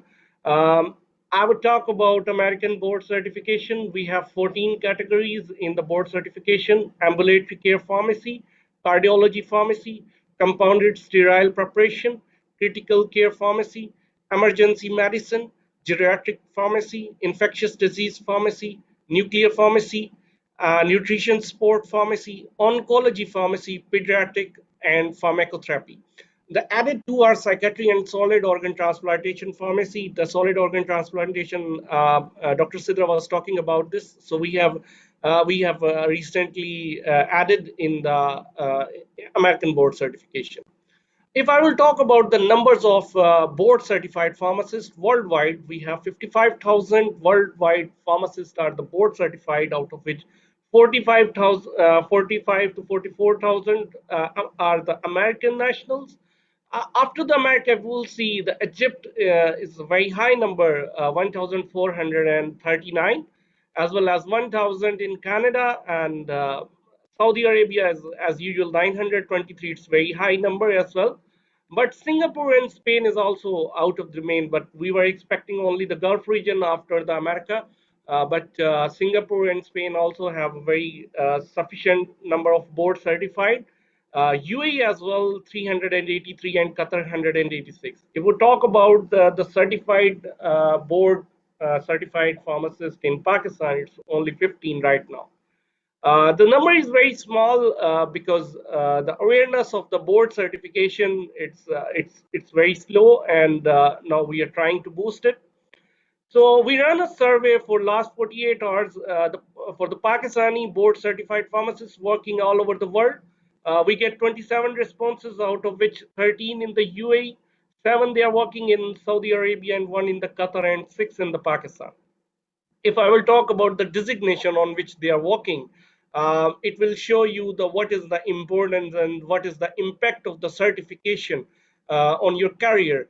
4 are the head of the pharmacy, 3 are the assistant managers, 10 are the hospital pharmacists. It's not only the hospital, they are handling inpatient, they are handling sterile compounding as well. And these pharmacists are working in the public sector as well. And 5 are oncology pharmacists. That's really an amazing number for us. And 2 are working as a full-time clinical pharmacist, because clinical pharmacists working in Saudi Arabia and UAE especially, they requires the masters in clinical pharmacy as well, or 6 year of PharmD. If we talk about what type of board certification they have, 13 are board certified in pharmacotherapy, 3 are in oncology, and 4 are in sterile compounding, and 2 are CPHQ, SIDP, BCGP as well, BCMAS as well, BCNP and BCNPS as well. If we'll talk about the first Pakistani board certified, it is in 2015. If I remember, it's Dr. Sidra Inzleeb. She was not only the first Pakistani, but the first female in the region as well in 2015. If we'll talk about the experience of these certified pharmacists, it's ranging from 5 years to 23. And 23 year is our board member, Dr. Mansoor A. Khan, which is really one of the inspiring member.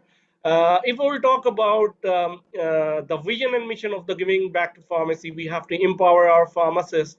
So for this vision and mission, we have started to educate our pharmacists to include the skills, and we have started our session of board certification to educate our pharmacists. We have started with the pharmacotherapy, the session in 2021. These are free of cost BCPS preparatory classes. We provide the material to our students as well from American College of Clinical Pharmacy book. And this was a session of 3 months from 29th of May to the 24th of August, twice a week. And 22 topics were covered by 17 national and international speakers from Pakistan and outside the Pakistan as well. Average participants were 40 in every session, and about 90 minutes of lecture and more. Lectures were recorded and available on the YouTube Giving Back to Pharmacy in Pakistan channel. Feedbacks of our session are collected and will be shared by Dr. Siddiqui. This is our faculty members and coordinators who participated in the first cohort. I'm very thankful to all of you, my coordinators, my volunteers, and my faculty member. What is our future plan of board certification? We have to increase in Pakistan the board certified from 15 to 50 in coming January 2025. We have planned to introduce the other classes as well in board certification in the oncology, in infectious disease, and in ambulatory care as well in 2022. We have various workshops, including quality, safety, and process improvement tools, smoking cessation best practices, and establishing a quality research culture. Now, at the end, I will talk about the importance of board certification. Now, you have seen from my presentation, it's very clear. If you need a healthcare team, if you need a multidisciplinary team, you need educated people, you need skilled people. And if you need a skill in the pharmacy practice in inpatient or in the clinical pharmacy or in any of the specialty, you need to be certified. If you are certified, then you can play as one of the team player.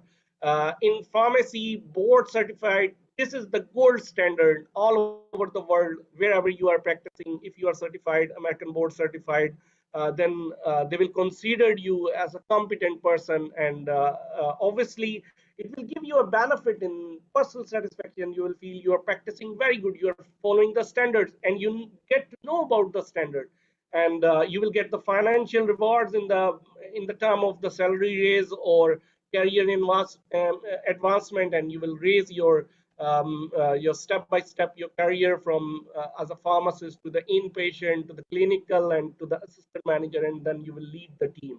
And obviously it doesn't mean that without board certification you cannot improve your career. We have a lot of very good example.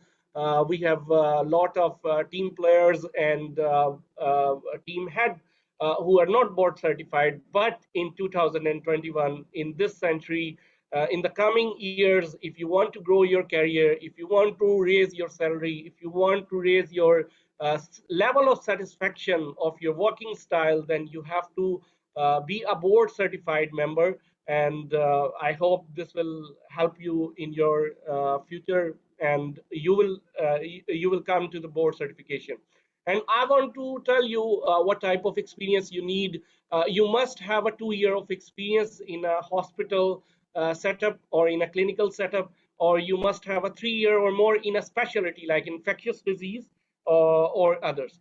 I'm very thankful to all my volunteers and the team of Giving Back to Pharmacy and all our core members and the board member. They helped me to conduct this first cohort, and these people are very great. They really help me a lot, and we need them in the future, and might be we need help all of you also. You can join our classes. There's no cost. We will teach you all in any type of language of your understanding in the Urdu or English, and I hope you people will be more educated, and you will get more skills to be better in your field, and your patients will get the maximum benefits. These are my references. Thank you very much. If you have any question, you may ask.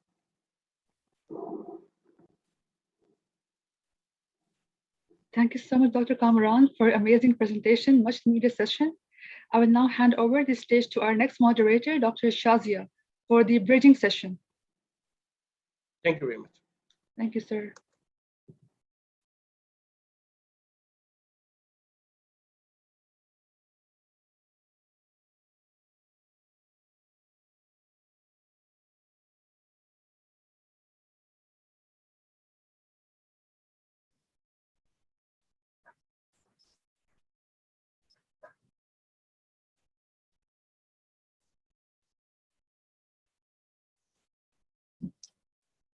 Are the presentations over? Yes, ma'am, please go ahead. Okay.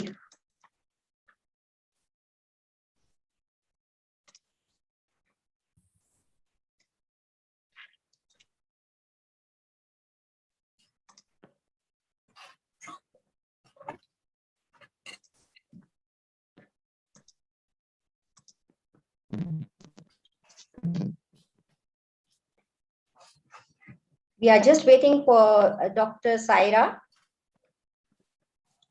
Assalamu alaikum, madam. I'm here. Okay. May I know everybody is here? Dr. Saad? Hi, can you hear me? Yeah, okay. And I think we are waiting for Mariam, Dr. Mariam. Yeah, I'm here. Thank you. You are also here, Dr. Mariam. Okay, fine. Okay. Let me first check the sharing of the screen, because I want to share something with all of you, and I'm searching for the, yes, sharing of the screen. Let me check first here.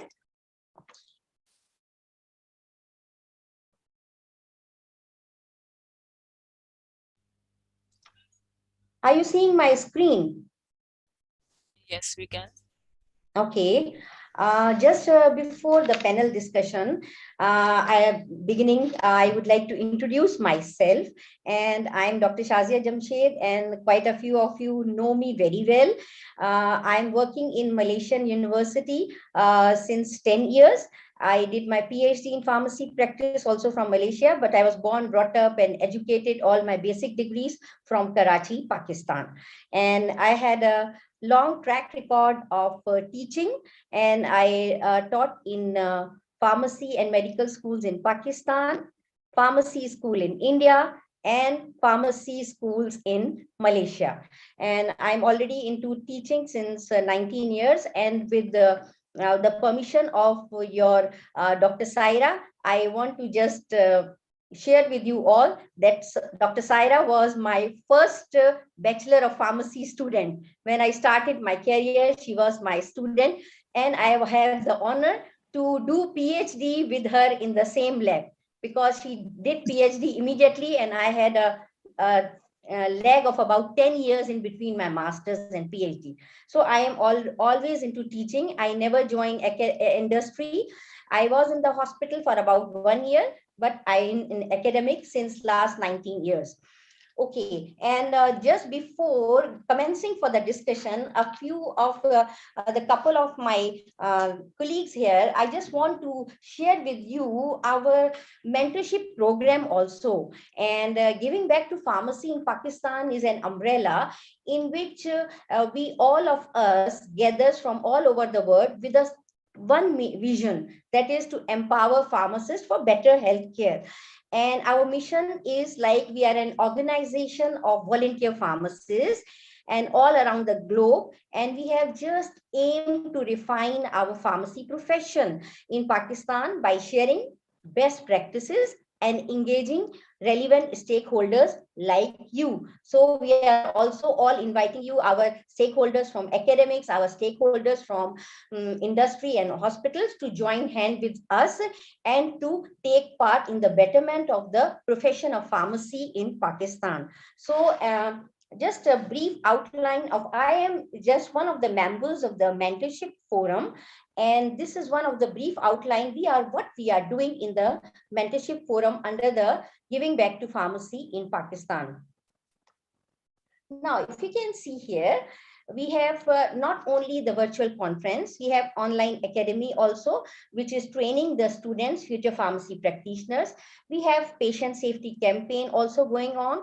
We have oncology, informatics, infectious diseases, digital health specialty forums going on.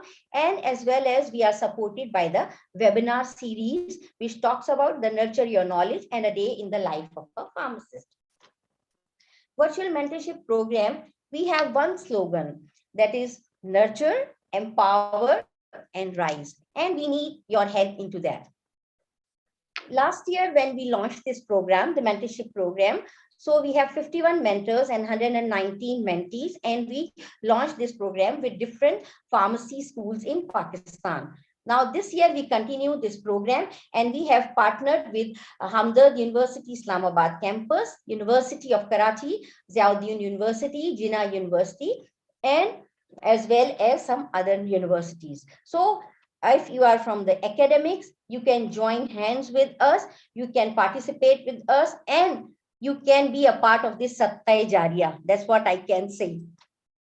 And for contacting, you have contact us through email, through Gmail, through LinkedIn, YouTube, and Twitter, whatever it is. Now, we are coming to our own session, and for that, I don't need to share any screen with you. We just need a bit of talking what it is all about. But before commencing our panel discussion, I would like to introduce my panel members. We have a very lovely mix of the academics as well as the balance of the pharmacists from the industry. We have Dr. Saira Azhar from Sargoda University, and she is the director of the quality, and she just completed her tenure for the Principal College of Pharmacy. She did PhD in pharmacy practice from University Science Malaysia. We have Dr. Umair from Aston University. He is a lecturer in Aston University in clinical pharmacy, and as well as a clinical pharmacist involved in teaching in Malaysia, in Pakistan, and now in UK. And for my Dr. Farooq, he is from the University of Karachi, assistant professor, pharmaceutics. He is involved with us. He is leading our Giving Back to Pharmacy in Pakistan Research Forum, and he is one of the best instrumental person we have on our board. He is involved in different journals. He is involved in publications. He has a strong track record of publications also. And apart from that, three of the members are quite new for me. So can I ask Dr. Sabir Nazir to introduce yourself, rather than you are going to be monotonous by listening my voice only. Dr. Sabir Nazir, do you introduce yourself?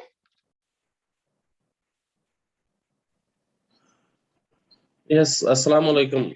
This is Sabir Nazir.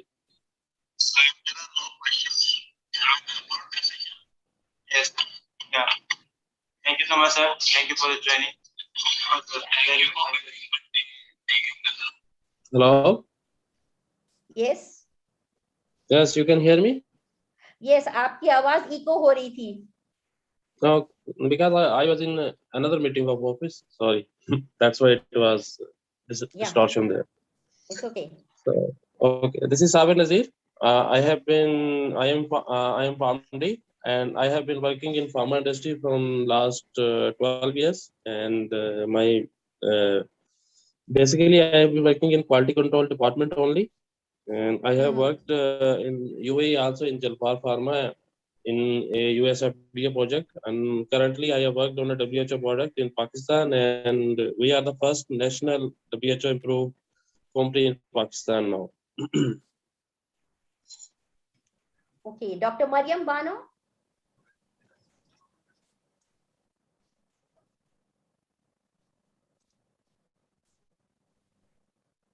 Can you introduce yourself, Dr. Mariam Bano from Roche? Hello, is I audible? Yes.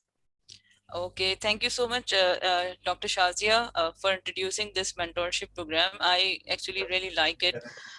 So a brief introduction about myself. I'm by profession, I'm a pharmacist. I completed my MBA also a CRCP. And currently I'm working in Roche Pharma as a manager safety and responsible for pharmacovigilance there. So I have around 10 years of experience in this industry.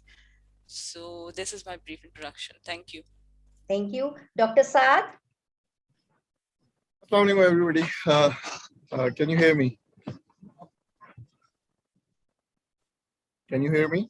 Yes, doctor, we can hear you. Yeah. Okay. So as already told, my name is Dr. Saad Hussain, and I did my PharmD from Dow University. Then went on to hospital pharmacy, then went to do my PhD, and now I'm here heading business development and medical affairs at Bosch Pharmaceuticals. I have experience of about 8 to 9 years as a pharmacist in hospital, in research, and now in industry. So this is the brief introduction of me. Thank you. Okay, thank you very much. So just before starting the discussion that what we are going to talk about is, I just want to share one information with you. When I joined in the teaching in Malaysia, so we came across a Malaysian higher education blueprint, and that Malaysian higher education blueprint is for about 2015 to 2025, and it highlighted very intensely the collaboration between the industries and the universities, because they consider that industry can be involved in leading the curriculum design and delivery through partnership models, which include different apprenticeships and hands-on training and real-life simulations. So when we are working as an academic, so most of the academics and industry frontliners are on the same page when it comes to collaboration. And in Malaysia, in most of the universities, we have formalized our collaboration with the industry in the areas of curriculum development and teaching and learning and research and development. So the basic aim of this panel discussion is to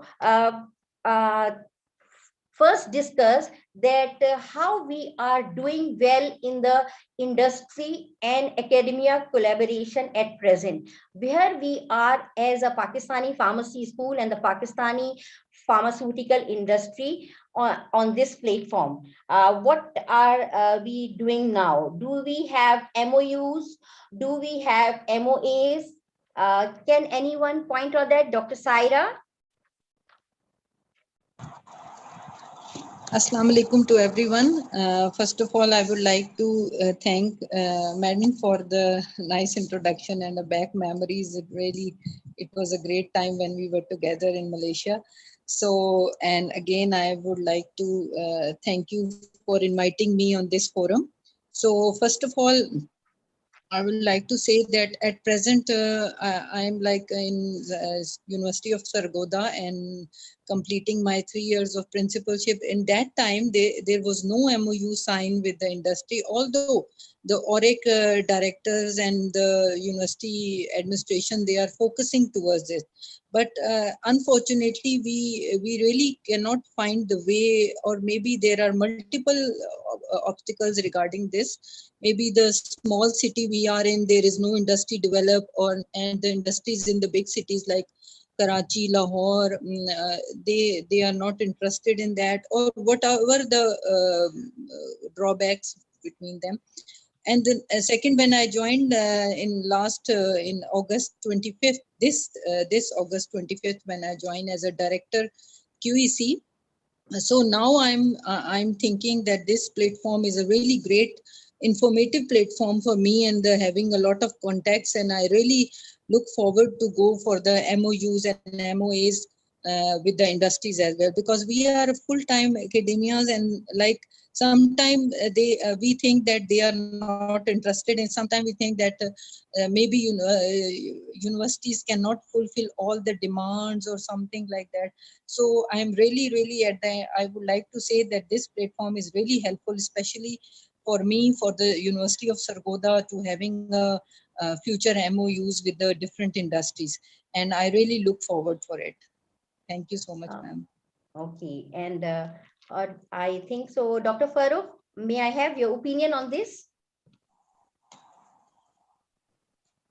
Assalamu alaikum, everyone. I guess you can all hear me. Yes. Yes. Yes, doctor. Okay, I will take the liberty to speak in Urdu.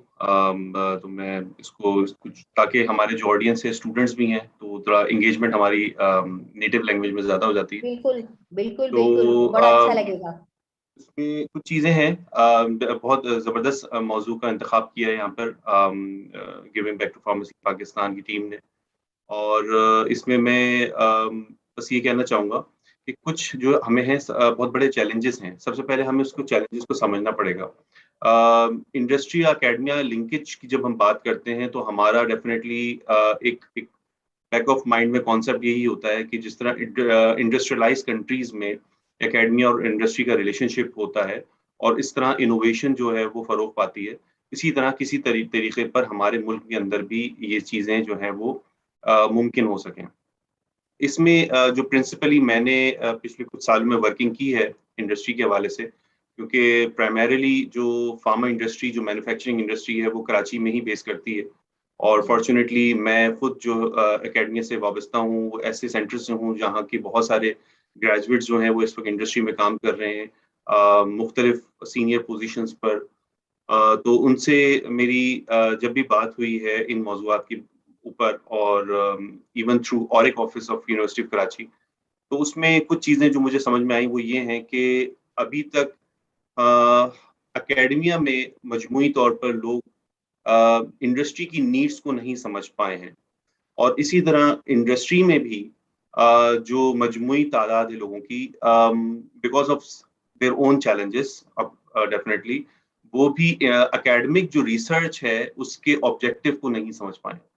कोशिशें माजी में मेरी दानिश में बहुत सारी हुई हैं MOUs के हवाले से, लेकिन उनकी कॉन्क्रीट कोई कीवर्ड्स जो है वो इस्टेब्लिश नहीं हो सके या कोई कॉन्क्रीट रिजल्ट्स जो है वो मैसर नहीं आ सके.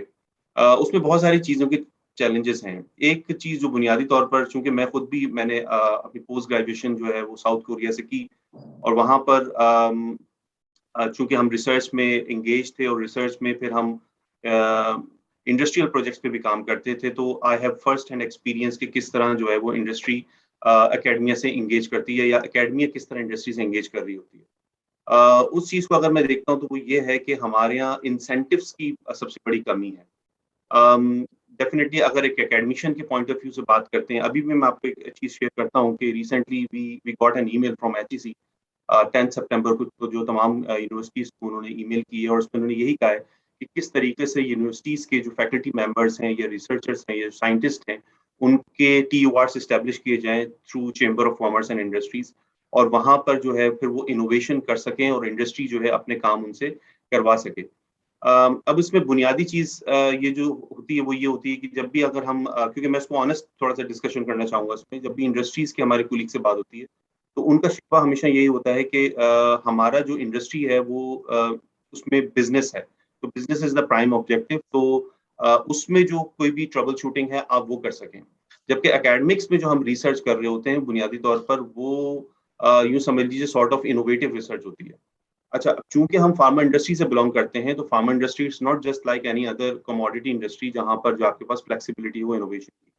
ये हाईली रेगुलेटेड इंडस्ट्री होती है। अभी भी अगर ड्रैप की हम बात करते हैं तो ड्रैप हमें ये कहती है कि SRAs यानी स्ट्रिंजेंट रेगुलेटरी अथॉरिटीज में जो प्रोडक्ट्स अप्रूव्ड हैं और उनकी क्लिनिकल स्टडी सबमिटेड है उनकी रिस्पेक्टिव रेगुलेटरी एजेंसीज में, उन प्रोडक्ट्स को अब आसानी जो है पाकिस्तान में जो है वो मी टू या जेनेरिक कॉपीज जो है तैयार करके जल्दी से आप उसकी जो है वो रजिस्ट्रेशन हासिल कर सकते हैं। ऑल्दो के ऑन द पेपर जो है इनोवेशन मौजूद है, बट इट्स वेरी यू कह लीजिए troublesome pathway for generic manufacturing setup जो मजमूई तौर पर हमारी कंट्री का है। तो उसमें इनोवेशन जो है ना वो बहुत मार्जिन का बहुत कम रह जाता है।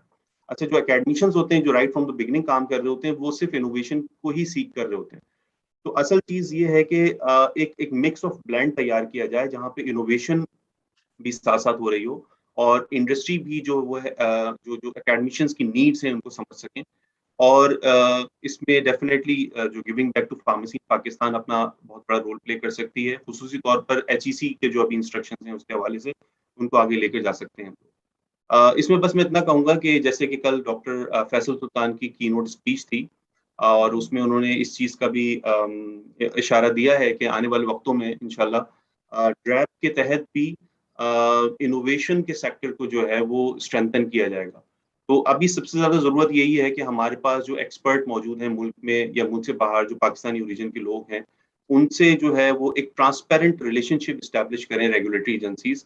और ट्रांसपेरेंट मैं इसका लफ्ज़ इसलिए इस्तेमाल कर रहा हूँ कि माजी के वक्तों में चाहे वो करिकुलम डेवलपमेंट हो या कोई इंगेजमेंट हो, वो चंद मखसूस लोगों के तहत ही हो रही होती है। तो इसमें जो लोग होते हैं जिनके ज़हन में बहुत सा जो वॉलंटरी बेसिस पे कंट्रीब्यूट कर सकते हैं, उनको ये नहीं पता होता कि किससे कॉन्टैक्ट हमने करना है।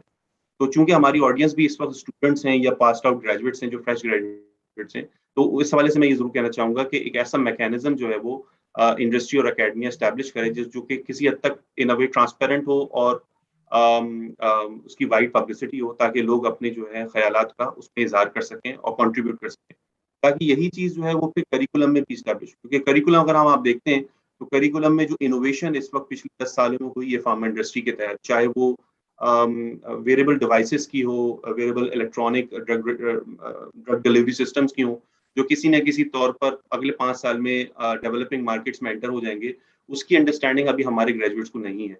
अच्छा, ये वो एरियाज हैं जिसमें हाई रिस्क भी है और हाई रेवेन्यू भी है। अगर हम अभी से अपनी फोर्सेस को जनरेट करना शुरू करते हैं, ग्रेजुएट फोर्सेस को, तो बाय द टाइम जब वो चीजें एंटर हो रही हो तो we would be able technically to adapt those advanced drug delivery systems या जो भी innovation की devices हैं। Thank you. ठीक है डॉक्टर फारूक, बहुत बहुत आपका शुक्रिया। उमेर, इस सिलसिले में डॉक्टर उमेर आप कुछ कहना चाहेंगे? आप अभी ज़ियाउद्दीन में भी काम कर चुके हैं, पहले भी ज़ियाउद्दीन में आप काम कर चुके हैं और क्लिनिकल फार्मेसी के बानियों में से आप एक हैं ज़ियाउद्दीन यूनिवर्सिटी के अंदर, मैं अच्छी तरह जानती हूँ। तो इस सिलसिले में आप कुछ कहना चाहेंगे?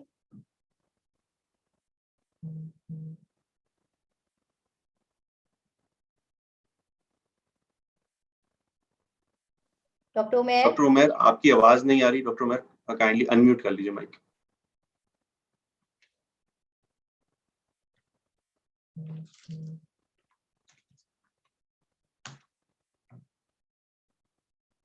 डॉक्टर उमेर,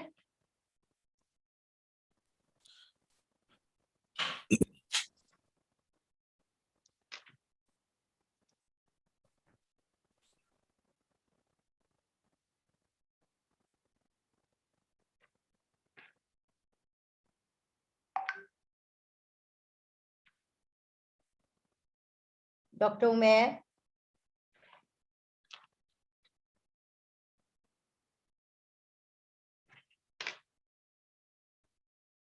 डॉक्टर शाजिया, आप किसी और से क्वेश्चन पूछ लें, मेरा ख्याल है ही हैज सम या टेक्निकल। डॉक्टर साबिर, आप इस बारे में कुछ कहना चाहेंगे? क्योंकि आप लोग जब स्टूडेंट्स पास आउट होके आते हैं, आप स्टूडेंट्स को जो है वो रिसीव करते हैं और आप ही उन लोगों को ट्रेन करते हैं, आप QC के अंदर हैं जैसे कि आपने बताया। और दूसरी बात ये कि जैसे डॉक्टर फारूक ने इस वक्त बात कही, बात सही है उनकी कि अगर खाली हम इनोवेशन पे फोकस करते हैं तो ये कोलैबोरेशन सिर्फ इनोवेशन के लिए ही नहीं हो सकता, हम दूसरे कॉन्टेक्स्ट में भी उसके लिए बात कर सकते हैं, एम्प्लॉयबिलिटी के लिए। और इस सिलसिले में आप क्या कहना चाहेंगे कि MOU वगैरह साइन होना चाहिए, MOU या MOA? Because there is a difference between MOU and MOA। Just थोड़ा सा मैं यहाँ पे एक बात ही कह दूं कि हम लोग जो भी MOU साइन करते हैं अपनी इंडस्ट्री में, मलेशिया एक ट्रांजिशनल इकोनॉमी है, डेवलप्ड इकोनॉमी नहीं है, तो यहाँ पे R&D है भी नहीं। तो इस सिलसिले में जो है वो हम एम्प्लॉयबिलिटी के लिए और टीचिंग एंड लर्निंग पर्पस के लिए ही अपने इंडस्ट्री के कोलैबोरेटर्स जो हैं वो असाइन करते हैं। तो डॉक्टर साबिर, आप क्या कहना चाहेंगे इस सिलसिले में? हेलो हेलो जी डॉक्टर साबिर, हम आपको सुन रहे हैं, आप बोलिए।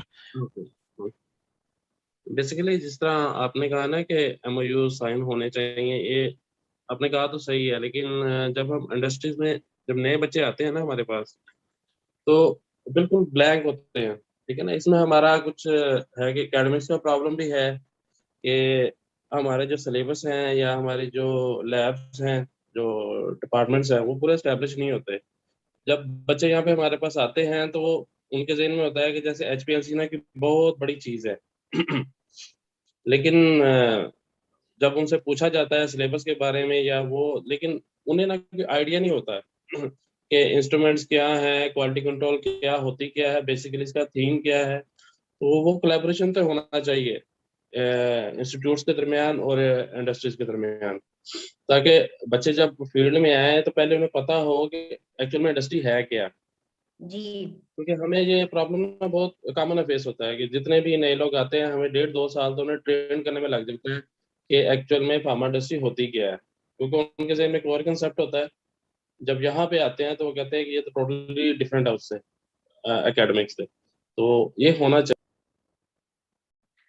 मैं पूछना चाहूंगी डॉक्टर साद, आप medical affairs and business development Bosch pharmaceuticals में रन कर रहे हैं और आप भी हमारे जो ग्रेजुएट्स होंगे उनको रिसीव करते होंगे, तो आप इस सिलसिले में क्या कहना चाहेंगे कि अगर एक मेमोरेंडम ऑफ अंडरस्टैंडिंग है या मेमोरेंडम ऑफ एग्रीमेंट है, क्योंकि मुझे ये भी पता है जब आप लोग इंटर्नशिप पे लेते हैं तो उनको एक अमाउंट भी पे किया जाता है, तो इस सिलसिले में आप कुछ कहना चाहेंगे अगर पहले ही ये चीज साइन हो जाए और बीइंग अ फार्मास्यूटिकल मार्केटिंग में या फार्मास्यूटिकल प्रमोशन में इनके लेक्चर्स हों, इनकी रियल लाइफ सिनेरियोज हों, आप इस बारे में क्या कहना चाहेंगे?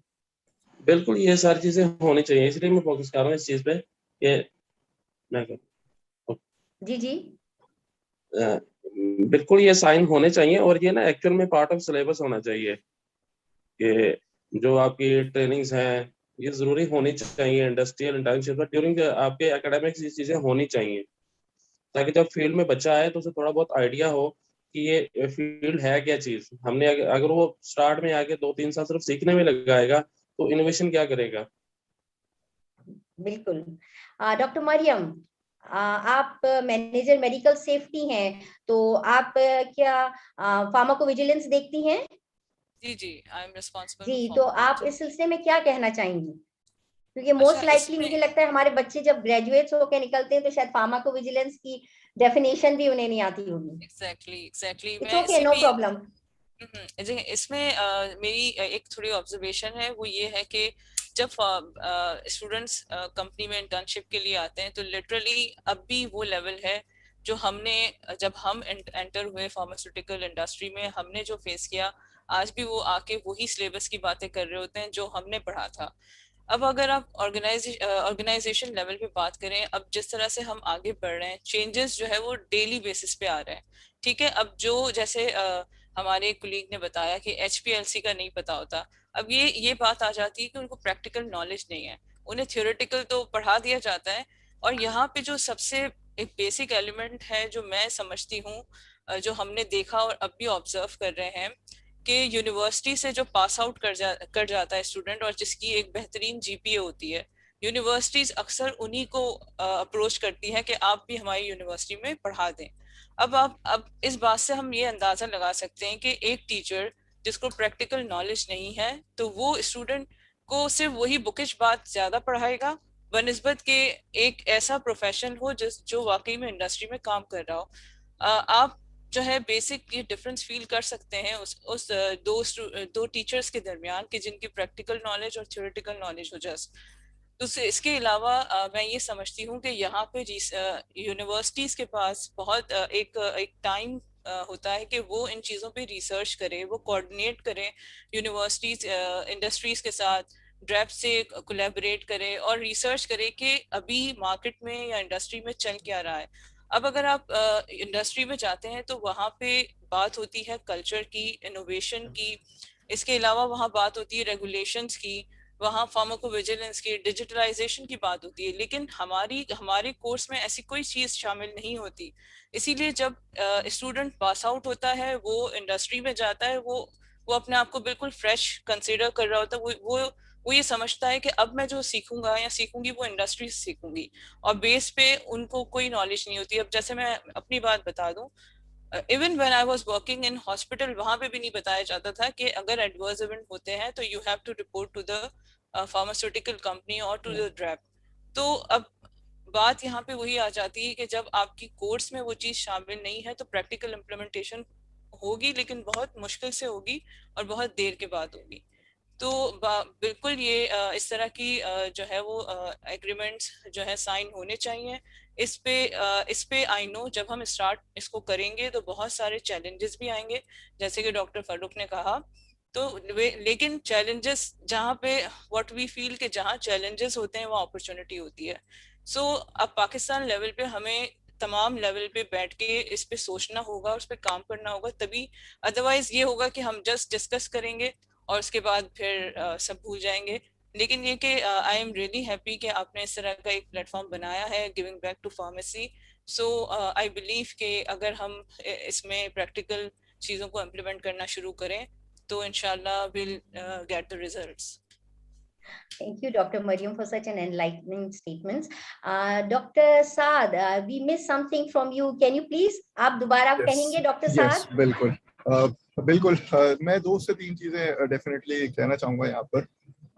एज एन एडजंक्ट फैकल्टी, मैं एक जगह एडजंक्ट फैकल्टी भी हूँ। रिगार्डिंग एमओयूज, हमने ऑलरेडी अभी एक हमारे पास लोकल या नेशनल एक कॉलेज है हमारा यहाँ पर कराची में, जिससे हमने एमओयू साइन भी किया है कि उनके हम एयरली कुछ स्टूडेंट्स को ट्रेन करेंगे और उनको हम प्रैक्टिकल एस्पेक्ट्स दिखाएंगे। देखिए, वी लैक 2 to 3 थिंग्स। हम बात करें पाकिस्तान में स्पेशली कि हमारे पास इंडस्ट्री और एकेडमिया के हमें ढूंढने पड़ेंगे what are the common interest, कि कॉमन इंटरेस्ट क्या चीज हो सकते हैं। ठीक है, कॉमन इंटरेस्ट एकेडमिया के और इंडस्ट्री के, एक तो सबसे पहला ह्यूमन रिसोर्स है। ठीक है, ह्यूमन रिसोर्स जो कि हमारे स्टूडेंट्स आ रहे हैं। दूसरी चीज हमारे पास, जैसे डॉक्टर फारूक ने ऑलरेडी कहा, इनोवेशंस। देखिए, पाकिस्तान के अंदर कोई रिसर्च बेस्ड ऑर्गेनाइजेशन नहीं है अनफॉर्चुनेटली। ठीक है, पाकिस्तान में वी और आर जेनेरिक मैन्युफैक्चरर्स। अब जेनेरिक मैन्युफैक्चरर्स के अंदर आपको एज सच बहुत ज्यादा कोई इनोवेटिव रिसर्च या कोई नई चीज लाने के बजाय हम उसी के अंदर बेटरमेंट करते रहते हैं। अब एज अ बिजनेस डेवलपमेंट, मैं जैसे हेड कर रहा हूँ बिजनेस डेवलपमेंट को। In business development what we do is कि हम कंपनी को बताते हैं what are the newer segments जिसके अंदर आप बिजनेस लेके जा सकते हैं, that would be fruitful for industry या हमारे अपनी organisation. I give you an example. अगर हम कोई नीश मार्केट, जिसको हम कहते हैं कोई स्पेशलाइज्ड रीजन या स्पेशलाइज्ड डिजीज की हम बात कर लेते हैं, पाकिस्तान में आपको एपिडेमियोलॉजिकल डेटा नहीं मिलता। जी बिल्कुल। दैट इज समथिंग जो कि मेरे हिसाब से अलार्मिंग है। हमें 1-2 बार एपिडेमियोलॉजिकल डेटा मिला जिसकी बेसिस के ऊपर हम कोई कंक्लूजन अगर निकालें तो we didn't find that data authentic enough. ठीक है, तो हमारे पास जो एक दूसरा कॉमन इंटरेस्ट आ सकता है वो है लूप होल्स इन रिसर्च, जो कि एकेडमिया फिल इन कर सकता है। जरूरी नहीं कि हर चीज हम फाइनेंशियल एस्पेक्ट्स को ही हम देखें उसके अंदर। डेफिनेटली फाइनेंशियल एस्पेक्ट्स जो है वो एक वन ऑफ द बेस्ट या बिगेस्ट स्टेक होल्डर होता है इंडस्ट्री में, रिसर्च के अंदर। लेकिन कुछ ऐसी चीजें हो सकती हैं जिसके अंदर हम बहुत कुछ ना के बजाय अगर कुछ भी करना शुरू करें तो हमारे पास कोई ना कोई कोलैबोरेशन आ सकती है। मैं इसकी एग्जांपल इस तरीके से दूंगा कि हमारे पास अब मोस्टली जितने भी जो फार्मेसी स्कूल्स हैं उनके साथ कोई ना कोई हॉस्पिटल अटैच्ड है, तो वहां पर के जो क्लिनिकल फार्मेसी है या जो प्रैक्टिसिंग फार्मासिस्ट हैं उनको एज एन एडजंक्ट फैकल्टी के तौर पे हमारे पास इंट्रोड्यूस कराना चाहिए। और हर फार्मेसी स्कूल के पास मेरे हिसाब से एडजंक्ट फैकल्टी होनी चाहिए, जिसके पास एडजंक्ट फैकल्टी जो आपको क्लिनिकल और हॉस्पिटल के हवाले से चीजों को ट्रेन करेगी and they would give practical experience to students. अब जैसे डॉक्टर फारूक ने बताया, हमने जो लास्ट ईयर हमने इनके साथ सेशंस भी किए थे कराची यूनिवर्सिटी में। इनका बहुत अच्छा एक इनिशिएटिव था जिससे बच्चों को प्रैक्टिकल एक्सपोजर मिला और डिफरेंट डिपार्टमेंट्स, तो इनका एक बहुत अच्छा इनिशिएटिव था। but I don't find these kind of initiatives among different colleges. मैं खुद भी different जगहों पे जाता हूँ, sessions देता हूँ, students से interact करता हूँ. हमारे students enthusiastic हैं, जानना चाहते हैं, उनको बहुत सारी चीजें नहीं पता है, लेकिन हमारे पास एक कोई ऐसा बेसिक प्लेटफॉर्म, जैसे जिस तरीके से ये प्लेटफॉर्म आया है हमारे पास, giving back to pharmacy to Pakistan, इस तरीके से और प्लेटफॉर्म्स होने चाहिए. इसी तरीके से आपको की पॉइंट्स या की इंडिविजुअल जो कि आपके साथ काम करना चाहते हैं, आपको उनको आइडेंटिफाई करना चाहिए, and on regular basis, monthly कर लें, बाई मंथली कर लें, जिस तरीके से भी हो, अपने जो स्टूडेंट्स, जो थर्ड ईयर के स्टूडेंट्स हैं, उनको आपको एक्सपोजर देना चाहिए, सो दैट वो खुद भी अपने अंदर एनालाइज करें कि what are their positive points, what are their strengths, what are their weaknesses, और उनके अपना पैशन और इंटरेस्ट क्या होता है. मैं अभी बच्चों से इंटरव्यू करता हूँ, मैं बच्चों से इंटरेक्शन करता हूँ, I am keen interested in education as well. तो उसमें मुझे बहुत सारी जो लैकिंग सबसे पहली दिखती है, वो है उनकी सेल्फ रिकग्निशन. उनके पास सेल्फ रिकग्निशन इस सेंस में नहीं है कि उनके पैशन क्या है, उनके इंटरेस्ट क्या है, उनकी वीकनेसेस क्या है. मेरे पास बहुत सारे ऐसे स्टूडेंट्स आते हैं जो बोलते हैं सर हमें मार्केटिंग में जाना है. ठीक है, व्हेन आई टेल देम कि उससे पहले सेल्स करनी पड़ेगी, और सेल्स का एक पर्टिकुलर पैटर्न है पाकिस्तान के अंदर, अगर आपको रहना है तो you will be categorise same as BSc, हो सकता है बीकॉम के साथ भी. तो उनके पास क्वेश्चन मार्क आता है कि ठीक है, मार्केटिंग के अंदर हम नहीं जा सकते, अच्छा जा सकते हैं, नहीं जा सकते. So self recognition, different fields Pakistan में शुरू हुआ. पाकिस्तान में हमारे पास बहुत सारे ऐसे फार्मासिस्ट हैं, they are good in IT, लेकिन फार्मेसी इन्फॉर्मेटिक्स का जो है हमारे पास कोई ऐसा बच्चों को पता नहीं होता. ठीक है, मेडिकल राइटिंग नहीं पता होता. कह रहे हैं जी डॉक्टर साहब, मैं आपकी बात थोड़ा सा वो करूंगी कि जो आप कह रहे हैं वो हम इस वक्त मलेशिया में कुछ कंपोनेंट में फॉलो कर रहे हैं, क्योंकि हमारे क्यूरिकुलम में इलेक्टिव सब्जेक्ट्स हैं. तो हम इलेक्टिव सब्जेक्ट्स में फार्मास्यूटिकल प्रमोशन है, फार्मास्यूटिकल मार्केटिंग है, पैकेजिंग है, मैन्युफैक्चरिंग है. तो जो स्टूडेंट्स अगर इंक्लाइंड होते हैं इंडस्ट्री की तरफ आफ्टर 4th ईयर, तो वो इलेक्टिव्स फाइनल ईयर में ऑफर करते हैं उन्हें, और उन्हें जो है वो ट्रेंड उनके ऊपर इंडस्ट्री के ही लोग करते हैं. या हमारी कुछ यूनिवर्सिटीज ऐसी भी हैं जहां हमारे लोकल मैन्युफैक्चरिंग यूनिट यूनिवर्सिटी के अंदर हैं, जहां बच्चे ट्रेंड हो रहे हैं. तो हालांकि इंडस्ट्री वहां पे इतनी ज्यादा नहीं है. तो मैं आपकी बात को इको करूंगी, लेकिन साथ में मेरा ख्याल है अब ये भी होना चाहिए कि जब क्यूरिकुलम की रिवैम्पिंग हो एचईसी में, तो इंडस्ट्री के बहुत स्ट्रॉन्ग जो है वो पार्टिसिपेंट्स यहाँ पे वहां पे या रिप्रेजेंटेटिव्स हों, जो उनको ये बताएं कि ये चीजें इसमें इंक्लूड होनी चाहिए. क्योंकि कोई चीज मैंडेटरी अगर क्यूरिकुलम में नहीं होगी तो वो फिर उसका वो वेटेज नहीं होता. आप क्या कहेंगे इस बारे में? डेफिनेटली, देखिए ये जो हमारे पास थ्योरेटिकल नॉलेज है ना, थ्योरेटिकल चीजें हमारे पास करिकुलम में सारी चीजें ऑलरेडी मौजूद है. आई थिंक करिकुलम जब डिजाइन हो रहा होता है तो उसके अंदर डिफरेंट डिपार्टमेंट्स या डिफरेंट जो हमारी स्पेशलाइज्ड एरियाज हैं वहां से लोग होते हैं. The thing we are lacking is कि हम कोई जैसे जिस तरीके से फाइनल ईयर प्रोजेक्ट होता है डिफरेंट इंजीनियरिंग के इंस्टीट्यूट्स के अंदर, हमें कुछ इस किस्म की चीजें हैं. डॉक्टर जो उमैर साहब हैं शायद आपको बेहतर बता सके कि अगर आपके अंदर यूके में जो लोग एमएस करने जाते हैं, उनका कुछ टाइम पीरियड उनको इंडस्ट्री में वो गुजारना पड़ता है अपनी लास्ट फाइनल ईयर प्रोजेक्ट या थीसिस के लिए. ठीक है, तो पाकिस्तान के अंदर भी हमें ये चीजें अप्लाई करनी चाहिए और इस चीज की एप्लीकेशन पाकिस्तान में होनी चाहिए. डेफिनेटली थ्रू करिकुलम हो तो वो और अच्छी चीज हो सकती है हमारे पास. बहुत बहुत शुक्रिया आपका. डॉक्टर उमैर, आप अपना माइक अगर देखें, आपका वर्डिक्ट नहीं आया है अभी तक. डॉक्टर उमैर जी, अस्सलाम वालेकुम. आवाज आ रही है आपको मेरी? अब जी बिल्कुल आ रही है डॉक्टर उमैर. अस्सलाम वालेकुम. जी वालेकुम सलाम. जी सबसे पहले तो बहुत बहुत शुक्रिया कि आपने मुझे इनवाइट किया इस प्लेटफॉर्म पे, और मैं मुबारकबाद पेश करता हूँ तमाम लोगों को जिनकी काविशों से ये इस प्रोग्राम का एहतमाम हो पाया है. देखें जी, मेरा ताल्लुक फार्मेसी प्रैक्टिस से है, और हम जब इंडस्ट्री की बात करते हैं तो हमारी जो बेसिकली इंडस्ट्री है वो है हेल्थ केयर इंडस्ट्री, जिसमें हमारे हॉस्पिटल सर्विसेज आती हैं और हमारी कम्युनिटी सर्विसेज आती हैं. तो मेरा जो ज़्यादातर रुझान है वो हमारी हॉस्पिटल और कम्युनिटी सर्विसेज की तरफ है. यहाँ पे मैं अगर इस डिस्कशन को आगे बढ़ाऊँ तो मेरे ख्याल से ये जो डॉक्टर साद ने जो बात की थी कॉमन इंटरेस्ट की, मैं उस पॉइंट को आगे लेके चलता हूँ और कि मैं इस कॉमन इंटरेस्ट को किस तरह देखता हूँ. देखिए जी, मेरे हिसाब से और मेरी नज़र में और मेरे एक्सपीरियंस में एक ऐसा कॉमन इंटरेस्ट है जहाँ पे हर किसी के जो इंटरेस्ट हैं और हर किसी के जो भी एफर्ट्स हैं वो वहाँ पे आके जो है ना वो मर्ज करती हैं, और वो है पेशेंट आउटकम्स।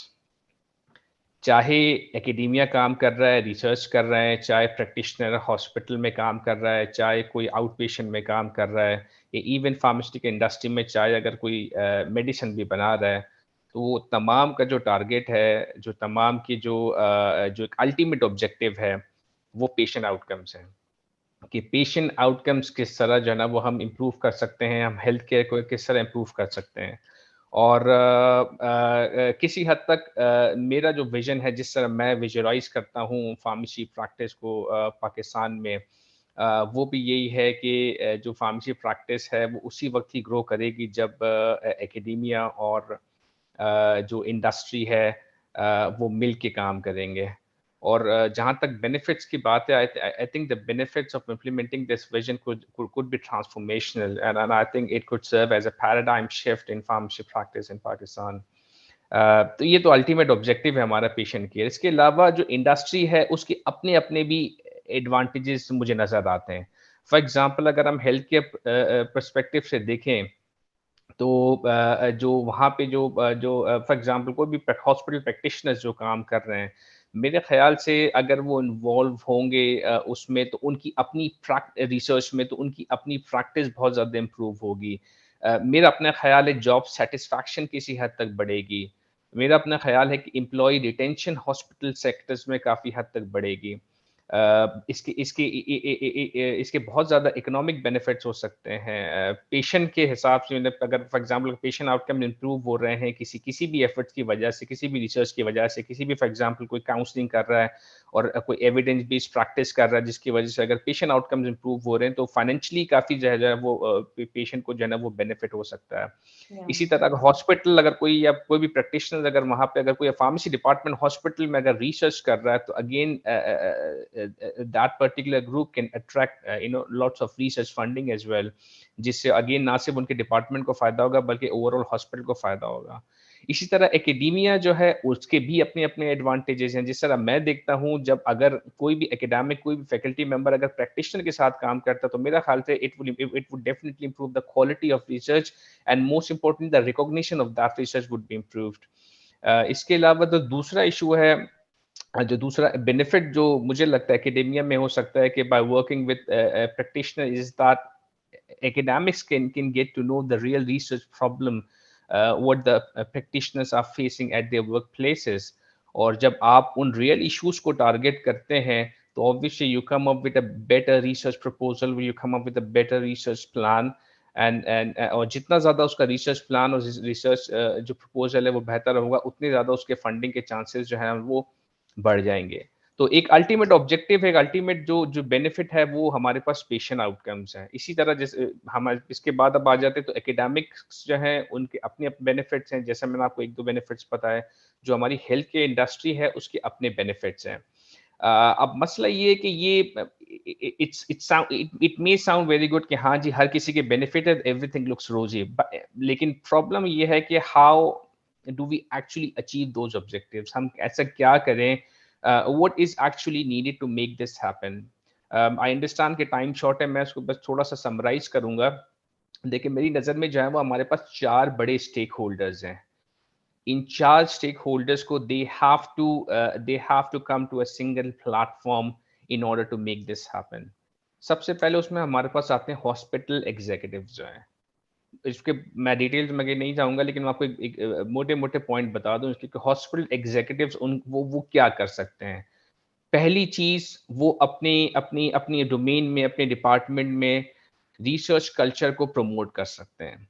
वो अपने जो एम्प्लॉई हैं उनको थोड़ा सा टाइम दे सकते हैं कि वो अपनी जो एक ट्रेडिशनल हॉस्पिटल प्रैक्टिसेस है उनके साथ साथ थोड़ा सा टाइम जो है वो रिसर्च में भी इनकॉर्पोरेट करें, और बाकी जो रिसर्चर्स हैं जो एकेडमिक्स में हैं उनके साथ मिले, मुलाकात करे, कॉन्फ्रेंसेस अटेंड करे, तो थोड़ा सा उनको वहाँ से जो है ना वो फैसिलिटेट कर सकते हैं हॉस्पिटल एग्जीक्यूटिव्स हैं। इसके अलावा जो यूनिवर्सिटी के एग्जीक्यूटिव्स हैं, फॉर एग्जांपल इसमें डीन हो गए, हेड ऑफ द डिपार्टमेंट हो गए, इवन बड़े लेवल पे जाएं तो वाइस चांसलर्स हो गए, कि इसमें के उनको भी रोल प्ले करना पड़ेगा। वो किस तरह रोल प्ले कर सकते हैं? फॉर एग्जांपल अगेन ये डॉक्टर साहब मेरे ख्याल से इन्होंने बात की थी कि ये कहीं पे वो जॉइंट इनकी अपॉइंटमेंट है। तो यूनिवर्सिटी हॉस्पिटल जो प्रैक्टिशनर्स हैं, जो इंटरेस्टेड हैं, जो इंथुजियास्टिक हैं रिसर्च में, उनको ऑनररी अपॉइंटमेंट जो है ना वो यूनिवर्सिटी में दे सकती है। इसके अलावा वो रेगुलर समर कैंप्स के नाम पे और डिफरेंट टाइम टू टाइम जो है वो छोटे छोटे कैंप या वर्कशॉप्स जो है ना वो अरेंज कर सकते हैं, ताकि जो प्रैक्टिशनर्स हैं वो वहाँ पे आएँ और वहाँ पे एकेडमिक्स के साथ मिल के जो है वो चीज़ों को लेके आगे चलें। इसी तरह जो तीसरे हमारे जो बड़े स्टेक होल्डर्स हैं वो हमारे रिसर्च फंडर्स हैं, जो कि हमारी जो बड़े जो फंड को जो है वो जो रिसर्च को जो है वो फंड करते हैं। फॉर एग्जांपल अगर हेल्थ मिनिस्ट्री की तरफ से कोई रिसर्च आ रही है या HEC की तरफ से कोई फंडिंग आ रही है, तो उनको भी थोड़ा जो है वो जो कोलैबोरेटिव रिसर्च है, जो जिसमें प्रैक्टिशनर्स और हॉस्पिटल्स एकेडमिक्स इन्वॉल्व हैं, तो इस कोलैबोरेटिव रिसर्च को जो है ना उनको भी थोड़ा सा जो है वो प्रमोट करना पड़ेगा और उन प्रोजेक्ट्स को फंड करना पड़ेगा, ताकि जो है वो ये कोलैबोरेशन आगे चल सके। और जो चौथा जो बड़ा स्टेक होल्डर है वो प्रोफेशनल बॉडीज हैं। फॉर एग्जांपल अगेन HEC हो गई या फार्मेसी काउंसिल हो गई। काफ़ी बात हुई यहाँ पे करिकुलम को लेके, तो अगेन हमें स्टूडेंट्स को शुरू से जो है वो, फॉर एग्जांपल अगर हम करिकुलम की बात करते हैं, करिकुलम रिवीजन की बात करते हैं, तो शुरू से ही हमें जो है ना वो ये बताना पड़ेगा कि जो फ्यूचर है फार्मेसी प्रैक्टिस का, it lies in collaboration, and whichever field you are working in, whether it is a university or whether it is hospital or community, there's always an opportunity to work together with people from different discipline. तो मेरे ख्याल से अगर ये 4 stake holders अगर मिल के काम करें, तो मैं नहीं समझता कि कोई ऐसा रीजन है जिसकी वजह से फार्मेसी प्रैक्टिस प्रमोट ना हो और आगे ना जा सके। बहुत बहुत शुक्रिया डॉक्टर उमेर। डॉक्टर फारूक, आप कुछ कहना चाह रहे हैं? Dr. Shazia, इसके बाद if we are okay to wrap up, we have one more presentation. Thank you. Doctor Farooq. जी doctor Shazi, thank you very much. बस एक दो चीजें मैं इसमें मेंशन करना चाहूंगा।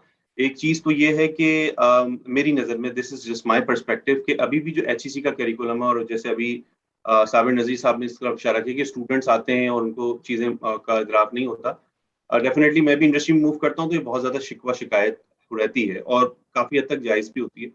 इसमें कुछ चीज़ों को जो इम्प्रूव करने के लिए हम कर सकते हैं वो ये है कि हम किसी तरीके से फार्मेसी काउंसिल में जब भी हमारा करिकुलम रिवाइज हो, आगे मैं इस बात करूंगा कि वो ट्रांसपेरेंसी की बुनियाद पर हो, और सबसे बड़ी चीज़ ऑब्जेक्टिव ओरिएंटेड जो है वो करिकुलम हो। अभी तक जिस तरह नॉलेज की बम्बार्डमेंट हुई है, अगर हम इसको डिवाइड करूँ नॉलेज को, जो फार्मेसी एजुकेशन में हम देते हैं, तो वो दो मुख्तलिफ एरिया है। एक टोटली प्रैक्टिस का एरिया है और दूसरी जो है इंडस्ट्री प्रैक्टिसेस है, जो कि मैन्युफैक्चरिंग साइट और उसकी प्रमोशन और उसकी सारी डिफरेंट रेगुलेटरी एक्टिविटीज से लेकर। तो it's now the right time कि हम जो है डिस्टिंग्विश करें और ऑब्जेक्टिव ओरिएंटेड जो है ना करिकुलम को स्टैब्लिश करें। सेकंड चीज ये कि जैसे अभी मैंने एक लेटर का जिक्र किया है, HEC ने यूनिवर्सिटीज को इरसाल किया है इसी मंथ, उसमें वो ये बात यही कर रहे हैं कि किस तरीके से फैकल्टी मेंबर्स जो ऑलरेडी एग्जिस्ट कर रहे हैं किसी भी एकेडमिया के अंदर, उनको किन कीवर्ड्स की बुनियाद पर जो है इंडस्ट्री से लिंकेज किया जाए। और डेफिनेटली इस पे वर्किंग जारी है।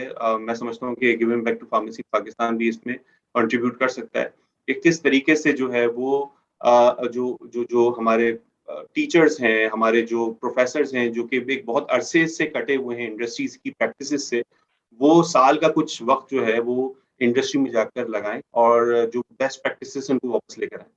साथ साथ हमें ये भी समझना पड़ेगा कि हम जनरलाइज नहीं कर सकते इंडस्ट्री को। इंडस्ट्री में जब मैं देखता हूँ तो मुझे बहुत बड़ा एक गैप नजर आता है। कुछ इंडस्ट्रीज की प्रैक्टिसेस बहुत अप टू डेट हैं। डेफिनेटली वो कंपनीज हैं जो कि एक्सपोर्ट्स कर रही हैं डिफरेंट रीजन्स के अंदर, तो उनकी रेगुलेटरी रिक्वायरमेंट चैलेंजेस के थ्रू उन्होंने अपने आप को स्टैब्लिश कर लिया है। और बहुत सारी ऐसी कंपनीज हैं जो कि एक मजमूई तादाद है हमारी कंपनीज की, जिनकी प्रैक्टिसेस जो हैं, चाहे वो इंडस्ट्रियल मैन्युफैक्चरिंग प्रैक्टिसेस हो, चाहे वो किसी और सेगमेंट में हो, वो इतनी ज्यादा अभी तक डेवलप नहीं हुई है। इवन दो कि मेरा अपना पर्सनल एक्सपीरियंस है कि मेरे बहुत सारे स्टूडेंट्स जो हैं, मेरे पर्सनल कैपेसिटी में जब हम उनको रेफर कर रहे होते हैं इंडस्ट्री में, तो एट सर्टेन इंडस्ट्रीज पे जो है, जो हम जैसे फॉर एग्जांपल लेके चल रहे हैं लेटेस्ट अंडरस्टैंडिंग WHO की या FDA की इन टर्म्स ऑफ मैन्युफैक्चरिंग, वो वहाँ पे अप्लाई नहीं होती और वो रूम भी प्रोवाइड नहीं किया जाता उन स्टूडेंट्स को। तो हमें थोड़ा सा जो है वो अप्रोच को हमें देखना पड़ेगा कि हम जनरलाइज ना लें, ना तो अकेडमिया को जनरलाइज करें और ना ही इंडस्ट्री को जनरलाइज करें, बल्कि बेस्ट प्रैक्टिसेस जहाँ पे भी मौजूद हों उनको कोशिश की जाए कि जहाँ जो सेक्टर्स नेग्लिजेंट हैं उसमें वो किसी हद तक मिरर कर सकें और उनको इंसेंटिवाइज किया जाए। और वो इंसेंटिवाइजेशन जो है वो चेंबर ऑफ कॉमर्स की तरफ से हो सकती है, टैक्स जो है वो रिबेट्स की सूरत में हो सकती है, बहुत सारी सूरतें हैं। और ये भी ज़रूरी है कि इंडस्ट्री में हम ये भी देखें कि इंडस्ट्री अपना कितना जो रेवेन्यू है वो R&D के ऊपर लगा रही है। अगर इंडस्ट्री लेट्स से 2% तक भी चली जाती है तो मैं समझता हूँ ये बेंचमार्क है डेवलप कंट्रीज का। इवन वो कंट्रीज जैसे कि आपने अभी जिक्र किया ट्रांजिशनल कंट्रीज, वो एक substantial proportion above 1% of the जो उनका रेवेन्यू है वो R&D में इन्वेस्ट करती है, तो वो फिर रिटर्न करता है 5 से 10 साल बाद या 15 साल बाद। तो we have to sit together कि जिसमें जो है हम TORs एस्टैब्लिश कर सकें। बहुत बहुत शुक्रिया डॉक्टर फारूक आपका। सायरा, आखिरी वर्ड आप कुछ कहना चाह रही हैं उससे पहले कि मैं रैप अप करूं सेशन? थैंक यू मैडम, बहुत ज़बरदस्त किस्म की डिस्कशन हुई है। और बस मैं एक दो पॉइंट्स ऐड करना चाहूँगी, क्योंकि जैसे डॉक्टर फारूक ने भी अभी जिक्र किया है कि फार्मेसी करिकुलम रिवाइज होने जा रहा है, और फार्मेसी काउंसिल में जो वो बाकायदा इस पे फोकस कर रहे हैं कि कोई इंडस्ट्री के सब्जेक्ट्स और इसमें आए। मगर हमें यहाँ पर इस बात पे बड़ी गौर फिक्र करने की ज़रूरत है कि हमारे मुल्क में जब एक पैराडाइम शिफ्ट आया कि फार्मेसी प्रैक्टिस इंट्रोड्यूस हुई तो वो वन साइड पे हो गया। फार्मेसी प्रैक्टिस डॉक्टर उमैर माशाल्लाह बड़ी अच्छी फ्लरिश कर रही है विद कोलैबोरेशन विद हॉस्पिटल, जैसे आपने बताया हॉस्पिटल एग्जीक्यूटिव्स की involvement with the university lacking आ रही है इंडस्ट्री की साइड पे। अब यहाँ पर एक पॉइंट ऐड होता है कि अगर जो बॉडीज एग्जीक्यूटिव बॉडीज इंडस्ट्रीज को कंट्रोल कर रही हैं या इंडस्ट्रीज को रेगुलेट कर रही हैं, वो कुछ स्टेप लें कि जो इंडस्ट्री एकेडेमिया के साथ कोलैबोरेशन करेगी उसको ये इंसेंटिव्स एक्स्ट्रा मिलेंगे, तो उनको भी थोड़ा मोटिवेशन आएगा कि we should go to universities और बेस लाइन से। दूसरा एक पॉइंट बड़ा अच्छा मैडम मरियम ने लिया था कि जो हमारा एक्सपोजर बहुत कम है, तो जिस तरह थर्ड ईयर फार्मेसी में बच्चे हॉस्पिटल के लिए एक मैंडेटरी हो गया है, इसी तरह इंडस्ट्री के लिए भी उनको मैंडेटरी किया जाए। और सेल्फ रिक्विजिशन की बात इस प्लेटफॉर्म पे हुई है, वो सेल्फ रिक्विजिशन उनमें तब आएगी जब हम उनको आइडेंटिफाई कर लें कि जी इतने बच्चे का अपना इंटरेस्ट किधर है, उनकी स्टैंडिंग कहाँ पर है, वो किधर क्लिनिकल सेटअप में they are more interested, they are more industry. तो इन सब का जो मैं नेट शेल कहूंगी कि इन दोनों चीजों का इक्वल होना बड़ा इंपॉर्टेंट है। और जो इस वक्त क्योंकि मेरी परसों एक फार्मेसी काउंसिल के एग्जीक्यूटिव से सबसे मुलाकात हुई है, क्योंकि उनका विजिट था सरगोदा यूनिवर्सिटी में, कॉलेज ऑफ फार्मेसी में उनका विजिट था, and now they are like equal participation नहीं है उसके अंदर, फार्मेसी प्रैक्टिस के मेंबर नहीं है, बहुत सारी चीजें करने, क्योंकि वो अब फोकस कर रहे हैं कि जी फार्मेसी प्रैक्टिस को, जो मुझे उनकी मीटिंग से हाईलाइट हुआ कि फार्मेसी प्रैक्टिस की इतनी जरूरत ही नहीं है जितनी इंडस्ट्री हमारी जरूरत है। तो ये सबका ना बैलेंस होना बड़ा जरूरी है। और that time I also mention कि जी इसमें बैलेंस होना जरूरी है और रिकॉग्निशन होना जरूरी है। Thank you so much ma'am बहुत शुक्रिया, बहुत शुक्रिया आप सबका, बहुत शुक्रिया। और जहां तक इसका सवाल है कि फार्मासिस्ट की रिकॉग्निशन नहीं है, जैसे किसी ने कहा, यकीनन फार्मासिस्ट की रिकॉग्निशन काफी मुश्किल है और मलेशिया में भी हम ये प्रॉब्लम फेस करते हैं, ये पूरी दुनिया में है प्रॉब्लम, इसमें कोई बात नहीं है। मैं सिर्फ एक ही बात कहूंगी, मैं हमेशा उसी चीज के ऊपर फार्मासिस्ट का जो रोल है वो देखती हूँ कि आप जहद मुसलसल में लगे रहिए। खुर्शीद है जहां ताप की जौ तेरे शरर में, आबाद है एक ताजा जहां तेरे हुनर में, जश्ते नहीं बख्शे हुए फिरदौस नजर में, जन्नत तेरी पिन्हा है तेरे खून जिगर में, ए पैकर गुल कोशिश पहम की जजा देख। बहुत शुक्रिया, बहुत शुक्रिया। अस्सलाम वालेकुम। वालेकुम सलाम। Thank you, Dr. Shazia, and thank you everyone for joining us. Thank you. Thank you.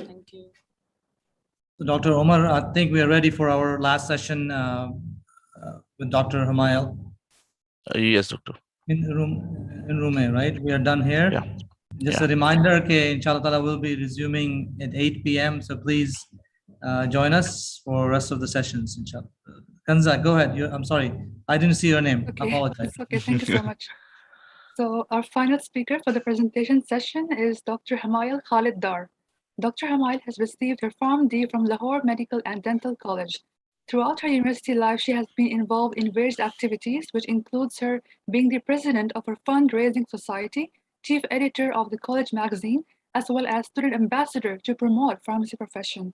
She joined Shaukat Khanna Memorial Cancer Hospital and Research Center as a PGY1 resident under the American Society of Health System Pharmacists and was able to receive accreditation from ASHP, which made SKMCH the first hospital in Pakistan to have this program incorporated and receive accreditation. She is currently working as a pharmacist at SKMCHs. Dr. Hamayal will present on the topic Residency Program Experience. Over to you, Dr. Hamayal. You may now please share your screen and your experience.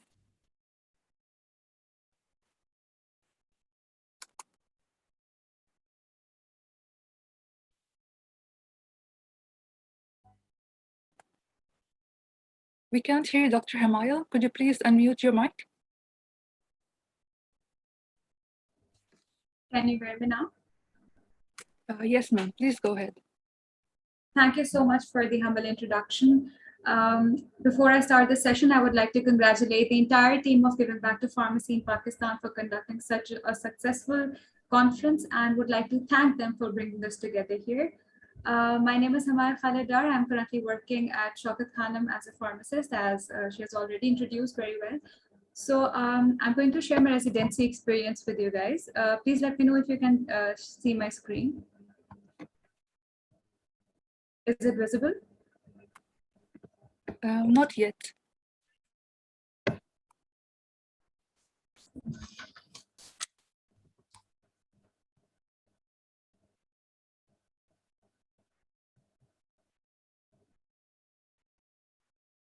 Is my screen visible now? Yes, ma'am. Please go ahead. Okay.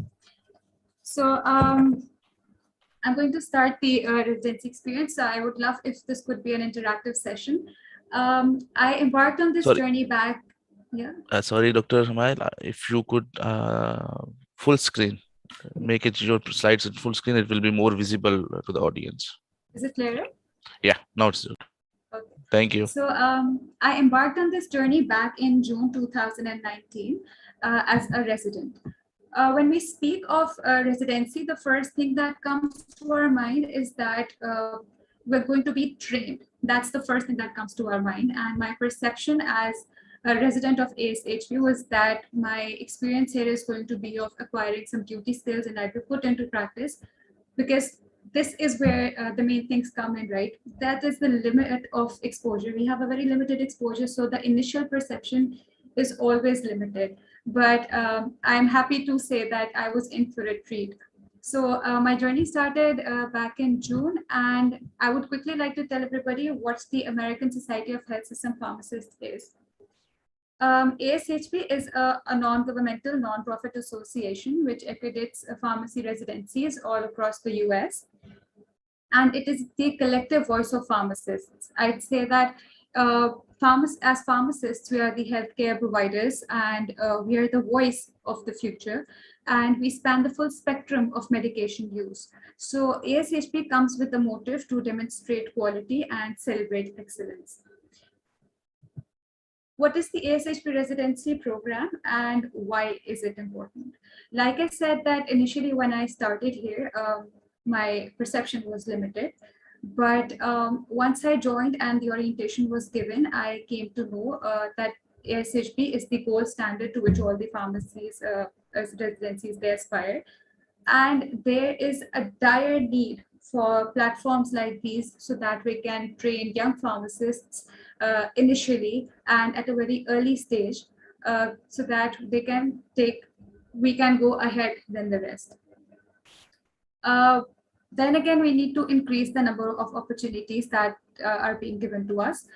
So when I started here, I was oriented for an entire week under the residency program director, and I was given a thorough workout on how I am expected to perform.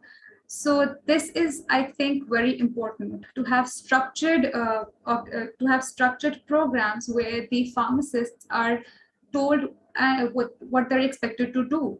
Because when we start without a plan, without clear aims and objectives, we cannot reach goals. So this is something very unique about this residency program, because like other internships that I had done before, the previous residencies that I had seen before, I would only see pharmacists being playing a very limited role.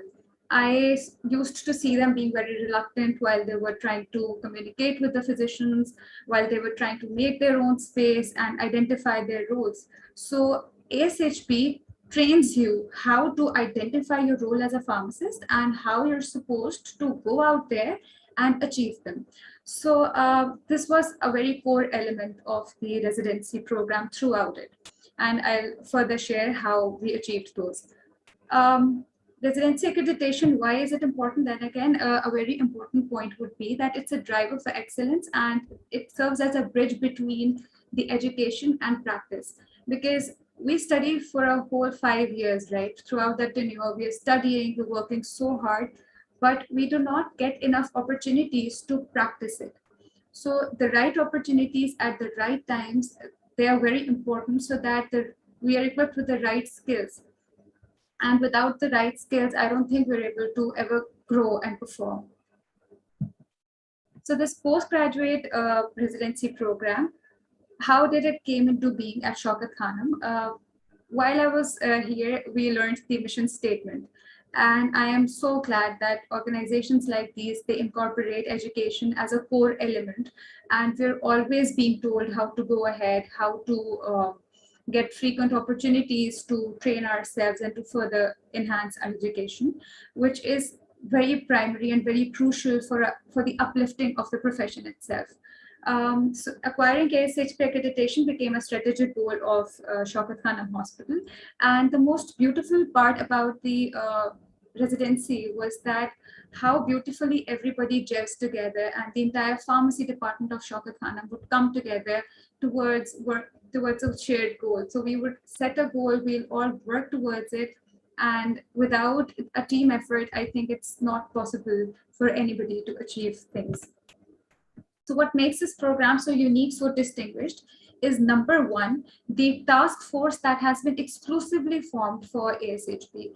There's an entire dedicated team who is focused towards the ASHP. So while we're doing everything in practice, performing duties, performing our everyday work, residency and teaching the residents became a very, very important part of the everyday routine. So a residency task force was formed, and I would like to show you the organogram. So back in 2019, there were 11 preceptors. Each had their own speciality, and they were responsible for teaching the resident that one speciality during the time period that was given to them. So other than that, the structure was beautifully designed. It was impeccable. I thoroughly enjoyed my experience because of the structure, because I knew what I was expected to do. I was told that these are the list of objectives. These are the goals that you have to obtain and achieve in order for you to pass that learning experience. So there were very clear aims and objectives, and not just that. There were rigorous evaluations to enhance the learning experience. And this is specifically designed to train individual resident pharmacists based on their interests and future goals. So this I have shared with you. This was the residency schedule in 2019. So you can see here that the tenure of 52 weeks, which equals to 1 year, had been divided into bite-able pieces of learning experiences. A very clear-cut number of weeks was dedicated to each learning experience, which made it very manageable. And not just manageable, it was very easy for us to absorb the learning experience, the elements that had to be taught, and then we would pick that up, acquire skills, bag them, and then move ahead. So these were the number of learning experiences: management and leadership, ambulatory services, aseptic services, parenteral nutrition, drug information, critical care, infectious diseases, adult oncology, peds oncology, palliative care, and then the research project. So this is basically everything given to you, so many learning opportunities given to you under one roof. So the exposure, which I was speaking about earlier on, it expands massively. So you would find yourself being a completely different professional, and the residency program itself made a pronounced transition in my professional career. Not only was I able to refine my knowledge, but I was also able to apply it. So that is where we lack. We acquire knowledge, but because of the lack of opportunities that are given to pharmacists, especially in our country, I'd say that opportunities and platforms like these are very, very essential for the growth of pharmacists and their profession. Moving ahead, this was the flyer we once designed to market this, and there are 2 residents per year who are hired, and and the entire focus is shifted to train those 2 residents and turn them into greater professionals. So I was talking about a series of evaluations that take place. It's a rigorous activity and it's ongoing. So the most fun part about these evaluations was not only do the preceptors get to evaluate the resident also gets to evaluate the preceptor.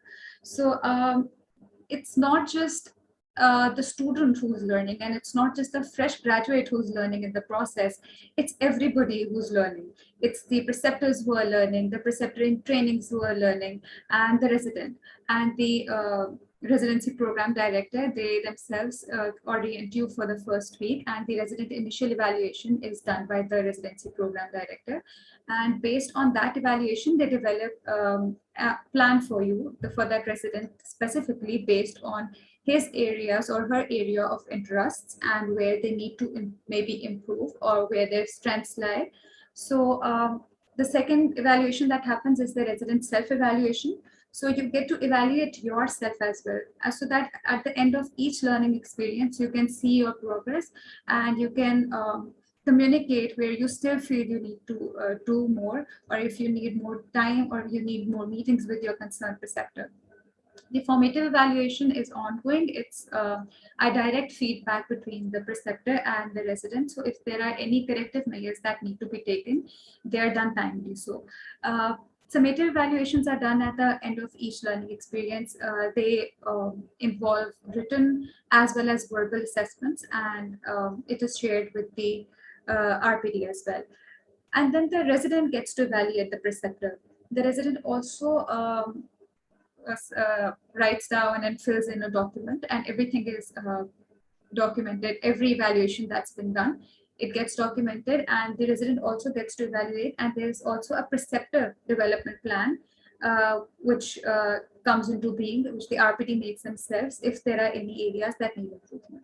So the learning experience also gets evaluated by the resident, and the resident does get a chance to share if they feel that there's something that needs to be improved, or there's something that we can add on to the learning experience, which obviously makes you brainstorm. You're thinking, you're in it, and you want to participate more. One more amazing thing that I found out here while I was a resident was how beautifully they have made the entire team a unit. The pharmacist goes on daily rounds, and here is where I saw the difference as per my previous experience. And when I came here, the communication between the healthcare workers is very efficient and it's very smooth. So you gain a lot of confidence when you go on rounds and you're talking to the physicians, and there are proper structured things that are done. There are interventions being made, you're participating and you're being heard. So it makes you feel very confident, and it boosts your confidence. So you can finally see that there is so much more to pharmacists than we know, than we're told. There is so much more that pharmacists are capable of. We're not just limited towards residencies, and we're not just limited towards retails, and because that's the common perception that we have. But I tell you, we are so much more capable given the right opportunities and given the right platforms.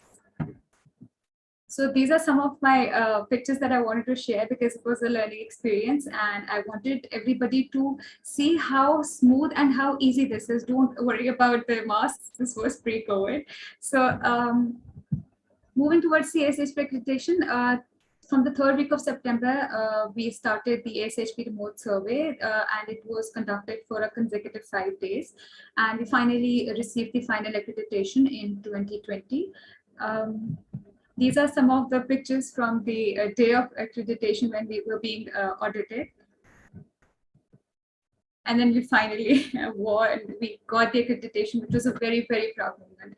And I would say that this is not, this victory was not just limited to Shaukat Khan. I'd say that it was a win for the entire country, and it was a ray of light and hope for the pharmacists all around, and even the other institutes in Pakistan, outside of Pakistan, that there is so much more that we can do, and there are pathways for us that we can walk on so that we can uplift the profession. So Shaukat Khan Memorial Cancer Hospital and Research Center then became only the second non-US hospital in the world to receive ASH accreditation.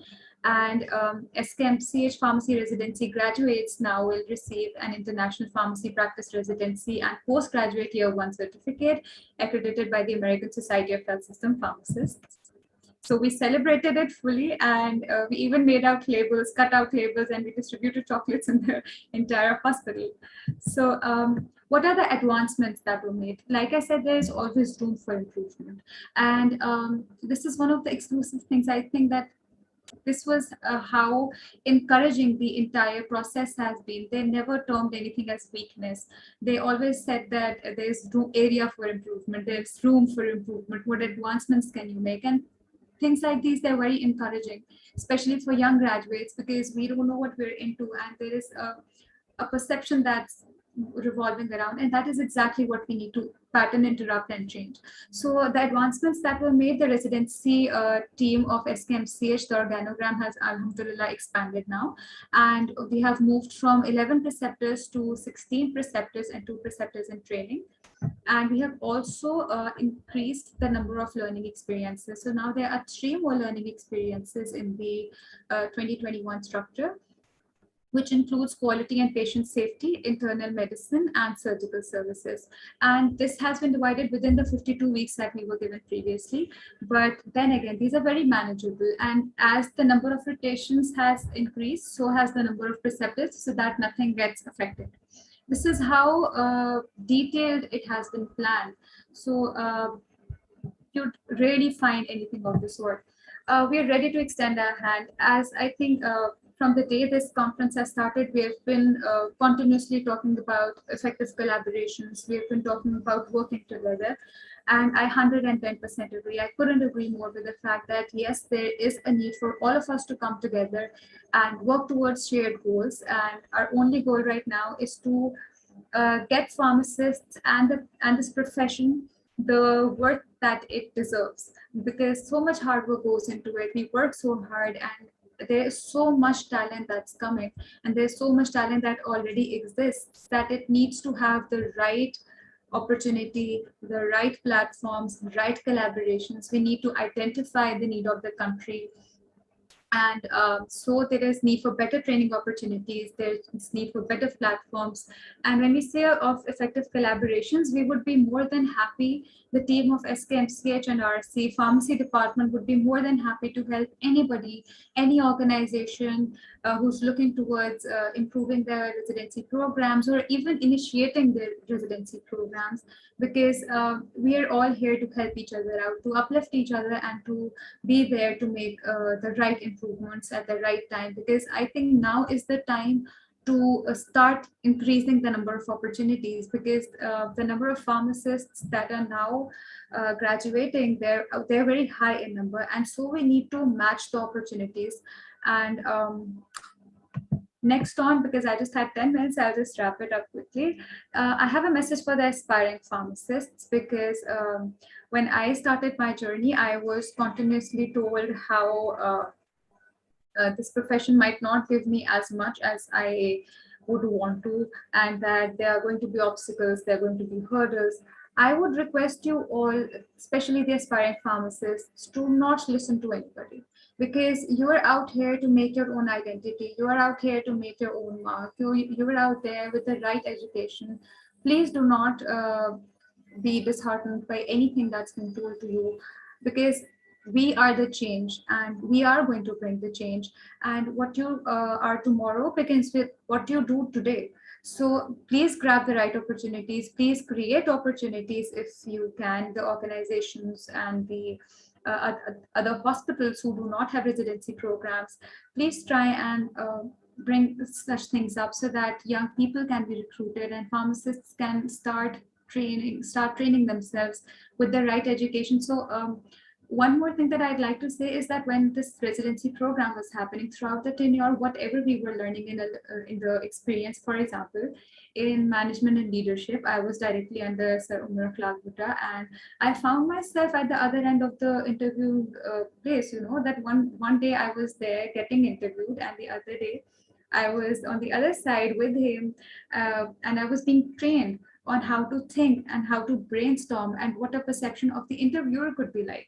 So the exposure needs to be there. We need to be trained. There need to be hands-on experience, and whatever you learn, if you implement it there and then, I think that's the best way to learn. So please, there is absolutely no elevator to success. Be willing to take the stairs, because I did too. And alhamdulillah, I'm very hopeful that conferences like these, discussions like these, they're only going to pave ways for a better tomorrow. And be willing to readjust, relearn, regrow as many times as you have to achieve your goals. You will find yourself thanking yourself for doing all that hustle. Thank you so much. It was an incredible time with you guys. I hope that people were able to learn a thing or two, and be hopeful about what tomorrow is going to bring. Thank you. Thank you so much, Dr. Hamayal, for taking us over your amazing experience. It was really nice to learn about the program in Pakistan, and definitely agree with your uplifting message for future pharmacists. Stay positive, definitely. Yeah. So, yes. So this brings us to the end of our session for now. On behalf of Giving Back to Pharmacy in Pakistan, I would like to thank all the participants for their much needed presentations. Dear attendees, please fill in the feedback form to avail a certificate of attendance. I will end the session for now with a kind reminder to all to please join us again today at 8 p.m. PST through the same links, YouTube for Room A and Facebook for Room B. We have many more exciting presentations waiting for you. Till then, stay safe and Allah Hafiz.